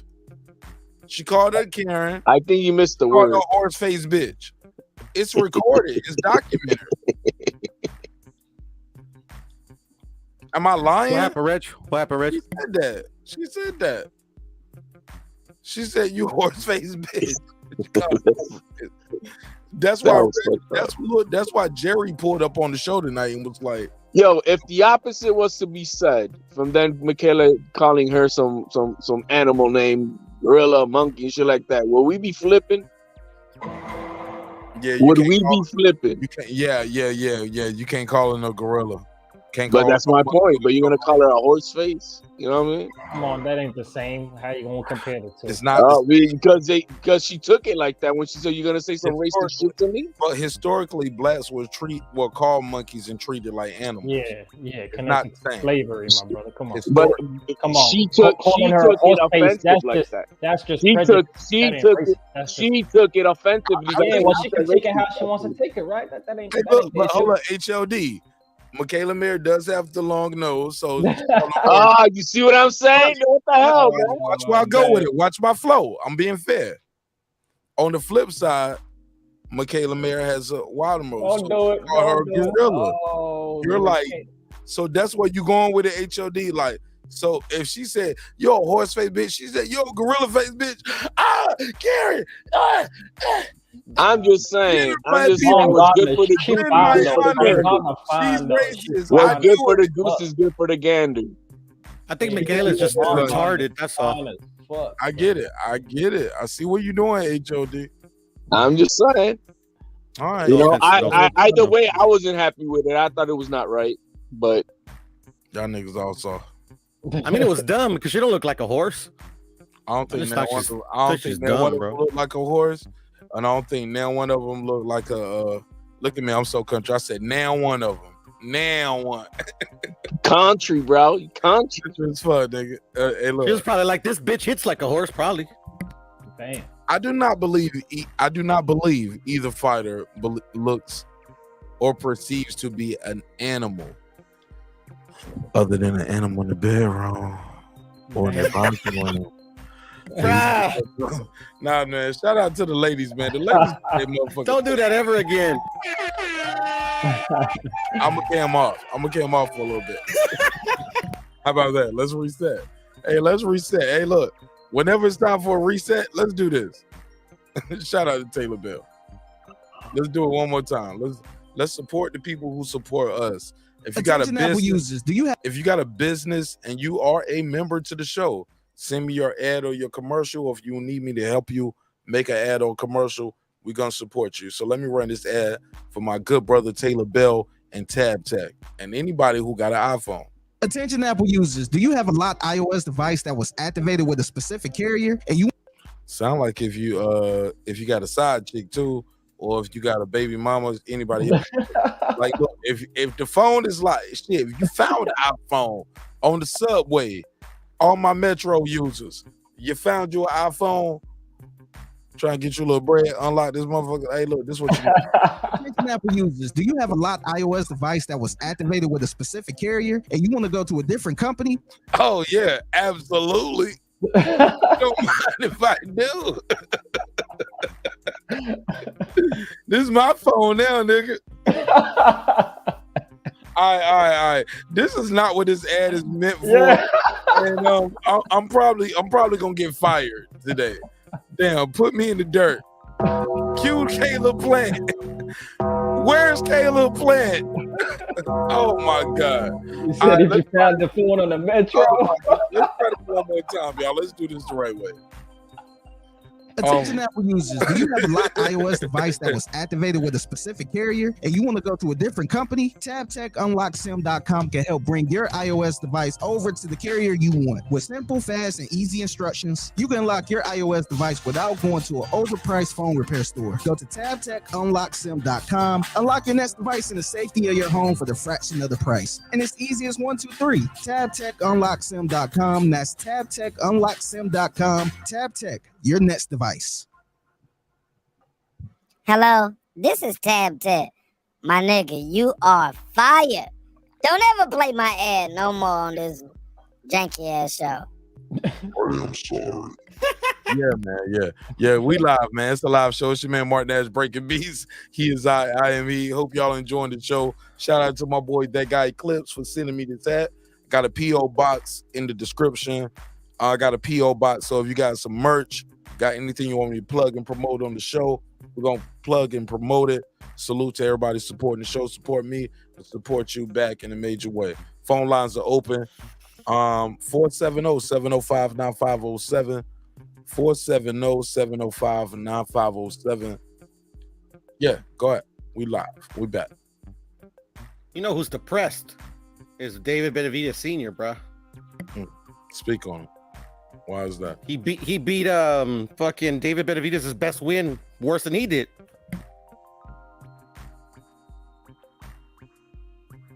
That's true. I was hyping. I was one of them hyping the Anthony Durrell fight, and now I gotta be low key about that. Damn. That was my junkyard dog, and he put him to sleep, man. I'm not connecting the dots, man. This was a good fight. Nah, Benavidez beat Durrell, and that's the best win on his resume. So it's not looking so great when Caleb Plant, a guy who's not known as a KO puncher. It don't look great for who? For Benavidez. Yeah. It don't look good for Benavidez? Yeah. How long ago was that fight? Hold on. You connecting the dots on this shit right here, so you think so this works great for you. So now we all in on Caleb Plant versus Benavidez. I've been all in on that fight. We all in on it now, right? That's the fight to make. Yeah. We can't get Canelo. Yep. This the fight to make. That's what we all in on. That's what we saying. The only thing is at the side of the street, they can't make that fight. Wait a minute, they're on the same side. I'm just curious. Maybe this gave Caleb Plant some confidence. Maybe David Benavidez wants this fight. It's not a Canelo fight, but boxing fans convinced? Like Caleb Plant can catch Benavidez with one of these shots. Highlight reel knockout, put him in the motherfucking dirt, nigga. Nah. Do it. Nah. That's why he did that coke in the first place. Oh shit, I knew it. I told him not to. I told him not to. I'm like, bro, they're gonna strip you. Hey, look, HOD. What? Hey, look, listen, brothers. It's always your own people. It's always your own people. The lone Mexican on the panel is hating and what? He's not the lone Latino, but come on, HOD. Why you cooning, man? HOD. I'm sorry, Piotr. Stop Yes, cooning, sir. man. Why you cooning, man? I'm not. He's Ecuadorian, bro. Oh man, he had. Damn, he don't even want to claim him.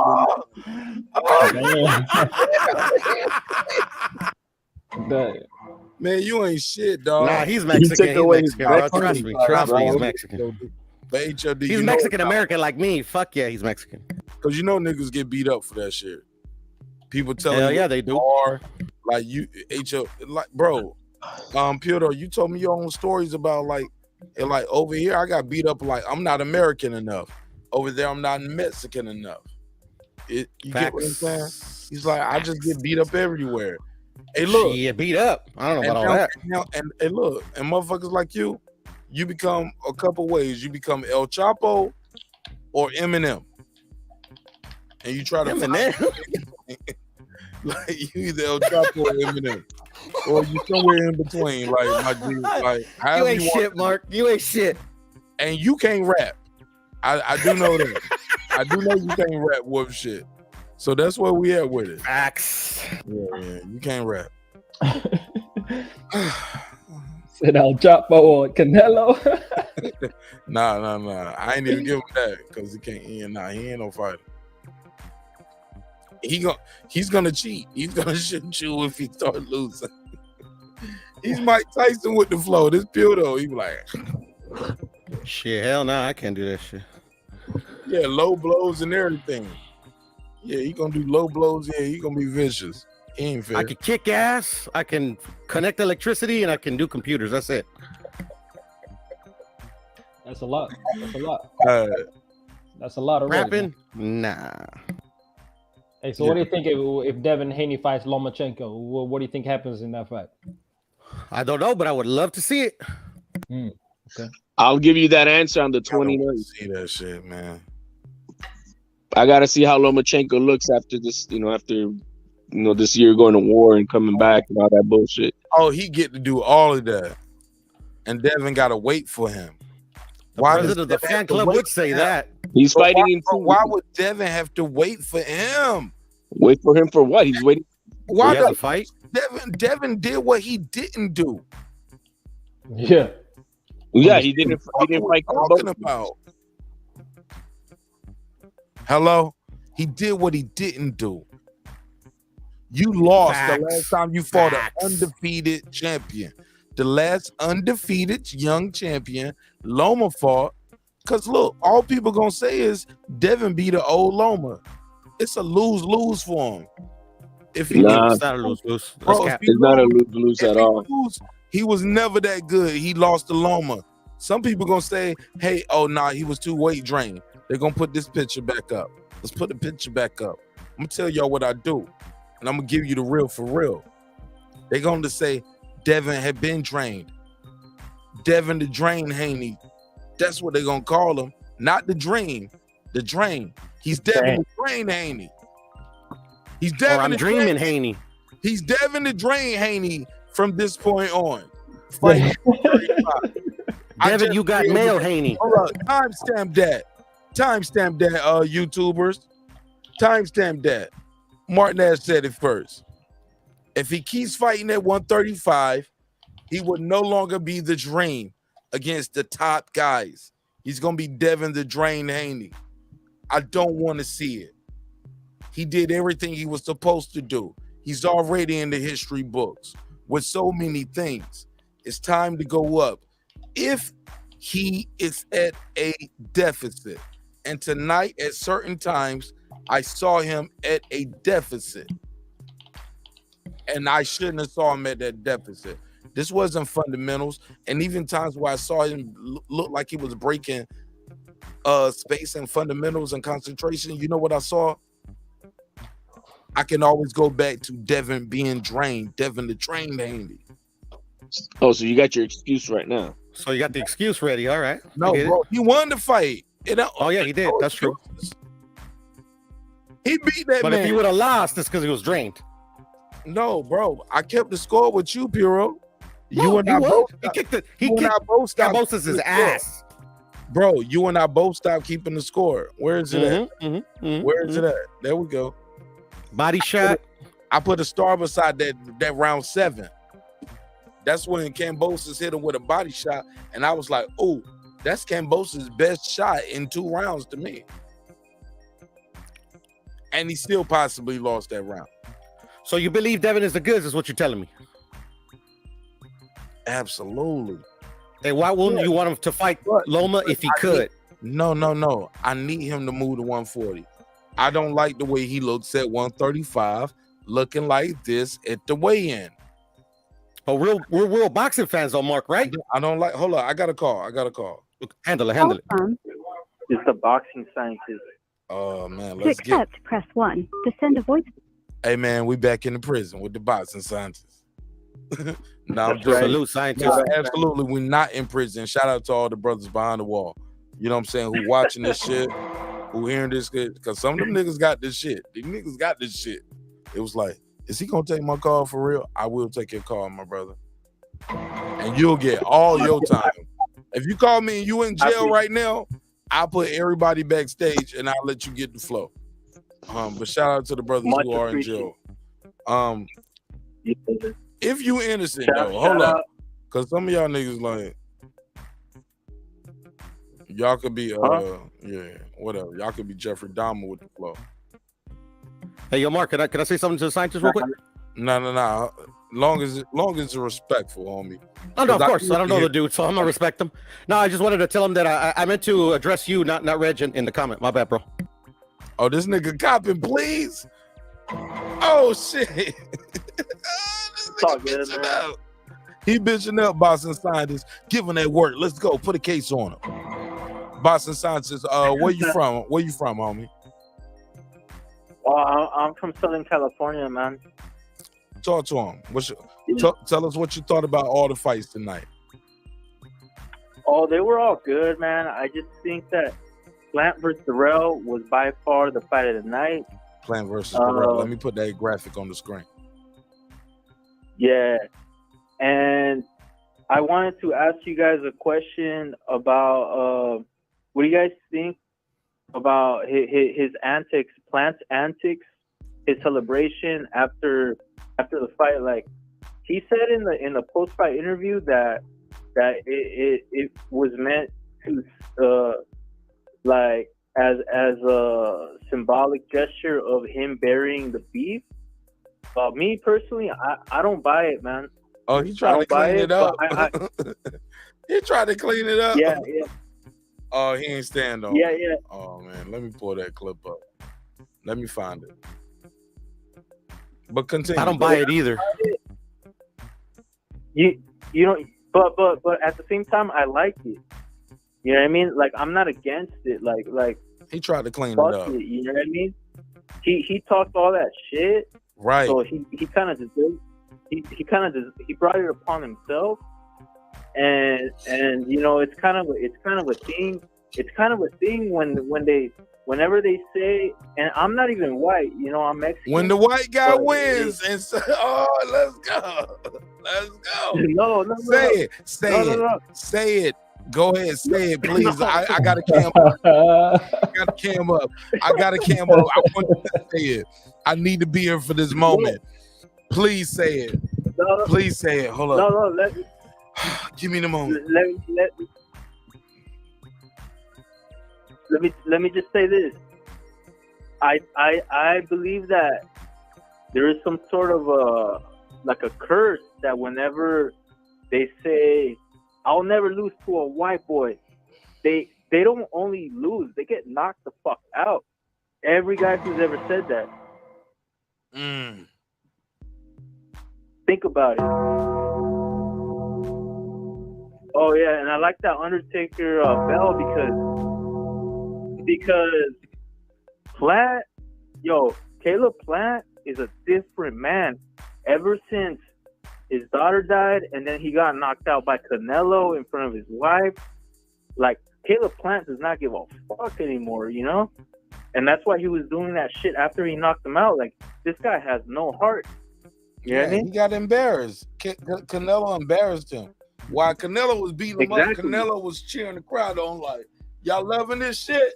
Make some noise. I'm about to fuck him up some more. He got embarrassed. Canelo did him like he did Billy Joe. Exactly. He did him the same way. I think he did him worse. You know why? Because he did it in America. Because he did it in your own country. Also, he smacked him in the press conference and made him bleed. And then he told him, I made you quit. He told him, I have something special for you. And then he fucking knocked him out, man. He fucking humbled him. So now he learned how to be like fucking cold, like the Undertaker, you know what I'm saying? Put him and now, yeah. For real. And now what I think is gonna happen is now has the balls to face the Mexican monster who he's been ducking for years now. I think now he don't give a fuck, and we will get that fight. We shall see. Go ahead, HOD. Pure though. Shit, man. I mean, I agree. That it was bullshit about like it was burying the beef. Because anybody that like seen like a bunch of interviews of like people that mention Caleb Plant in passing or in an interview, they all hate him. He has a reputation of being an asshole. So yeah, that shit wasn't genuine. Yeah. For real. And also his shirt, his t-shirt. He put on the t-shirt after and he said, now I'm giving you a reason to hate me. You know, like he's not trying to bury the beef by saying that and he had the shirt, he had it all premeditated, man. No, and that's because Anthony Durrell had pushed the narrative of everybody. Remember, he kept saying like, he was like, oh, they don't like me, everybody hates me. And then Anthony Durrell was like, man, I ain't gotta like you, it was so many. Look, whatever they did, it worked. It made people say, hey, look, I don't care too much about this fight, but them going back and forth, they wanted to watch the fight. It worked to make people say, man, I know Wilder gonna beat this guy, but shit, what's gonna happen with this? And what's gonna happen with this Russell fight? I think we all got, hey, look, what you think of this segment, this assessment? For better or worse, you all got what you like, what you want, what you didn't want, and what you do like, but you were all satisfied. Gary lost. He fucked up a lot of y'all parlay. Let's be clear. He fucked up the parlay. Some of y'all had fights with parlays on other fights. That with the girl Johnson, because I saw that fight too. Sharonika Johnson, that cut, she still got the knockdown, still won that fight. That was a good fight on the ESPN card. Nobody's talking about that. But let me give that sister some props too on the zone side of the game. Was that the zone? Oh, am I tripping? HOD. Did y'all see the Sharonika Johnson fight? I missed it. I don't even know who that is. Damn. Don't want to know. Somebody, y'all, please tell me. I'm the only boxing nerd up here right now. I'm a bigger boxing nerd than you are. I just can't get down with the women, man. I just can't. Okay. Anybody in the chat? Go ahead. Let me plug the phone number. Let me plug the phone number one more time. 470-705-9507. Looking at the clock. Got a couple more minutes and I might have to shut this down. But I'll take a couple more calls. 470-705-9507. Did anybody see the other card? Yo, Sharonika Johnson. Let me see if I can. Bro, I'm about to pull this shit up on Twitter. Yo, she was bloody as fuck, yo. bloody as fuck. Had a headbutt cut above her head. Oh my God, that fight was crazy. And people was didn't like, catch that. I was showing my wife that because you know my daughter's birthday is tomorrow. Where's today? Happy birthday to my baby. Oh my God. Happy birthday. My daughter is 3 years old. Oh, Sapo verde. congratulations. Happy birthday. Oh my God, man. Congratulations, bro. Congratulations, man. Big time. Man, I got some footage, man, of my daughter and I hitting the heavy bag upstairs. Only reason they put it out, one, I don't want to be a part of this because I already know, like, once you put your kids out there, that's a whole nother monster. But man, she likes to fight. Because I was trying to say stop, and she kept hitting me. Like, she was so aggressive that I was like, yo, maybe I shouldn't let my wife see this because she gonna be, because I got her from my wife because I just worked out and my wife was like, yo, I just I'm trying to eat and she just want to keep playing and hanging out upstairs. I was like, because she hear me in the gym, you know. I was just so hype about the fight, man. I was like, I gotta jog or do something, you know what I'm saying? So I was just watching the documentaries and the pre-fight hype about the ladies, and man, I was just on the treadmill. I was just getting keyed up for the fight. It's like, get your fat ass up there, nigga. Come on, man. The girls out doing you. The girls overseas out doing your fat ass, nigga. Go ahead, Martinez. Get up there. What you gonna do? Gonna do some elliptical? Gonna hit the bag? Man, I started hitting the bag. Got a good heart rate up. Put my heart rate up there. She said 69. I was like, oh shit, I'm about to die. Get off here. Oh shit. Don't supposed to be 69. Up. My heart rate was 69, nigga. I thought I was about to die. It would be like, yo, my heart rate would be like, that shit's a resting heart rate, bro. Bro, my heart rate right in front of my eyes. Cause I smoked weed before I went up there. I wasn't supposed to be working out, but I was so hyped about the fight. I started smoking some weed. I was like, man, this shit gonna be a good fight night, nigga. Yeah, okay. Oh shit, they gonna have a good time. Oh yeah, nigga, this shit. I need to work out a little bit. Yeah. I go upstairs. I put the clothes on. Nigga, I start hitting the bag a little bit, just tapping it. It's like, yeah, nigga, you're just gonna tap a little bit. Tap it. Yeah, put that down. Still watching the documentary on my phone. Get on the treadmill in the gym right there. You just gonna do a little walk, listen to the quote talk. I'm talking to HLD and shit, and Clarissa get to the part in the documentary when she's talking about like, yo, what happened to her in her life. We got to girlfriend. I'm hearing that. Get mad. Put my hands on the steering wheel. Heart rate going from 89, 79, 59, 69. I started turning this shit down. Beep, beep, beep, beep, beep, beep, beep, beep, beep.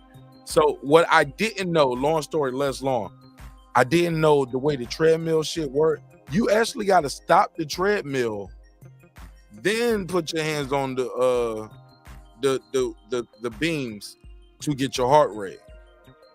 And then my heart rate was like 200 and something. Like, I'm like, oh, I'm about to die in here. Like, what the fuck I'm doing, man? Like, nigga, I'm 40 years old. I need to go to the doctor to get checked out before I start working out. Or take any blue pills. You know what I'm saying? Because that's what they tell you. Like, make sure you talk to your doctor. Make sure you ready for this shit. I wasn't ready for that shit today. Like, I scared myself just with own paranoia. I was so hyped about the fight. Just so much anxiety. So much shit. That was that loud pack. That was that loud pack. Got you feeling anxious. It was just so much Mark, shit. you old as fuck, bro. You need to leave that working out to the young people. Oh my God, man. I just don't need to smoke weed before I work out. You ain't the weed, bruh. I don't know. Need to smoke weed on a workout before a fight and get up there and try to be like, yeah, we just about to do 2 miles. Nothing. Gonna try to do 2 miles in 50 minutes. You just gotta drink a beer, man. Just drink a beer and watch the fight. Drink a few beers, you know, and that'll relax you. Man, look, my daughter ended up coming upstairs, wanting to work out with me. I ended up filming that shit. My daughter is a monster though. She has good ring generalship. 3 years old. Great Reynolds. Lateral movement is amazing. But my daughter's a dirty fighter. She goes behind me and just does nothing but rabbit punches, kidney shots. Okay. Like, she's smart enough to know, like, this shit ain't working for me. Because I put my gloves on. Because, man, this shit is so dope. Cause all this shit is documented. I was like, man, this girl is going to fight. I can tell. Because every time her mom, like, she ain't the best with 1, 2, 3, 4, 5 when she hitting the beat. When she hitting the bag. You feel me? HLD, you there, Puro, Africa? Yeah, I hear you, bro. Bro, when she hit the bag, she don't say 1, 2, 3. You know what she say? Mommy, give me my Fruit Loops. Like, she started doing shit like, I'm like, this motherfucker might be a genius. Like, we just need to give her a focus. Give her a focus. Cause yeah, she definitely can say mommy when she in that bag. I was like, she know what she doing. She got a target. She got to focus with her aggression. So we just that's a good thing, bro. Yeah, we got to target that. Like, if she was Shaq size, maybe she would be saying that while she dunking. But she a little kid, man. When she hit that bag, she might say, mommy, give me my goddamn Fruit Loops. You know what I'm saying? So I like that temperament though, Mark. It means she's not going to take shit from nobody. I'm gonna water her plants though. Whatever. Yeah, I'm gonna water that plant, that aggression. Yeah, that's a beautiful thing, man. It's a beautiful thing, man. That's cool, man. Hey, congrats again on your daughter's birthday, man. You know, you seem like a good father, man. And I just want to ask the panel: do you guys think you will get the plant versus the Mexican monster Benavidez fight? You never heard of it. No. No? We're never gonna get it, or what? Why? Nope. Not as long as Canelo Alvarez is still active. Because they're saving him. They're saving anybody with an O for Canelo Alvarez that's anywhere near him. I think that's clear. They just want to keep their O for the payday, or what? Not David, but like his team. I believe David fucking fight anybody, you know? It's like they want to give their virginity to Canelo only. It's unfortunate, man. Right? Yeah, man. Because I think he beats the shit, every living shit out of fucking Plant. But hey. I think it would be a good fight right now, but because Plant seems like he improved. Right. You know, he's got a mean streak now. He was a pussy before, man. Oh, you know what I mean? Why you got to be He's all still of a that? pussy. Why you got to be all of that, y'all? He's a world champion. He can kick my ass. He'll beat the dog shit out of you. That's a fact. He'll beat the Still dog a pussy. He'll beat the dog shit you out of you that the dog shit out you. Yeah. I mean, it would never get to that point, but he would if it got there. Get the fuck out of here, man. Come on, man. Respect. Because my phone, not playing. Yeah, he'll beat the dog shit out you that the dog shit out you. I'm proud of you, dog. Hey, look, that's my bar. Stop stealing my shit. Give me credit. Let's go. Niggas use my shit in battle raps. Niggas use my shit in battle rap. I saw a nigga in battle rap the other day say, never heard of it. I was like, Never heard of it. I was like, that's my shit. All right.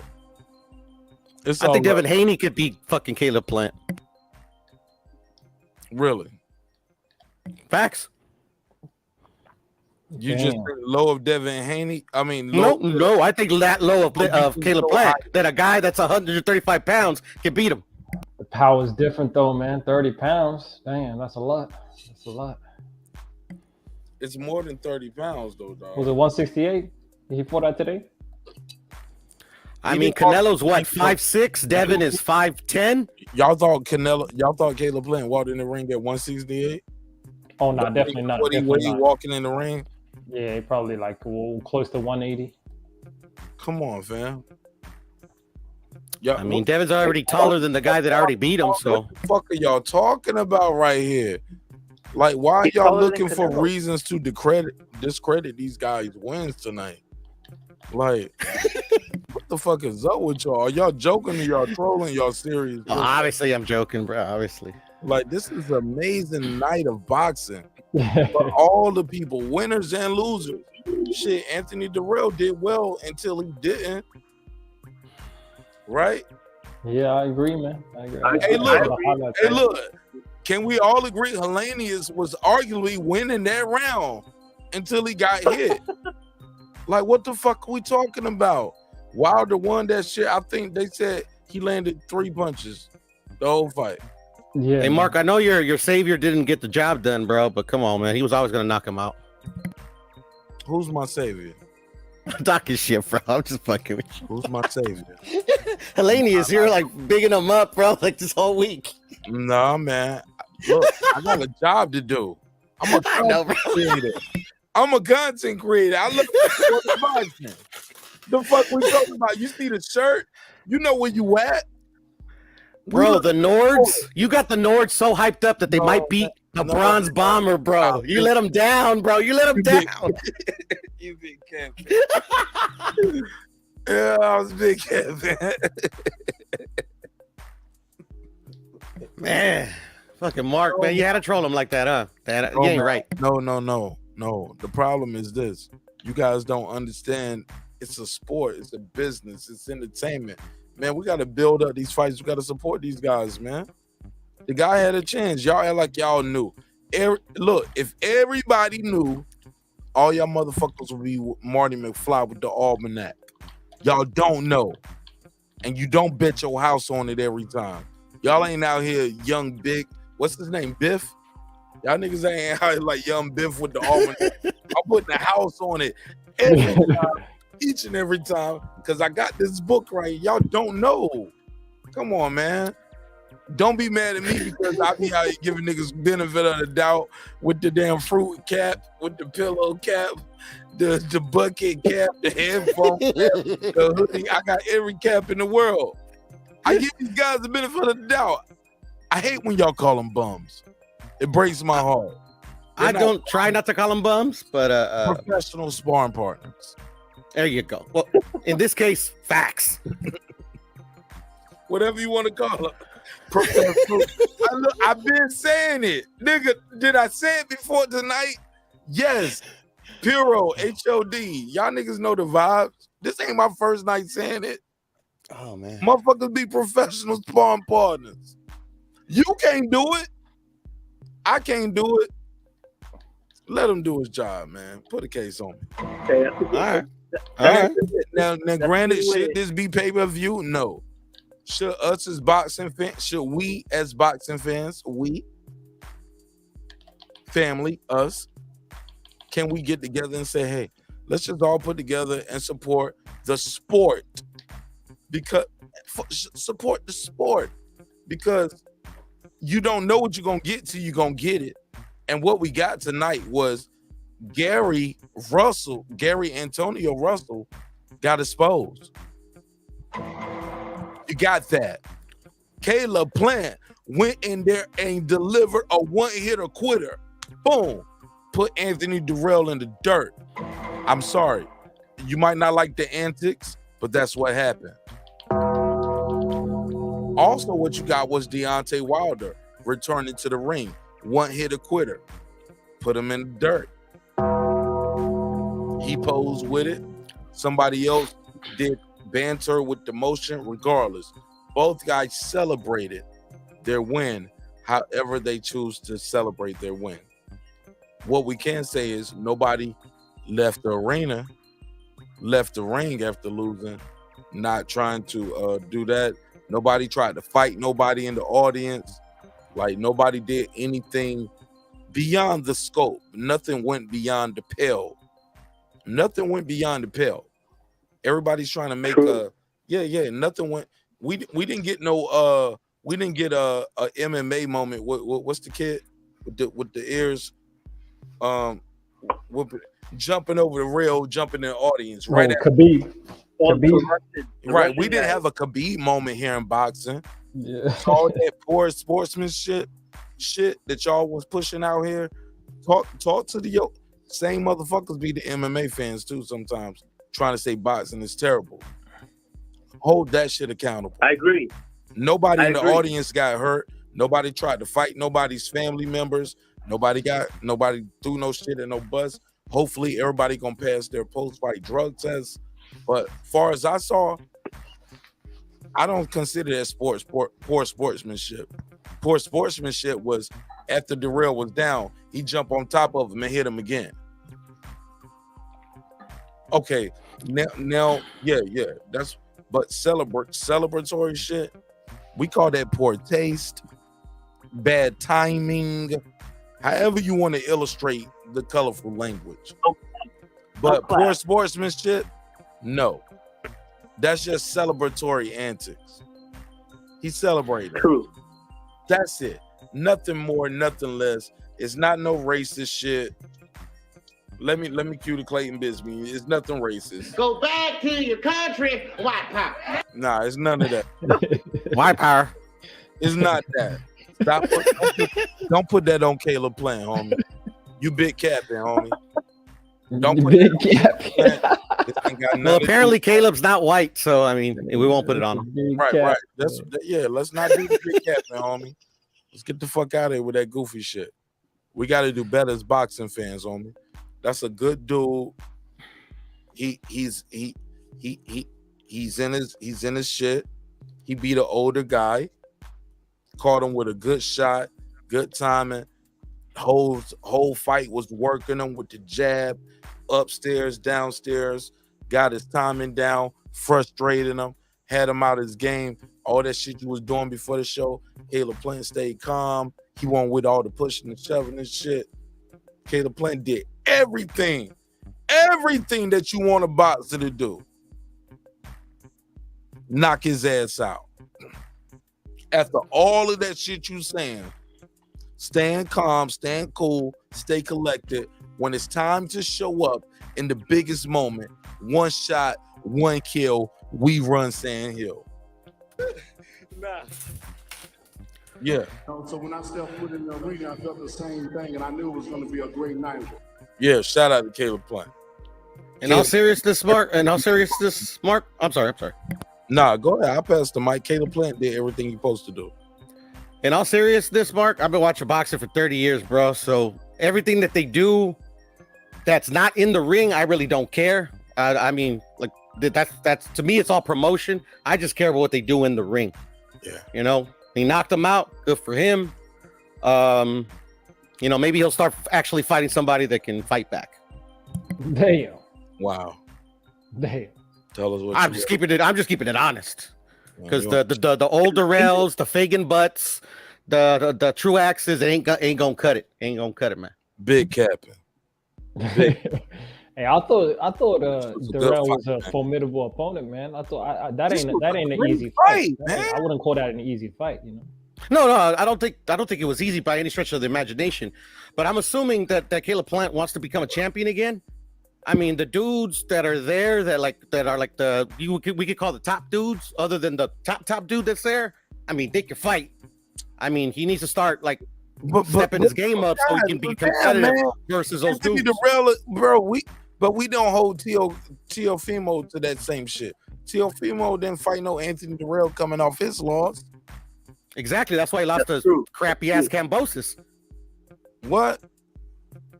That's why he lost to crappy ass Kambosos. No. Kambosos, he was coming off a win when he fought Kambosos. Kambosos is garbage, bro.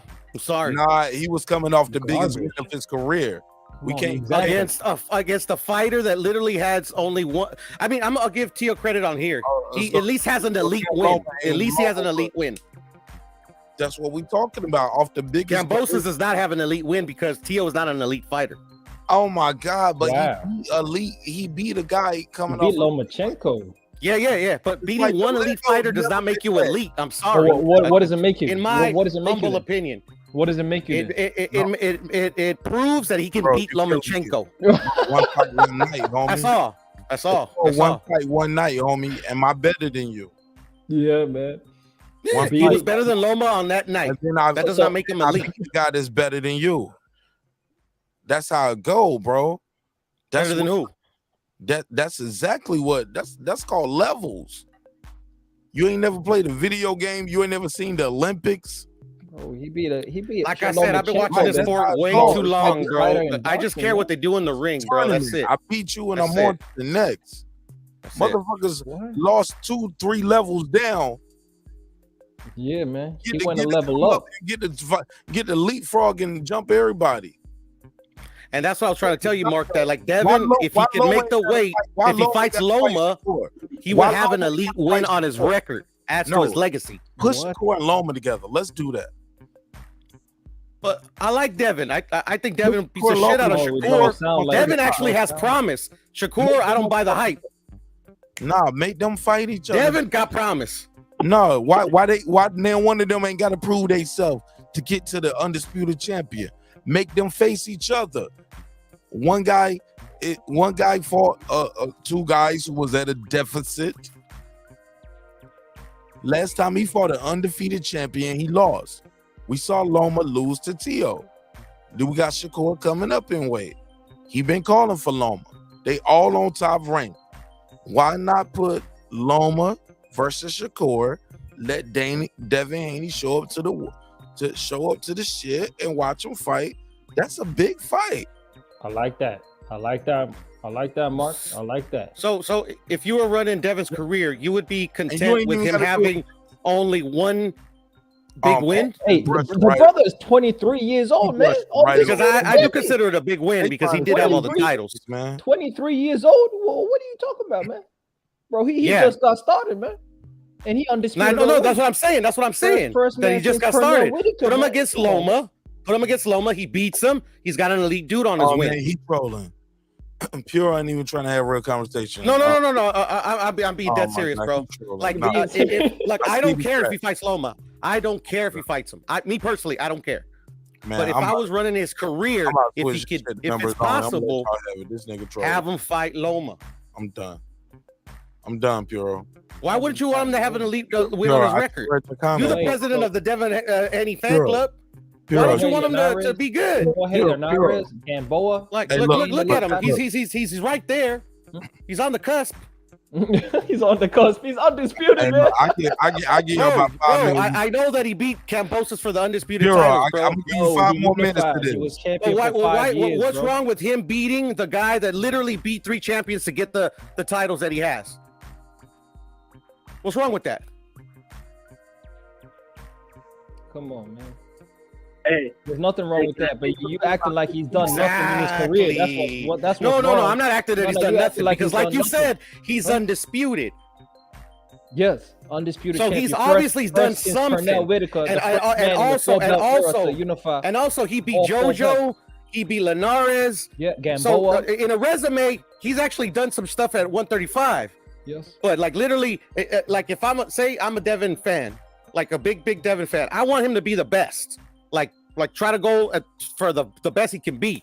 So a 3-division champion that literally used to have all the titles before you did, that people want you to fight, I would be like, I want that motherfucker. Like, bro, my dude's got what it takes. My dude's got what it takes. So let's make it happen. Everybody out. First of all, look. I would never say no, fuck Loma. No. Gamboa to Linares to Diaz and then to KAMBOSOS. He been leveling up every fight.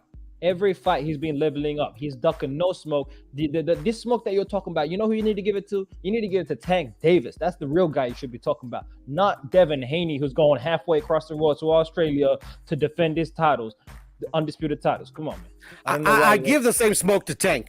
You know, but there's so much smoke I could give him with like literally I can't make a difference. Can't make a difference.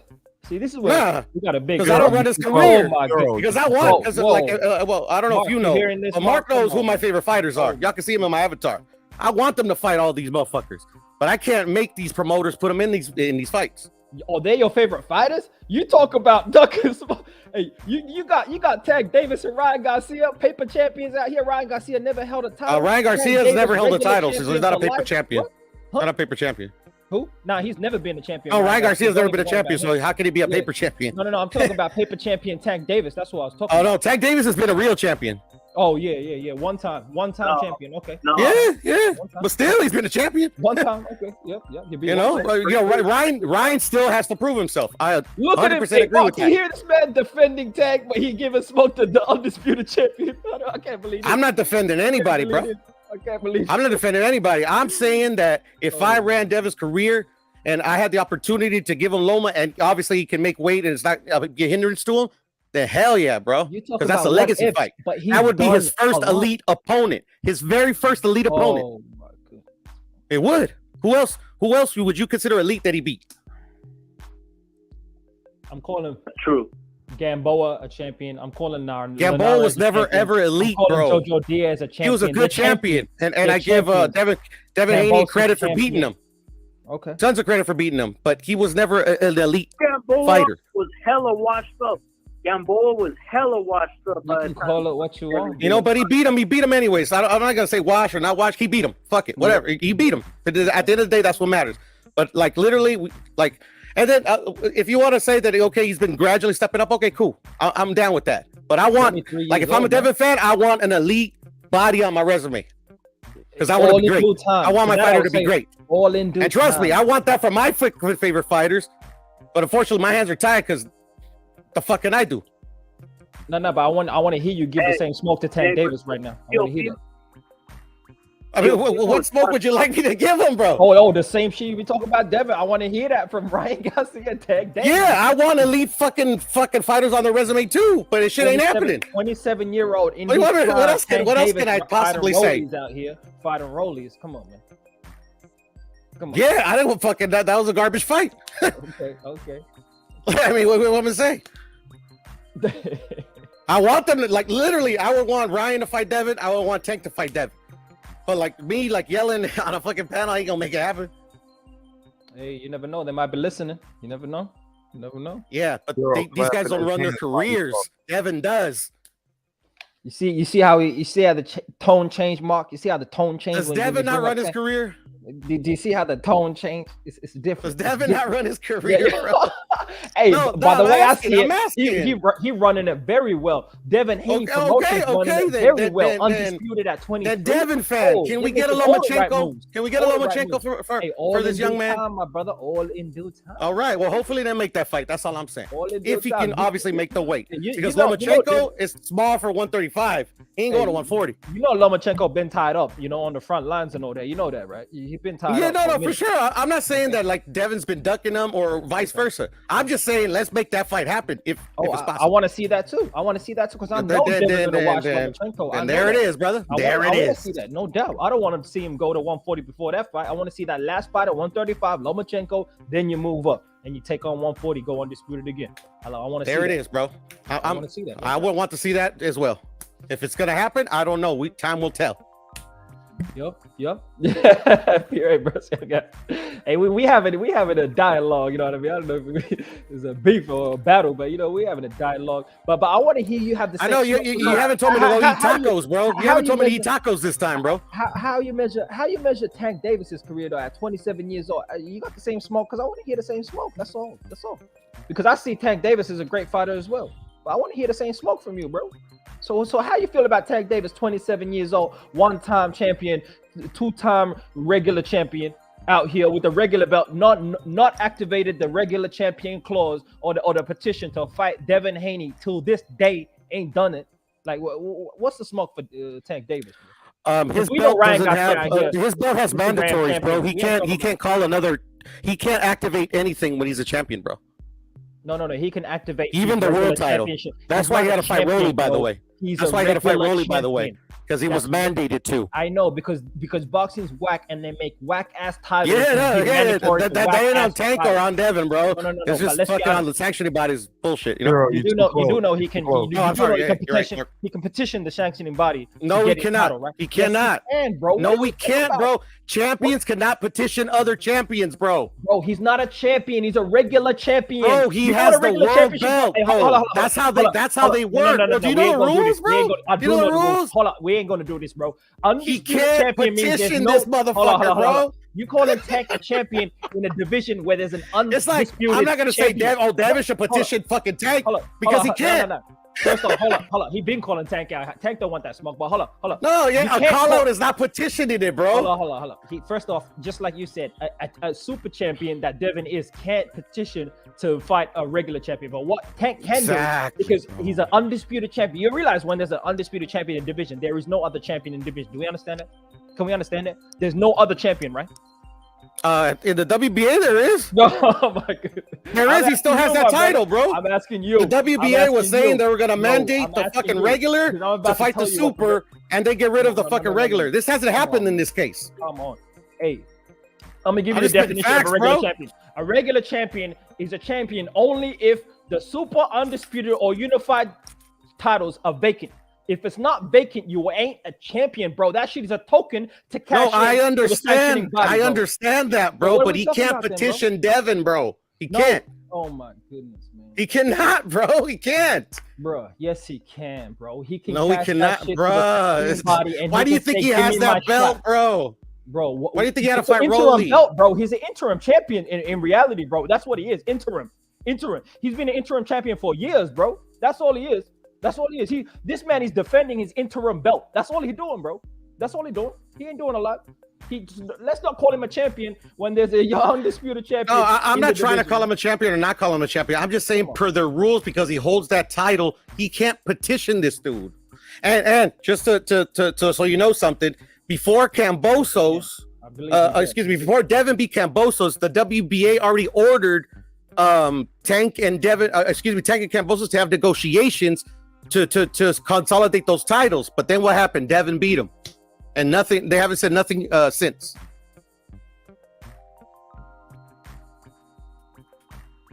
Man, It's not on Devin. It's not on Tank, bro. It's these sanctioned bodies that do fuck shit, bro. You know what Tank's been waiting for, bro? He's been waiting for years for Devin to move out of the division so he can be. You know what that regular championship does? When Devin moves up, if it's vacant and he moves up, like right now, if he moved up, it becomes vacant. Now Tank is called the champion. And that's a joke because now he ain't even fought the champion and now he's called a champion. I'm waiting for Tank to fucking fight a champion, bro. I've been waiting and I'm disappointed in Tank because I know he got a lot of skills. You know the He same got thing that happened power. in Devin's case, right? And you're calling it a joke, just to let you know. He fought a man for the title, for the vacant title. Yes, he did. That's how he got his No, title. but Then he the thing you defended it said, you 5 said times. that if Then he defended Devin it 5 times, though. That's the difference. If Then he Devin defended goes it 5 up and vacates the title, then they make a Tank Davis the champion, which is a joke. And they literally did the same thing for Devin Haney, bro. No, they didn't because he won. Yes, they against, did, bro. No. They, He won the. everybody says that Lomachenko vacated his title and they elevated Devin, bro. No. And that's exactly the same scenario you just posed, bro. You know what? You know, like you're like literally bodying yourself, bro. I'm sorry, bro. I wasn't even trying to body you, bro. You just literally bodied yourself. When did they elevate him? You're wrong, bro. Because he won his WBC title off Abdullayev.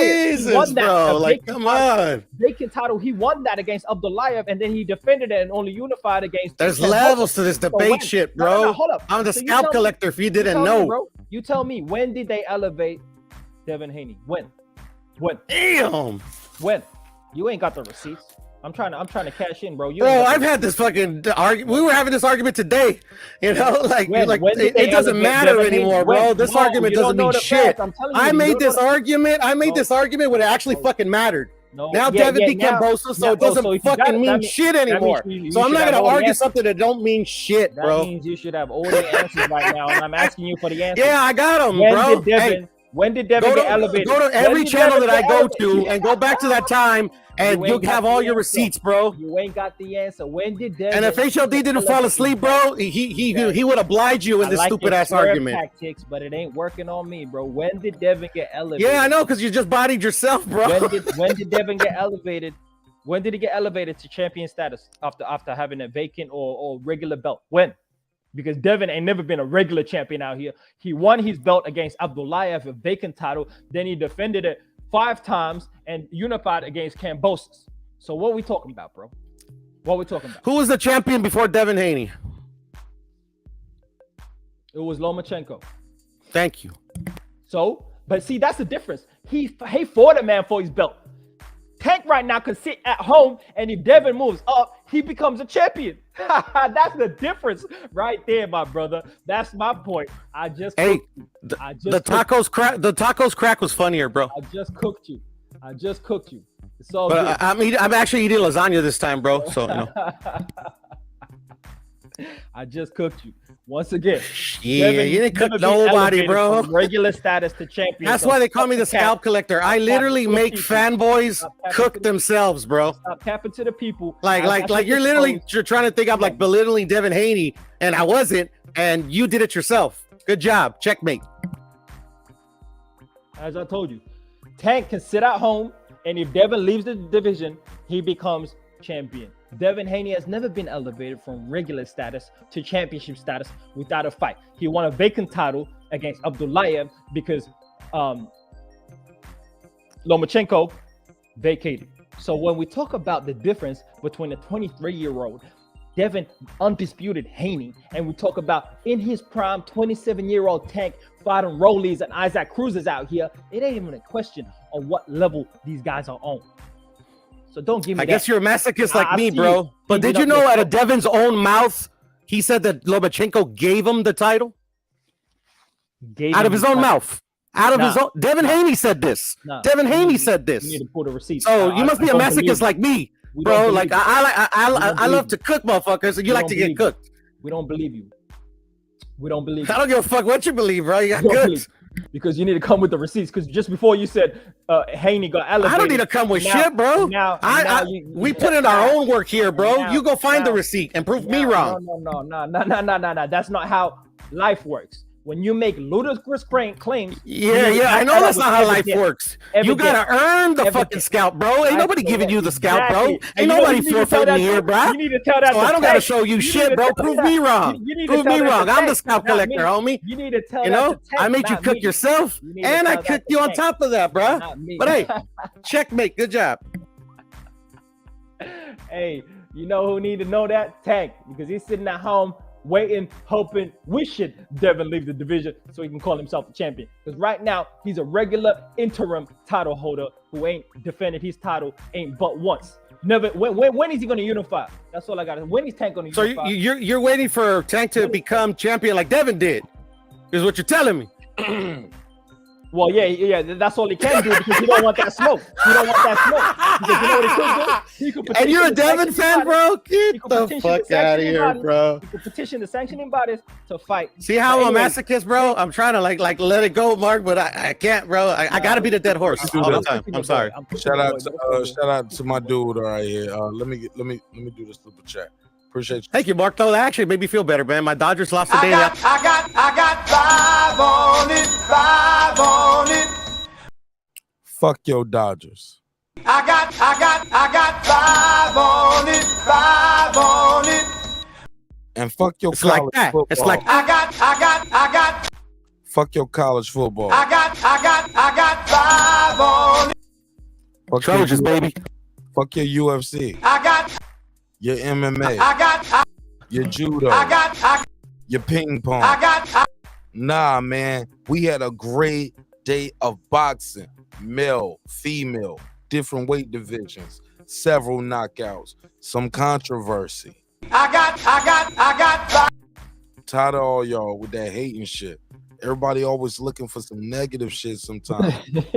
Like, damn, man. Like, do y'all like this shit or not? Like, the fuck? I hate it, Mark. They. Yeah, man. Like literally, out of all your panelists, me and you gave Devin the most credit. Talking to you. Me and you, Devin, gave I got 5. Me and you gave Devin the most credit. Out of the whole panel. Out of the whole panel, Mark. Me and you. Nobody gave Devin credit, bro. But me and you today. Just to let you know. Come on. So now we friends. No, we were friends before this, but you know. I got 5 on it. All right. Yeah, man. Shout out. There's level to this, bro. I'm Devin. He's Kambosos. I'm gonna let you have that, man. I'm gonna let you have that. Well, why you got Tank on your? I gotta put the case on you. Putting the case on all you bitches.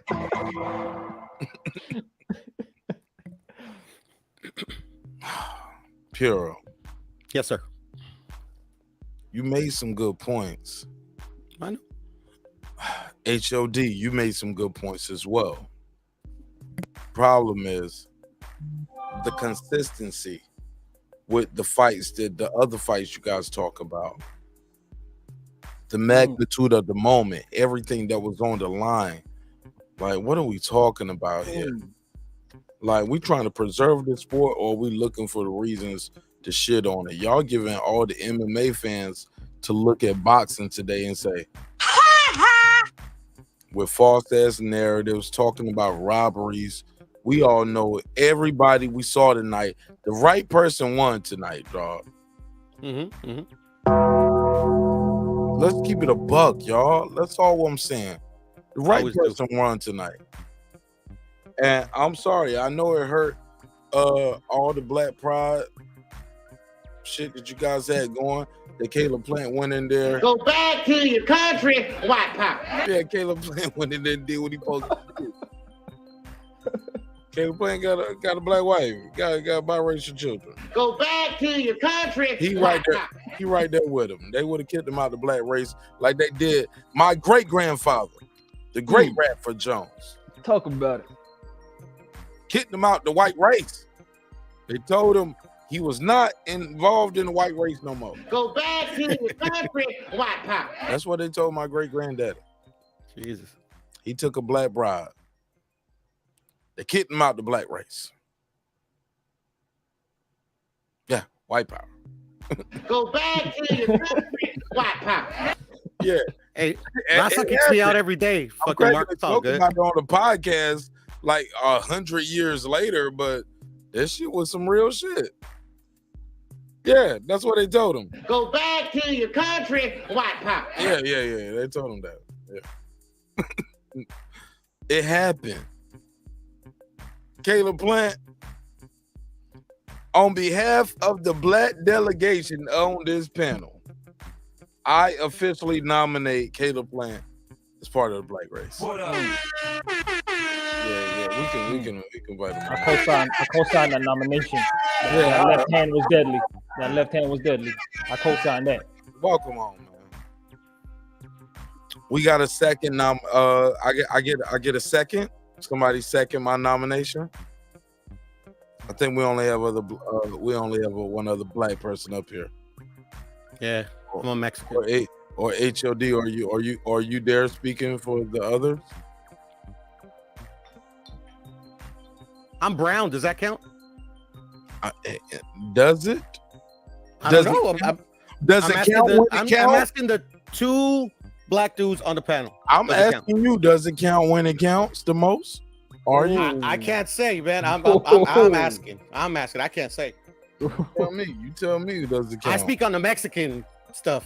That's it. I guess so. If that's all you can speak on, is that what do you support? What do you put your time, energy, money behind? What do you put your resources behind? What do you put your morals behind? Honest answer when it comes to boxing. Oh, I'm sure. Well, whatever you wanted to make it about.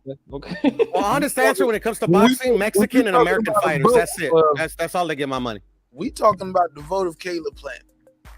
Move him to the black race. Are you trying to move him to the Mexican side? Are you trying to? Oh, shit. He said no. Oh shit. No, because I wouldn't nominate somebody I don't know to move to any black place. No. I don't know. The Mexicans don't even think I'm Mexican, bro. Real quick, a little too quick. What time? I'm not Raza and I'm not Mexican, bro. So man, I'm fucked. What time stamp is this? Oh my god, Puro. What is this? I need this. But hey, if I was black, I would third the nomination because then Canelo actually fights black fighters. Puro says no. Actually, excuse me, African American fighters. That's what they say. No, they say something else. That would smash that narrative. I'm like, we just beat Caleb Plant. What are you talking about? Oh my god, Puro, you got me rolling, bro. I can't believe you talk like this. Hey, y'all the one that brought it up, man. I wouldn't bring up that corny shit. I don't know what you did. All right, there we go. There we go. I just need that for me. 'Cause I got to timestamp that shit. That shit was funny though. Reggie's funny. Yeah, you said it though. He said, "Why wasn't this is Haplot?" He said, "Why wasn't he black when Canelo knocked him the fuck out?" No, they just said he was. white man. They just nominated Like him. a They true just white nominated him. man. Hap. Yeah, I Hap. hear you. I hear you. We got it. We got it. It's over. It's over. Why wasn't he black when Canelo knocked him the fuck out? That's good. That's gonna be my new shit. When people don't click the link, when I read their comments, I will give them whatever voice I want to give them. Oh man. Oh my god. Oh my god. It's all love though. Shout out to Haplo. Hey, look, I heard Haplo on somebody's show a couple days ago. I didn't know it was him. He was saying some of the most outrageous shit ever, and I was like, "Hello, do I?" And I was like, "Who was the guy that said he works for Showtime?" Yeah, I saw that shit too. And he was like, "I didn't say I work for Showtime." I was like, "Well, who is this guy?" He got all this talk. They was like, "Mark knows me. He knows who I am. You know." He was like, "Mark Nash knows me. He knows how I get down." I was like, "Hey." We don't believe you. You need more. I'm like, people. "Don't say my name like that." He was like, "Hey, Mark Nash, it's me, Haplo." I'm like, don't do that shit again, bro. that's how I felt. I felt like I couldn't defend myself. I was like, "Who the fuck is this guy?" Oh man. Nah, but look, I'm just being an antagonist. I'm being an asshole. I was provoking him to see if he'll click the link. There you go. I fuck with him enough. He spoiled up. Shout out to Hey, him. welcome bro. to Lee from me being the asshole. Don't ever ask me to click the link and expect me not to do it, bro. That's one thing I will always do. Hey, hello. All call outs mandatory, right? That's right. I How you always feel, step my up. brother? Welcome home. How you feel? Oh man, I feel good. It was a good night of boxing. To be fair, your voice sounds nothing like how I painted it, right? I don't know. Yeah, I don't know. Hey, Nah, how you think it sounded it's like, hard to Mark? hear. Hard to hear my own voice. I don't know. I gave you this voice. Hello, Mark Nash. Hi, Mark. How are you tonight, Mark? I'm out of here, man. Does that make you feel better, Mark? If I talk like that? I didn't do that. All right. Real talk though, man. It's a late night show going in early morning. Today's my daughter's birthday. I ain't gonna be shit tomorrow at the birthday party. I'm just handing out candy bags. I'm eating pizza, spinach dip, chicken dip, and we gonna run around, throw the frisbee. We all gonna be out there. We got a pony. We rented a pony. I'm lying. Sounds I like a didn't nice rent pony. party. I didn't rent a pony. I got two jackasses put together like y'all see on TV. Like, yeah, they gonna make a pony together. Can't nobody ride it though. They're just gonna stand there in front of it for a picture. He didn't rent a pony, but he's gonna have. I got a jump house. Pin the tail on the donkey. I got a jump house. We paid for the food, and we got liquor. Did you for get a the piñata? Hey, look, I'm gonna tell you this fucked up shit about black folks. We get the liquor for the adults, though. We got free liquor. Here, take this, drink this, and drive home with your children. Have a good day. It's not a party without a piñata, Mark. You better get a piñata. Drink this liquor and drive home with your children. Have a good day. What the fuck? That's terrible. God forbid. Oh my God. Okay. Cue Brad Pitt. I have low. Tell me what you thought of fights tonight, man. What you think? I enjoyed it, bro. I thought Haney did a great job. I like the Wilder knockout. Some of the undercard fights were good. The girl with the big ass gash in her forehead winning was kind of cool. Sharonika Johnson. Yeah, she. Man, I got some. She beat Ramadan or something. What was that? What you mean? What you mean? What happened? Let me see. I think I got some screenshots of that. Ramadan was the other girl, I think. Oh yeah. She's the former champion. She beat the former champion. Yeah, that was cool. It was good. It was good all around. I mean, everyone who I thought would win won, pretty much. Yeah, everyone really. Can Wilder beat Usyk or AJ based on what you saw? He could beat Usyk. based on what you saw. Yeah, I mean, he's gonna land that punch eventually on Usyk. I mean, there's no way to avoid it for the entire fight. Can he beat AJ? Oh yeah, I always thought he could beat AJ. Wilder is in a position to be champion again. He could be if he beats Usyk, though. I don't know. I mean, then he has to fight Fury again. I don't think he can win that one. Nah, he ain't got to fight Fury again. If he beats Usyk, he can skip Fury. Fuck Undisputed. I had that belt. I had it. He can just say, I'm going to fight AJ, get this big money fight, and back out. I think fans will be all right with it. Because but the AJ fight isn't as I believe big enough as of his fans think he got robbed. AJ isn't as big of a fight as it used to be. Nah. Now that he's lost a bunch of times. Really? We did a show on this, I thought. Or we did an episode and people were talking about they were still. Was that today, Peter? When we were talking about I was asked, I put a survey up. I was like, win, lose, or draw. Was that? No, that was it yesterday or a couple days ago. I said, I win, remember lose, or draw. what you're talking about. Yeah. Whatever. Somebody favorite YouTube daddy gonna steal the shit. Whatever. But I was like, win, lose, or draw. Would you still want to see Wilder fight AJ? Some people said no. Yeah, of course. Well, you're talking to hardcore boxing fans, though. You're talking to hardcore boxing fans, though. I don't think all these people are hardcore boxing fans. Because some people that follow my show they're somewhat boxing fans if they're on your channel. They ain't hardcore though. They like some of these dudes told me they first I know my demographics, 1865. Dude told me he got into boxing live on air. He said Adrian Broner. Bro, that's what got him. See, y'all laughing. See, y'all laughing. Y'all think it's funny. What's wrong with that? Y'all think it's sad, but he's part of my demographic. I didn't laugh. Yeah, I laughed. My first fight was Adrian Broner, man. My first fight was Leonard versus Hearn, so it's kind of funny to hear that. All right, man, but look, life moves on. But hey, look, they didn't have YouTube back then, or TikTok, or Twitter, Instagram. Right, that's very true. Bus after winning the gold medal. Times have changed.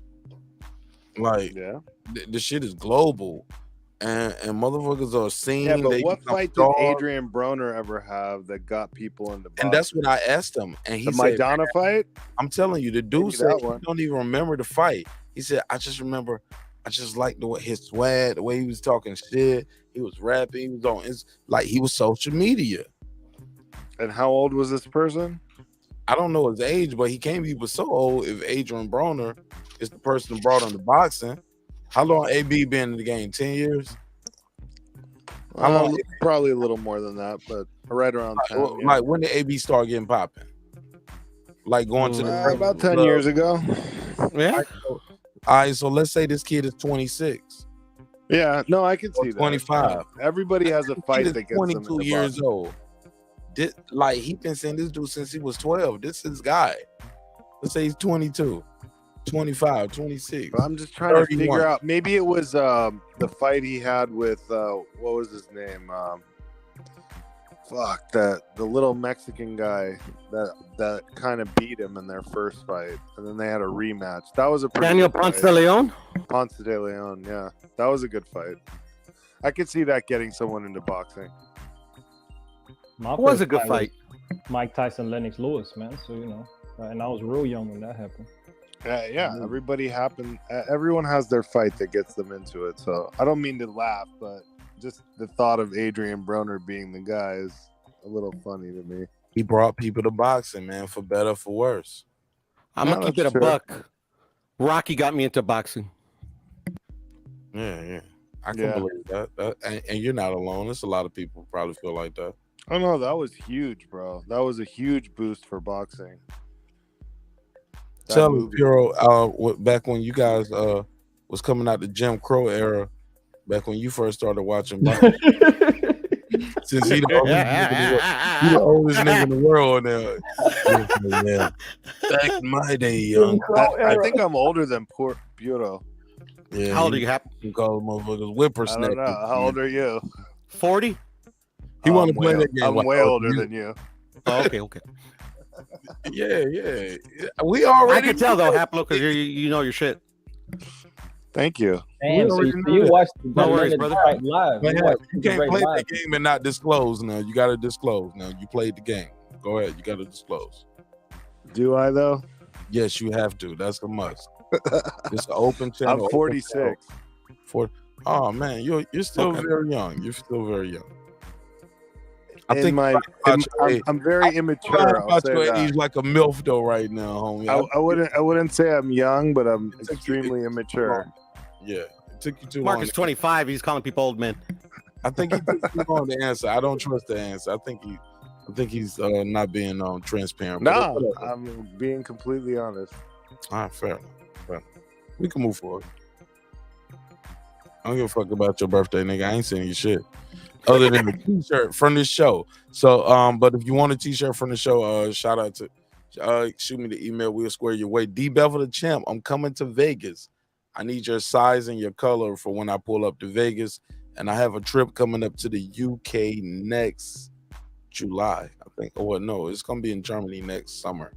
So going to Germany next summer, guys. So yeah. Big things popping over here, man. Wish me luck on all my endeavors. Nobody cares. Good luck.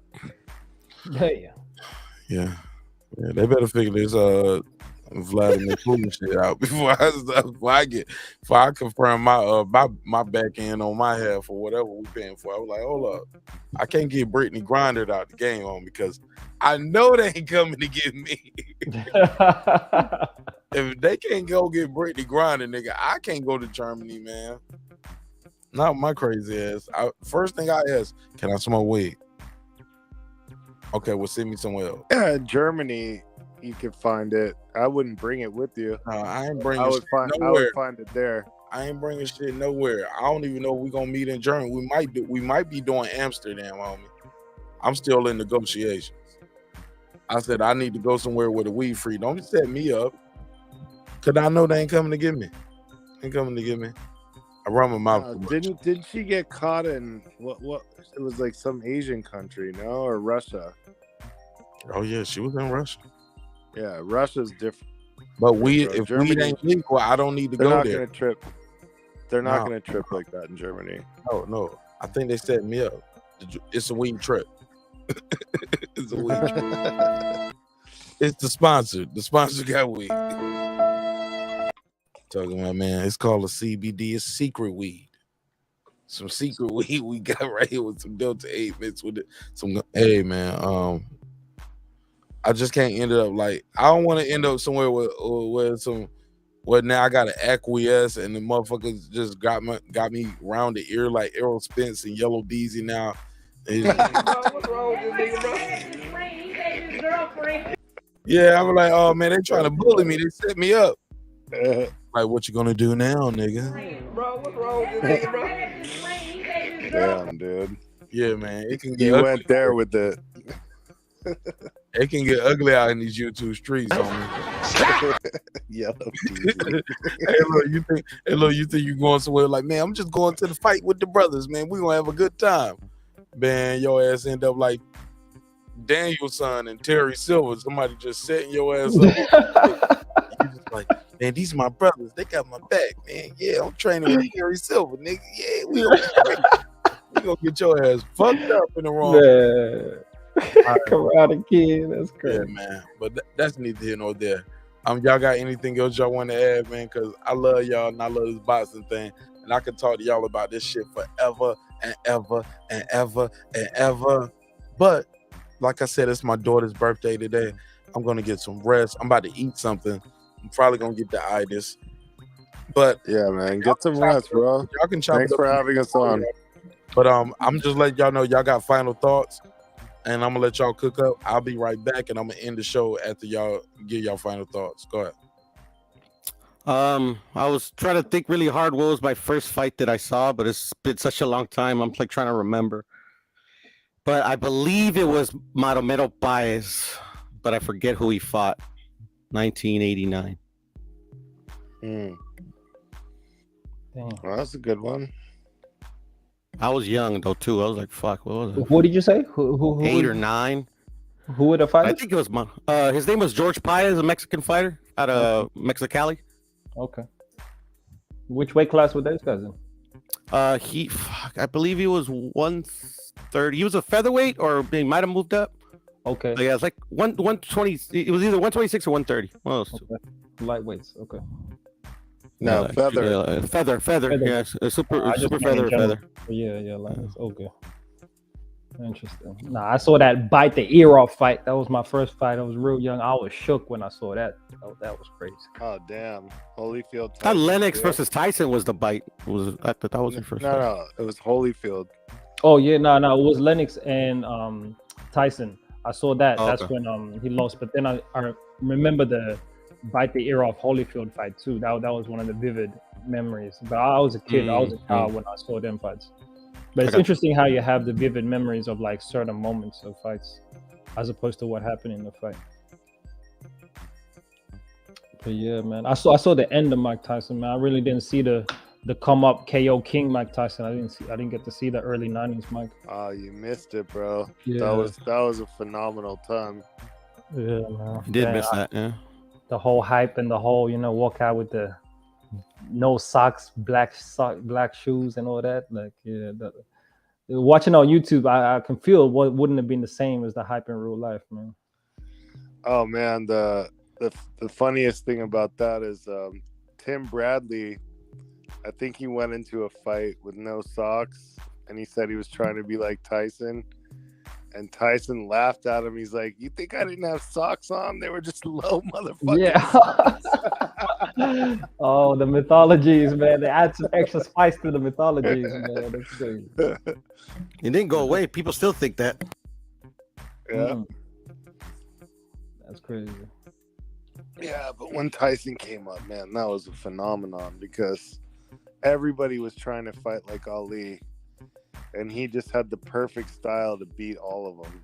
And he was just running through dudes like crazy, bro. You think he could have beaten Ali in his earlier prime? Yeah. Wow. Okay.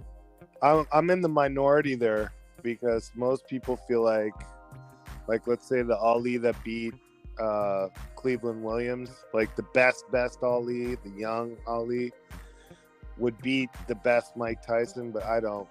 I think that Tyson that beat like Spinks and Holmes would beat that Ali that beat Cleveland Williams. I think the best Ali is the one that beat Donovan Ruddock. What? I mean, the best Tyson, excuse me. No, bro. That was way later.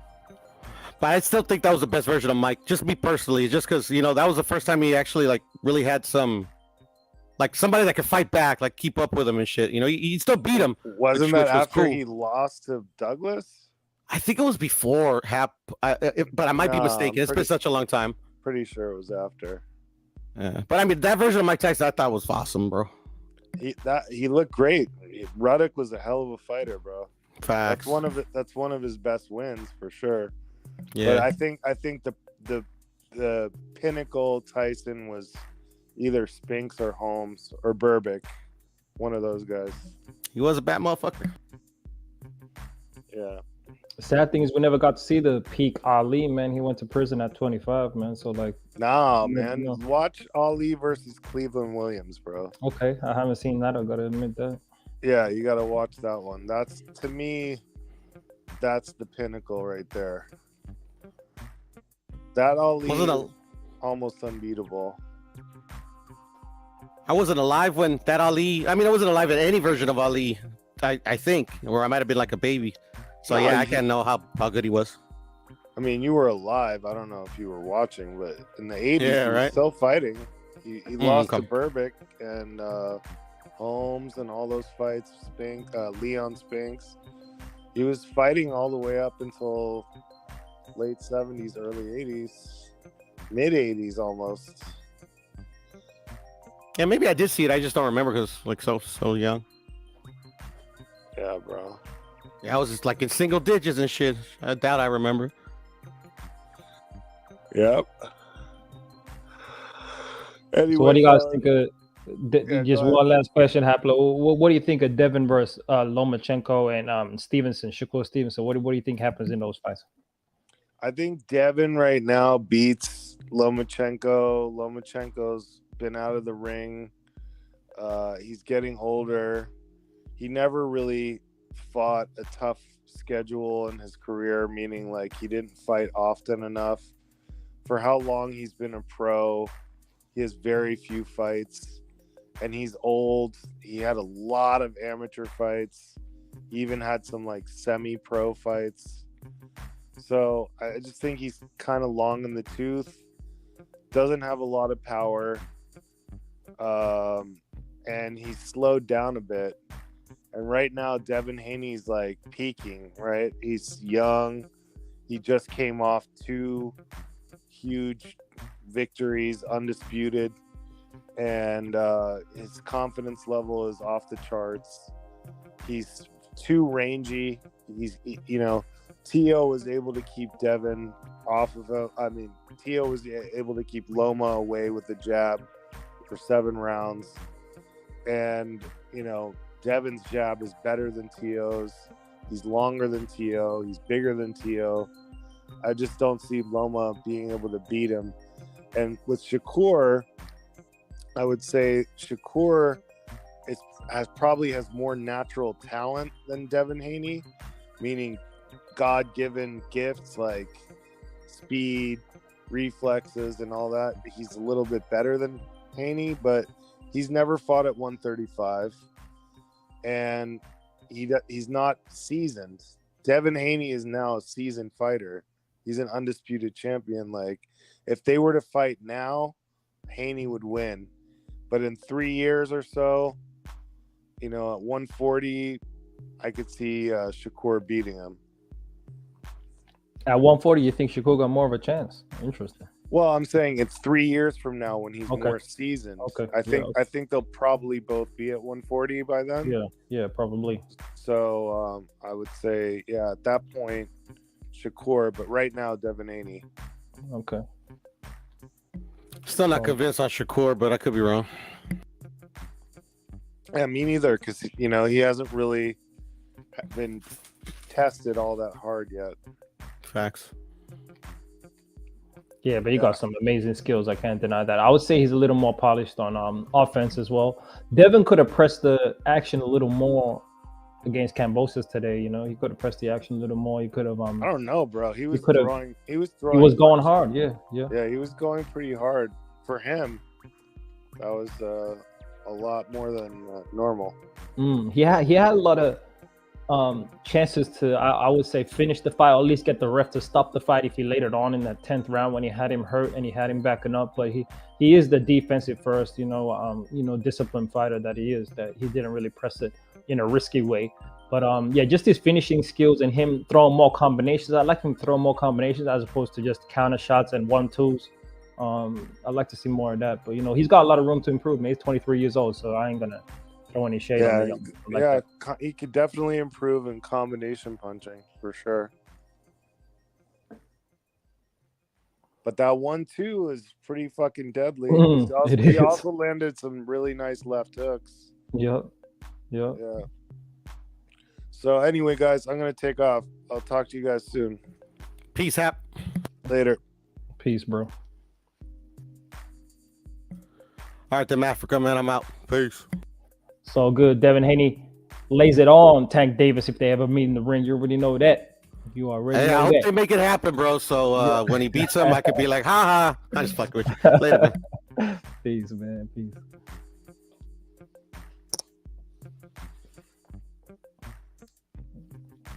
Peace out, Mark Nash.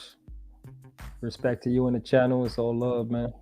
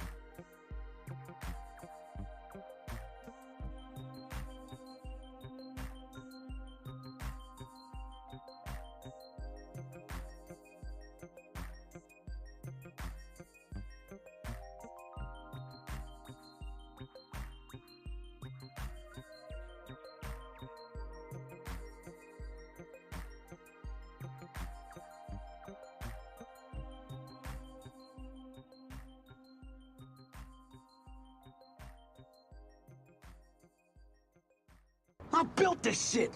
Me. Brick by brick. And I'll be damned if I let you tear it down just because you don't like the way another nigga talk.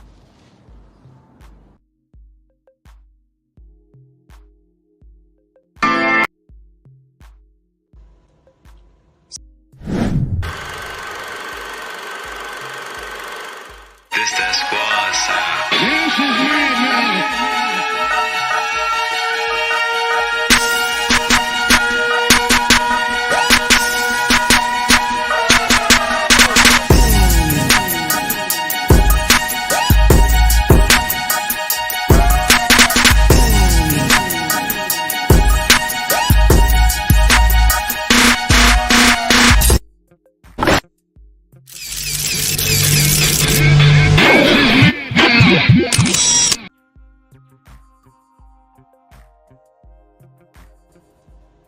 Subscribe. I don't care how many subscribers he has. Support him.